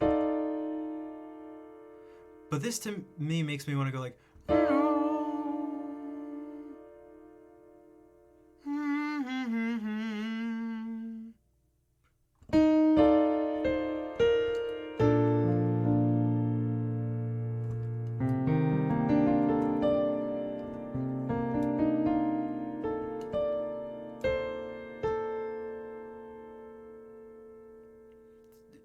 It just sounds like it almost sounds like it's a dominant chord.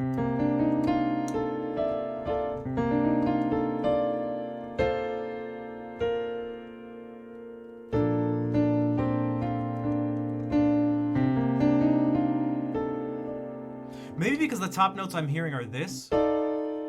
It sounds like F, I guess you could say F13.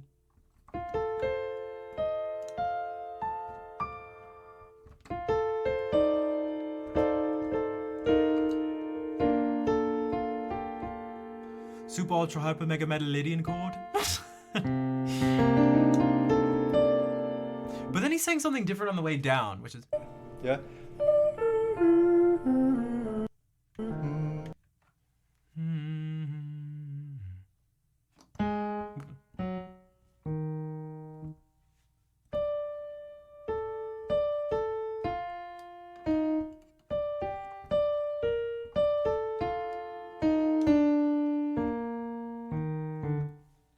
Something like this. Yeah.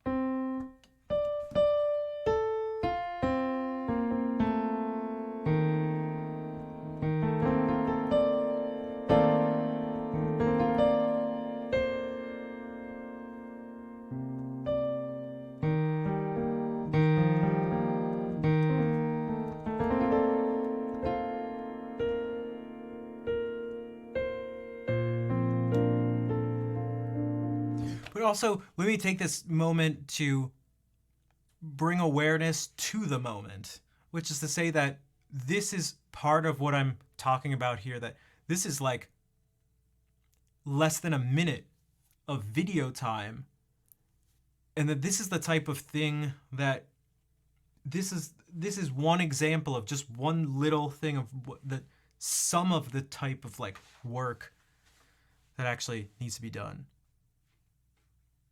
There were no gummy bears. Oh god. I wonder if he really likes this. What do you think Jacob's favorite snack is? I know I like sour gummy bears. C minor 13 or whatever. Yeah. That feels like a major chord to me more than a minor chord, because it's like, you know, it's the relative minor that I've ever come across. Way more than like C minor, C major. You know what I mean? Okay, so this is the flat side circular fifths. Then instead of yeah. And yeah, I think it's good. But if you want to make something more minor, then instead of using more minor scales, I think going further around the flat side circular fifths is how you do it. Like if you go do do do, you compare that to do do do do, like that's super Lydian versus Phrygian or Locrian, and that is the most profound difference between major and minor that I've ever come across. Way more than like C minor, C major. You know what I mean? Yeah. So that way of thinking about things, I just had a philosophy that fourths is more minor than like inverting a major scale to a minor key. Your usage of minor. This is more of just using which way around the circle of fifths you want to go. So if you start from C, we talked about this earlier. Those are the if we use the notes, we'll start on C major, the 12 o'clock position. Did he sing diminished by circling minor thirds? No, what did he the first thing he did was, well, he sang this. And then went, so here's another example. So the last time I heard him do this, again, I haven't watched this interview in a while, I didn't realize how I wasn't able to play those chords back like that. Meaning, it was very clear to me this time. Oh, Well, no, so he wasn't doing, so I'll show you well, he's doing this. He's going through fourths the first time.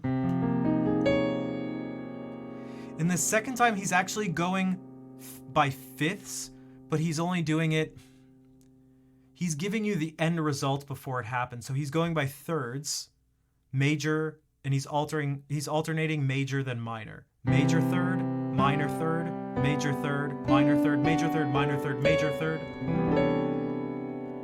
Which is the same thing. The way you get there is by doing fifths.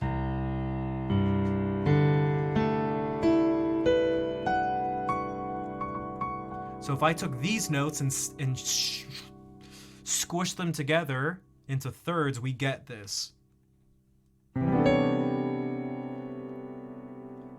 But I didn't realize how simply, it really was just this. Watch, listen back. Ninth. More minor than. Yeah. Found difference between super leading versus, instead of using more minor scales, I think going further around the flat side circle of fifths is how you do it. Like if you go. You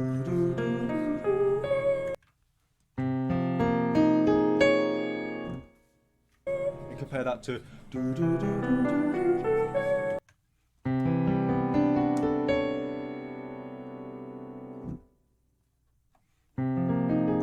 Right, so the last time I watched this, it was not immediately clear, like it is this time, that this is just what he was doing. And then the next chord was this.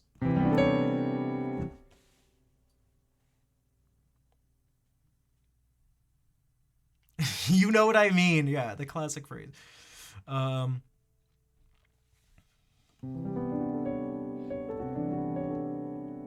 so he's taking what you'd get from fifths, and he's just, instead of singing God, because he wouldn't even.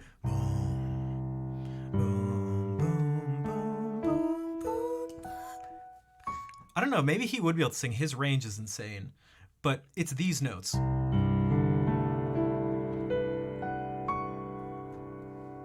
Which is interesting because this gives you a chord with a 15th in it. It gives you a C, legitimately a C and a C sharp. You get a chord that has 8 notes. You get a chord that has 2 different versions of the same pitch class. So for those who don't know, pitch class is like C and C sharp are the same pitch class. G, G sharp, and G flat.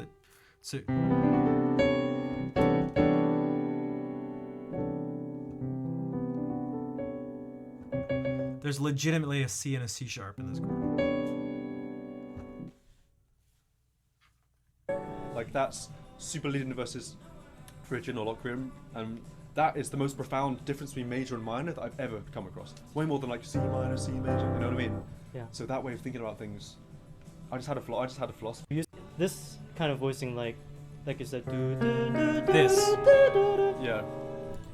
Like where I put that semitone, you mean? Yeah. It's funny. It's super important, and it's quite a distinctive thing to use. And obviously you can space that out and make it like a minor ninth interval as well. If you have like. Yeah. Like that's A minor 11, but it's got the minor ninth in it. That's like an emotional choice. Yeah. You know, you think, oh, I want it to feel a bit more longing than just being like. That's like normal fifths, you know. But swapping notes around and making choices about like where to distribute the tension. So this makes. I mean, this seems pretty clear. This one seems much clearer. This is the one I was talking about before. But it's got the minor ninth in it. That's like an emotional. So if we go.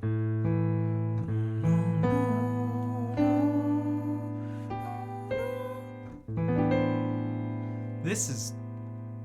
I mean, this is something.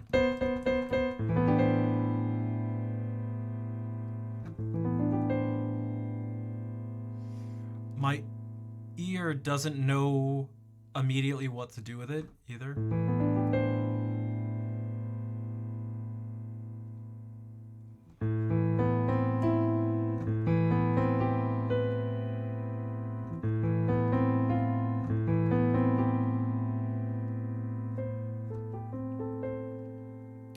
Yeah, and that's the thing. So again, we watched a video earlier. That was the one I was saying, like, it would have been nice. You would have enjoyed that. Is that it always comes back to like these things inform your decisions. you don't just use notes for the sake of using notes. In fact, at one point he specifically said, people tend to think that more notes is better than fewer notes, but that's just not how it is. It's just each thing will give you a different effect. And again, it's one of the reasons I like this so much. I mean, this is an example of him doing it like, oh God, how simple in a certain sense is this? It's actually not very simple, but there aren't just like a billion notes.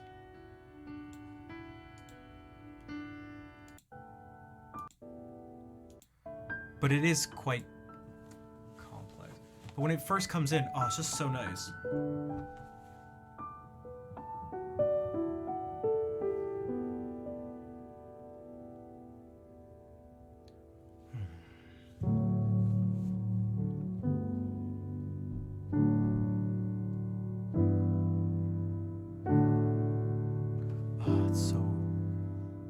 It's so comfy. I love when he does this comfy stuff. I'd love to do something like this without his... I never want to go... Like, it's just not something I like.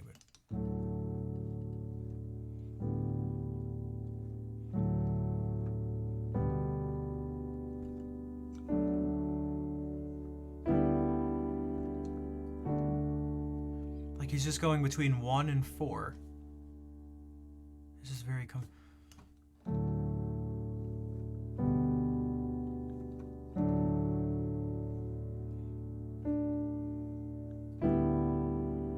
Then 4, 6.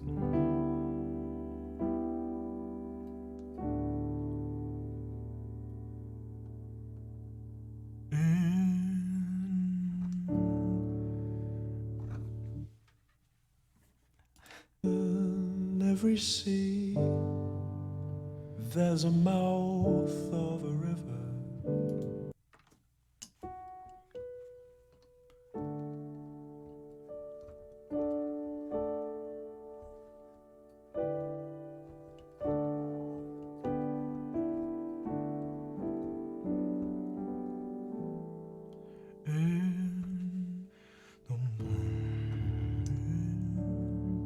Every sea, there's a mouth of the river. Like, I just don't feel like singing like that.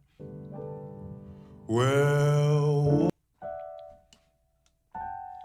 Whoa.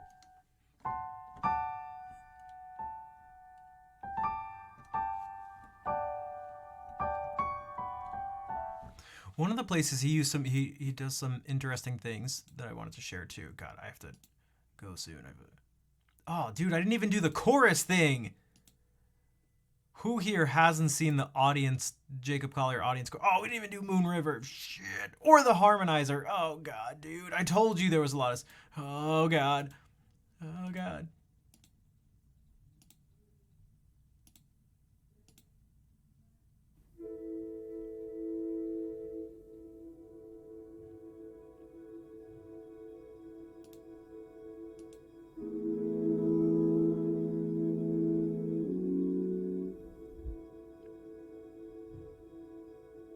Does anybody want to help sustain my stomach and energy? Not with food, but with subs. Subs? Yeah, like a Subway sandwich. No, I mean Twitch subscription. Because this has been... It's been almost 5 hours, and I have to get it's very little... Very few...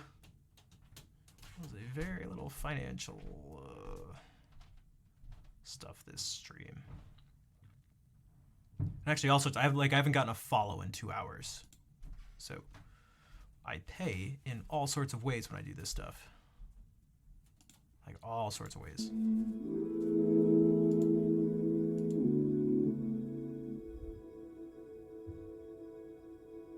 All right, take care, Blackberry.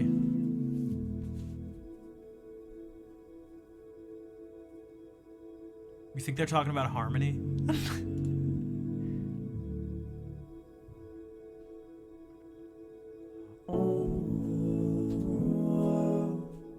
Dude, I gotta get the MIDI choir thing set back up.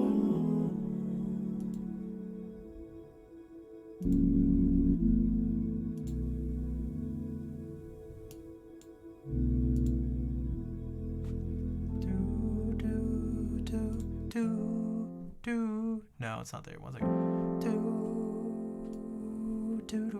Damn it! I gotta get this set up back up. Sorry.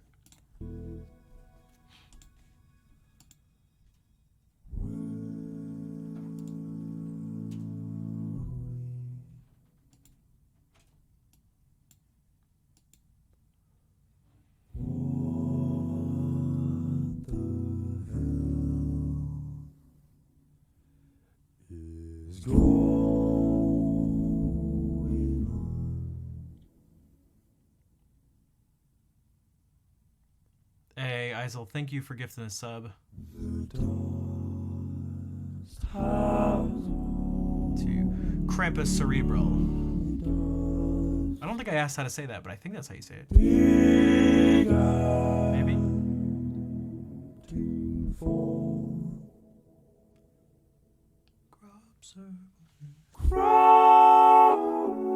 Circles in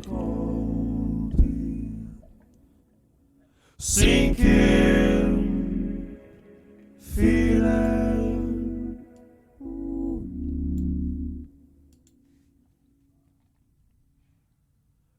Spin me round again.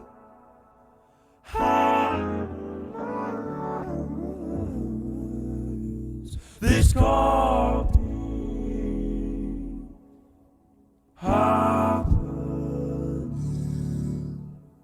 Damn it, this makes me want to get the vocoder set back up again. Shit.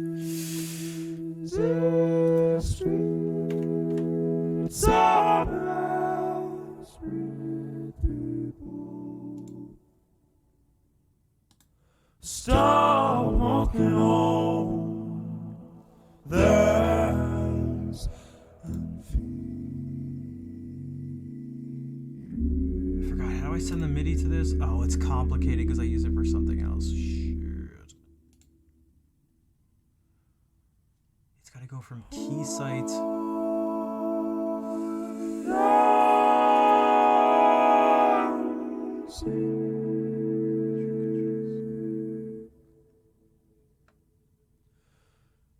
trees and sewing machine. I love the sound of what he's doing there, but I feel like it doesn't fit with this, the mood.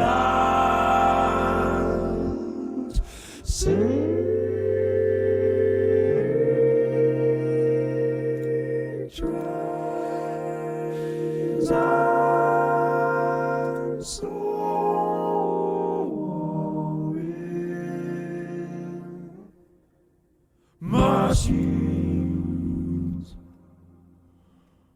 It's Romanian. Okay, gotcha. Maybe I'll say cramp. He has his own. Oh, he's got. This is like a special. He's got like a special. This thing was built for him. It does all sorts of crazy stuff. And you're right, his voice isn't, if that's what you mean, like his pitch. What he's singing is in there. But this thing does all sorts of stuff with it. Said, oh, what you say? Hey, Recycler, what's up? How are you doing? I feel like a DJ. I just turned down the volume. What's up? How's it going? Yeah, we're hearing just his. We're hearing his. Partly just his pure voice. Fuck, how do I. How do you route stuff? Do I right click this? Oh? Oh, many inputs.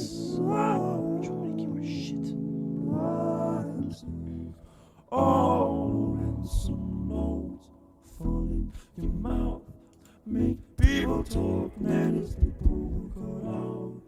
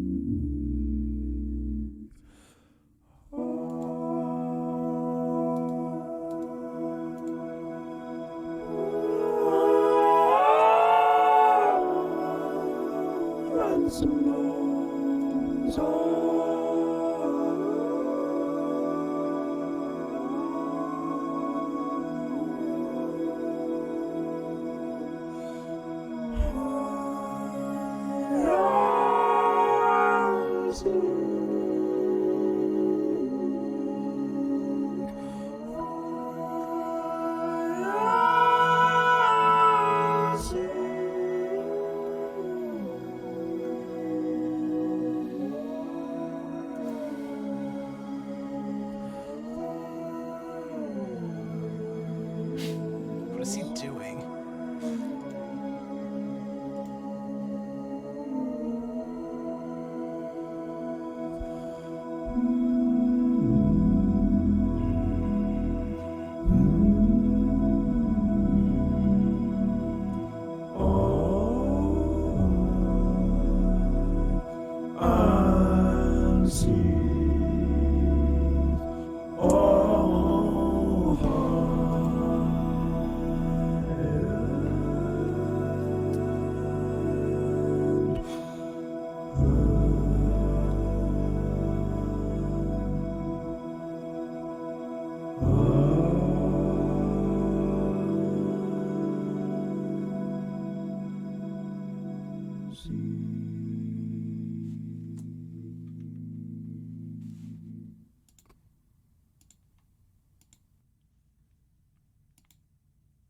So he uses that in his live shows.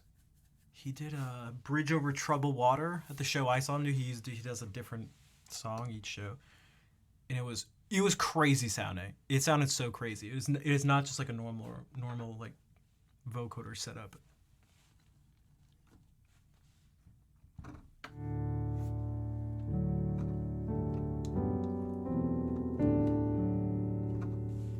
Speaking of seeing him somewhere, this is another I mean, like, this is on so many levels. This is crazy. This is crazy. Here are the Jacob videos. Okay.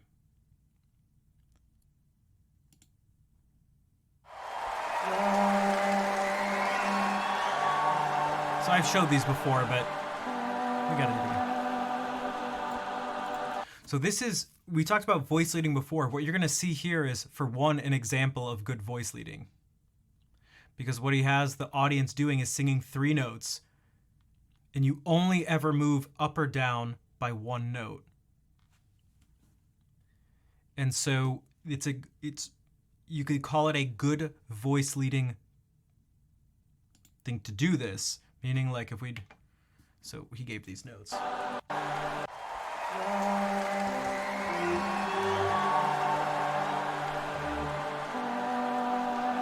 Okay, so he goes, whoops.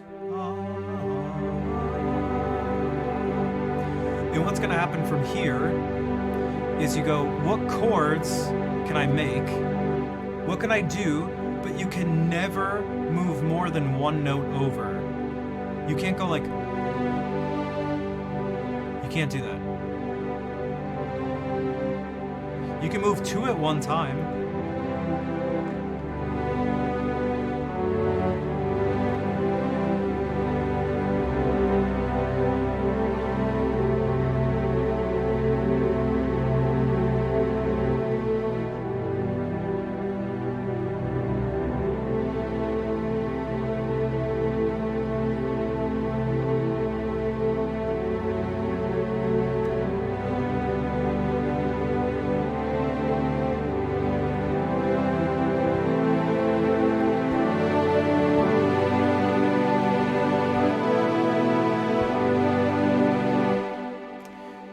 And that's essentially what he's doing.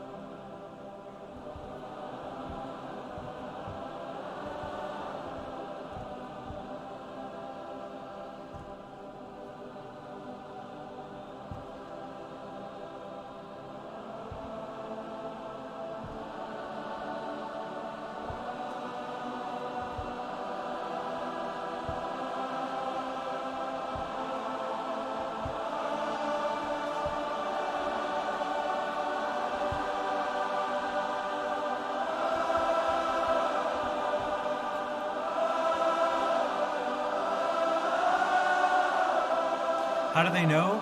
He told them the starting notes, and he has them just. We intuitively have a sense of like the key.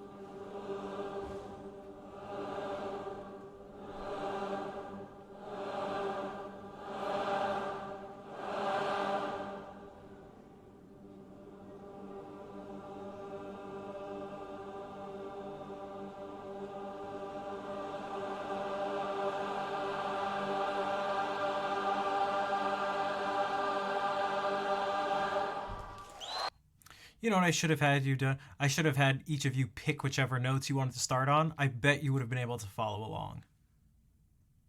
Like if we did this, I mean, you can try it actually for a second. I'm curious. Okay, so the middle people, you can pick if you're the middle person.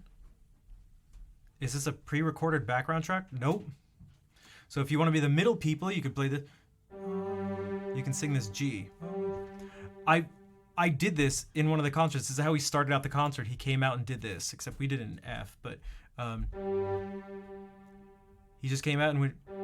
So you can start with this note. If you want to be the middle people, you sing this.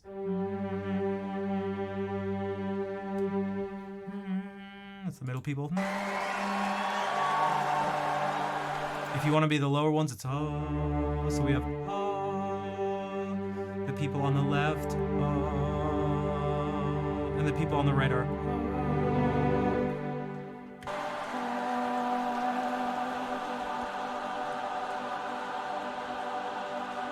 So he's pointing on the right, up.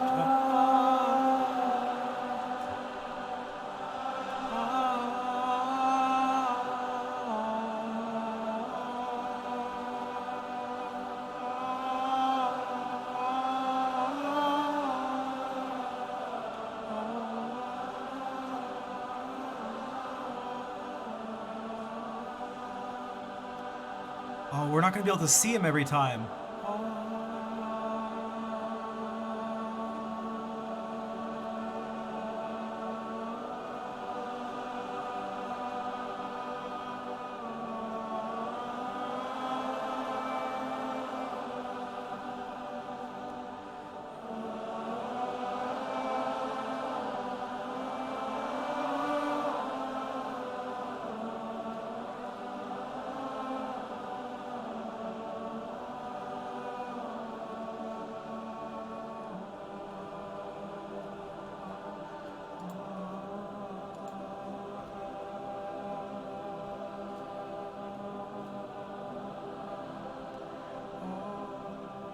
People on the right.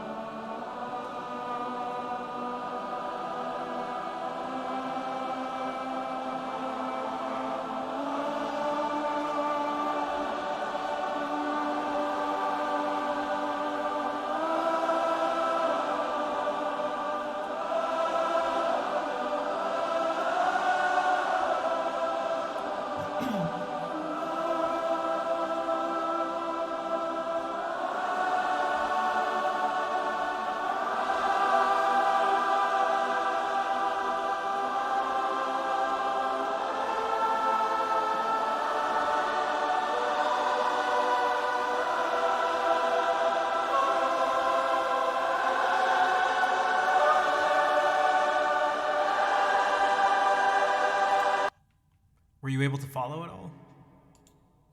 I love when he does that. 'Cause it's...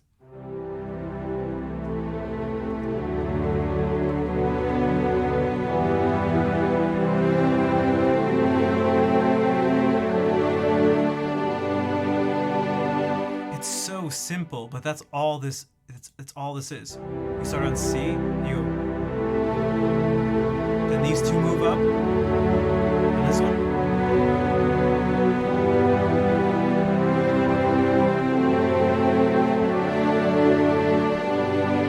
And so we're getting inversions again. C major, just moving this one turns into A minor in first inversion. D major, B minor in first inversion. A minor, C major in first inversion. F sharp diminished, D major in first inversion, G. And he does it again, but whoops. One second.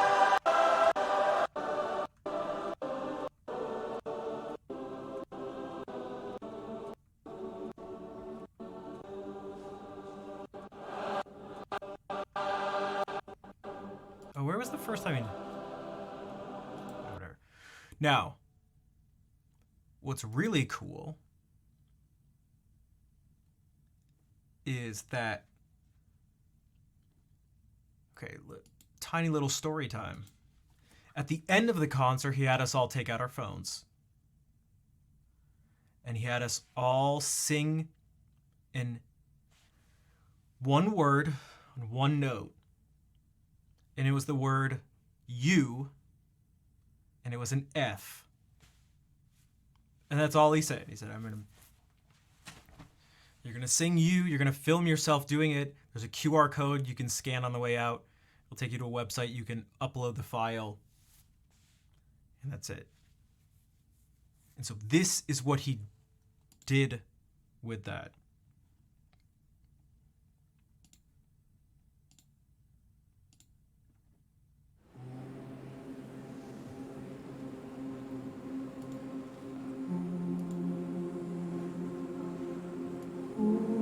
See, he did an F when we were there.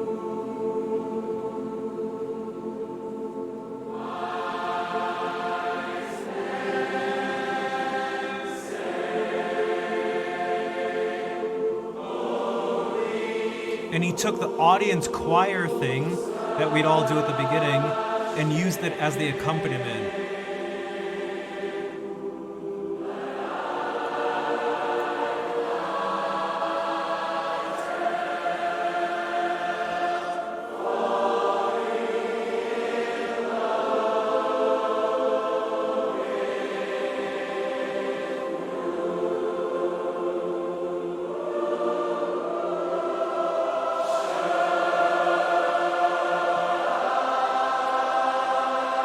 So that chorus thing wasn't just like a random set of notes he just picked.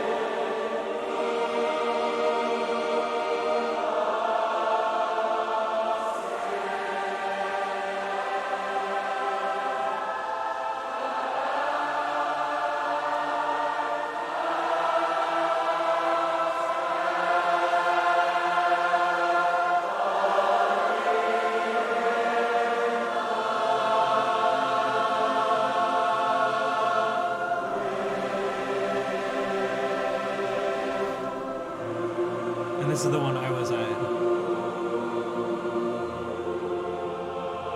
Up in the corner.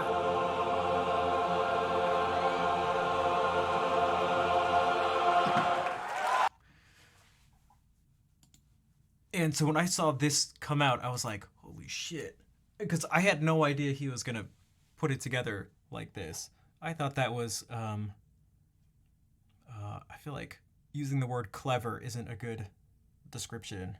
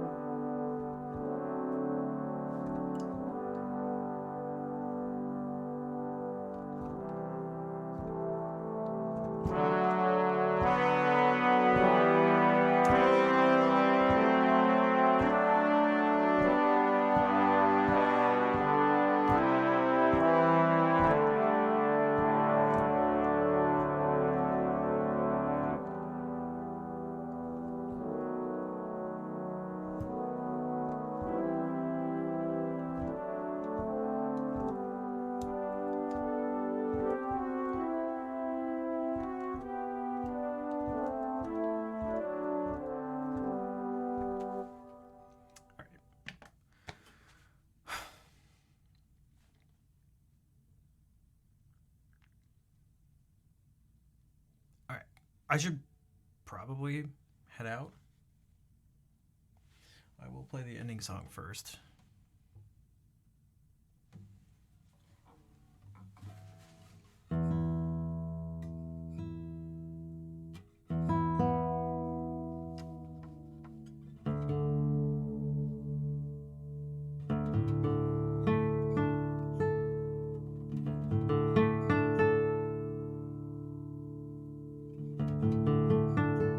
Man, why does my fingers feel extra weird today? That's not good. Again, if you'd like to help support the stream, subscriptions, cheers, donations, all of that would be super helpful.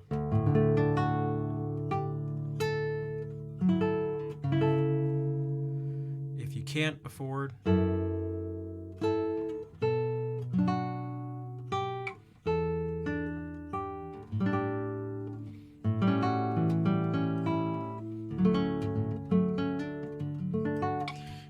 that you can always help out by sharing things from the stream. Fair, thank you for the 100 bits. So this new video, if you check this out, it's only 4 minutes long. It's only 4 minutes long. If you check that out, like, subscribe, comment, it's essentially free. It's about as close to free as you're gonna get. And it still helps out the stream. It would honestly be more helpful than actually giving me money. The most helpful thing you can do for most streamers, unless they're already huge, is help them grow. And these are the ways in which you can do it. I put an even shorter version here on TikTok, Instagram, and Twitter. And so if you check those out and share those, it's another way to just get it out to people. Because I can only put stuff out. I can't, I don't know, share my own stuff more than just putting it out. So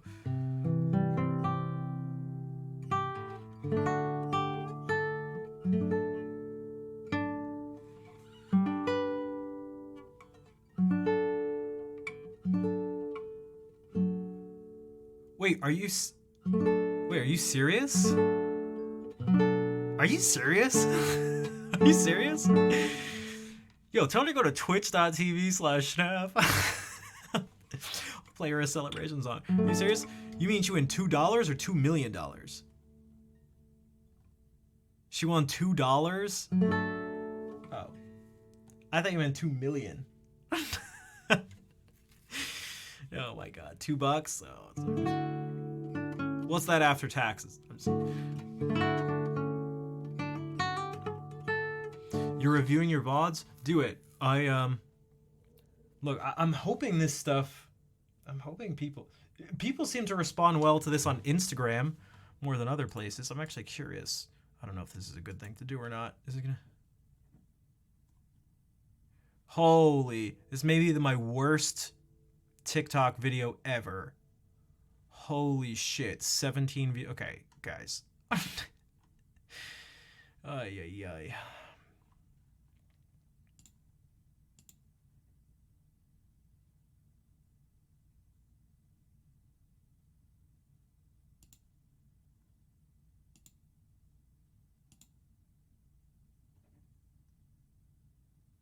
Corecam top 5 outrageous outbursts. Count me in.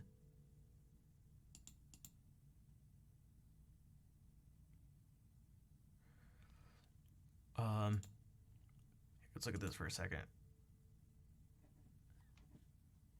Guys, I need your help. Okay, views. Ranking by views. 3 out of 10. 63 views. Impressions, click-through rate. Okay, so it looks to be about average with the other videos in terms of impressions and click-through rate. 63. I think, what the fuck? What the hell?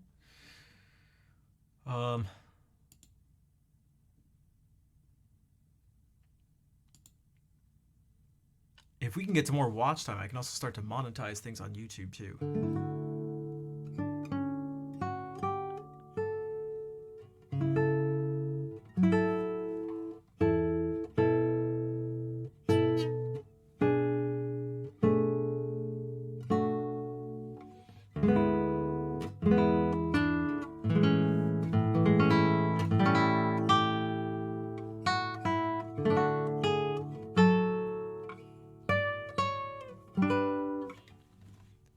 Yeah. Be super helpful. Okay, I'm gonna play the ending song. And what's even more free and easy is just spamming hearts. That's the easiest thing.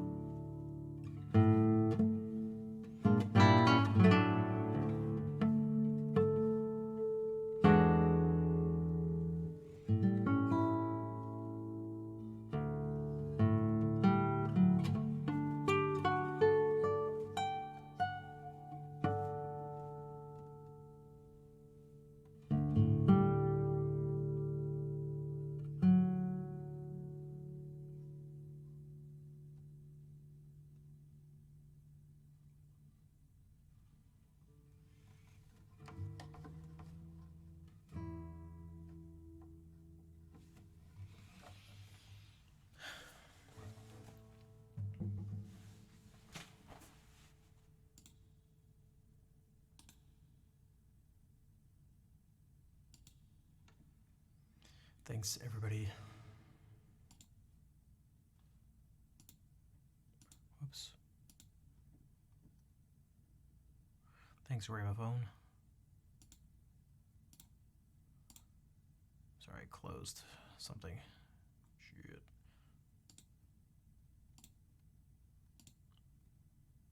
Oh my god, so many clicks away. I should do this. I should do this. Ice cream's so good. Ice cream's so good. Oddball, thank you for gifting. Oh my god, that's loud. Thank you for gifting a sub to Gramophone.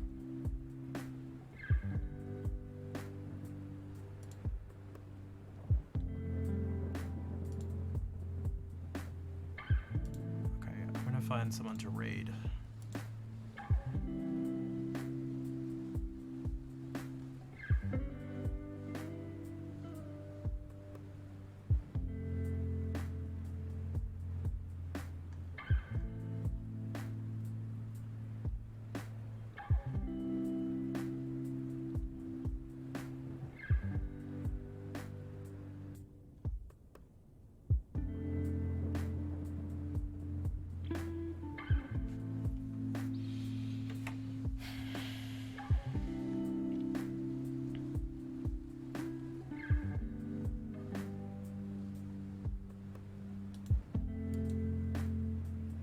This person's usually not on, although they've been streaming on and off on Twitch, streaming music for longer than I've been here.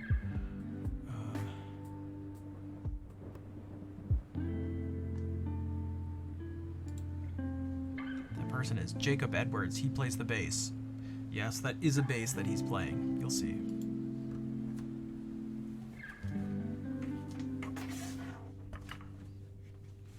I'll be back Sunday.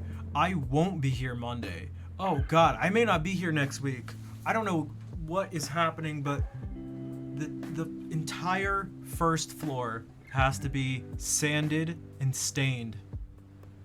Yeah, you gotta do the polyurethane thing, and it's gotta be coated, and I need to be out of the house for I think 5 days. I'm not sure the exact 5 days, because things keep changing a little bit, but it's supposed to be next week.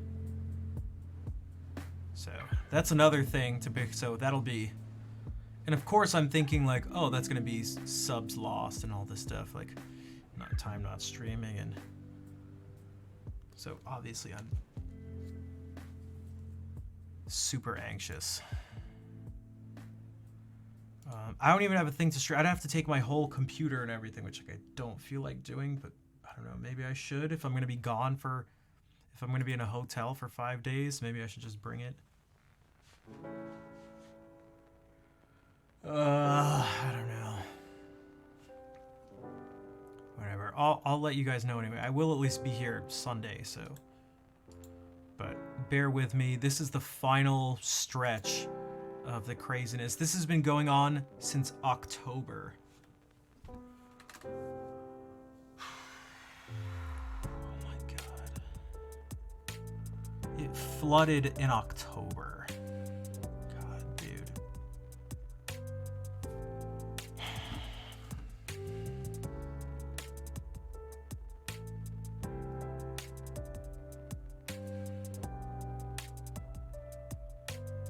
If I can stream something, yeah, maybe I can try. God, I just don't.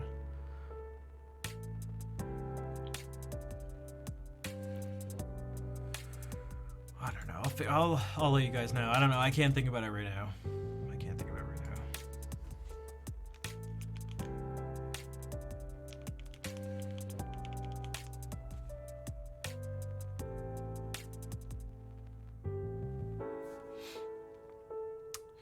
Thank you all for being here, though.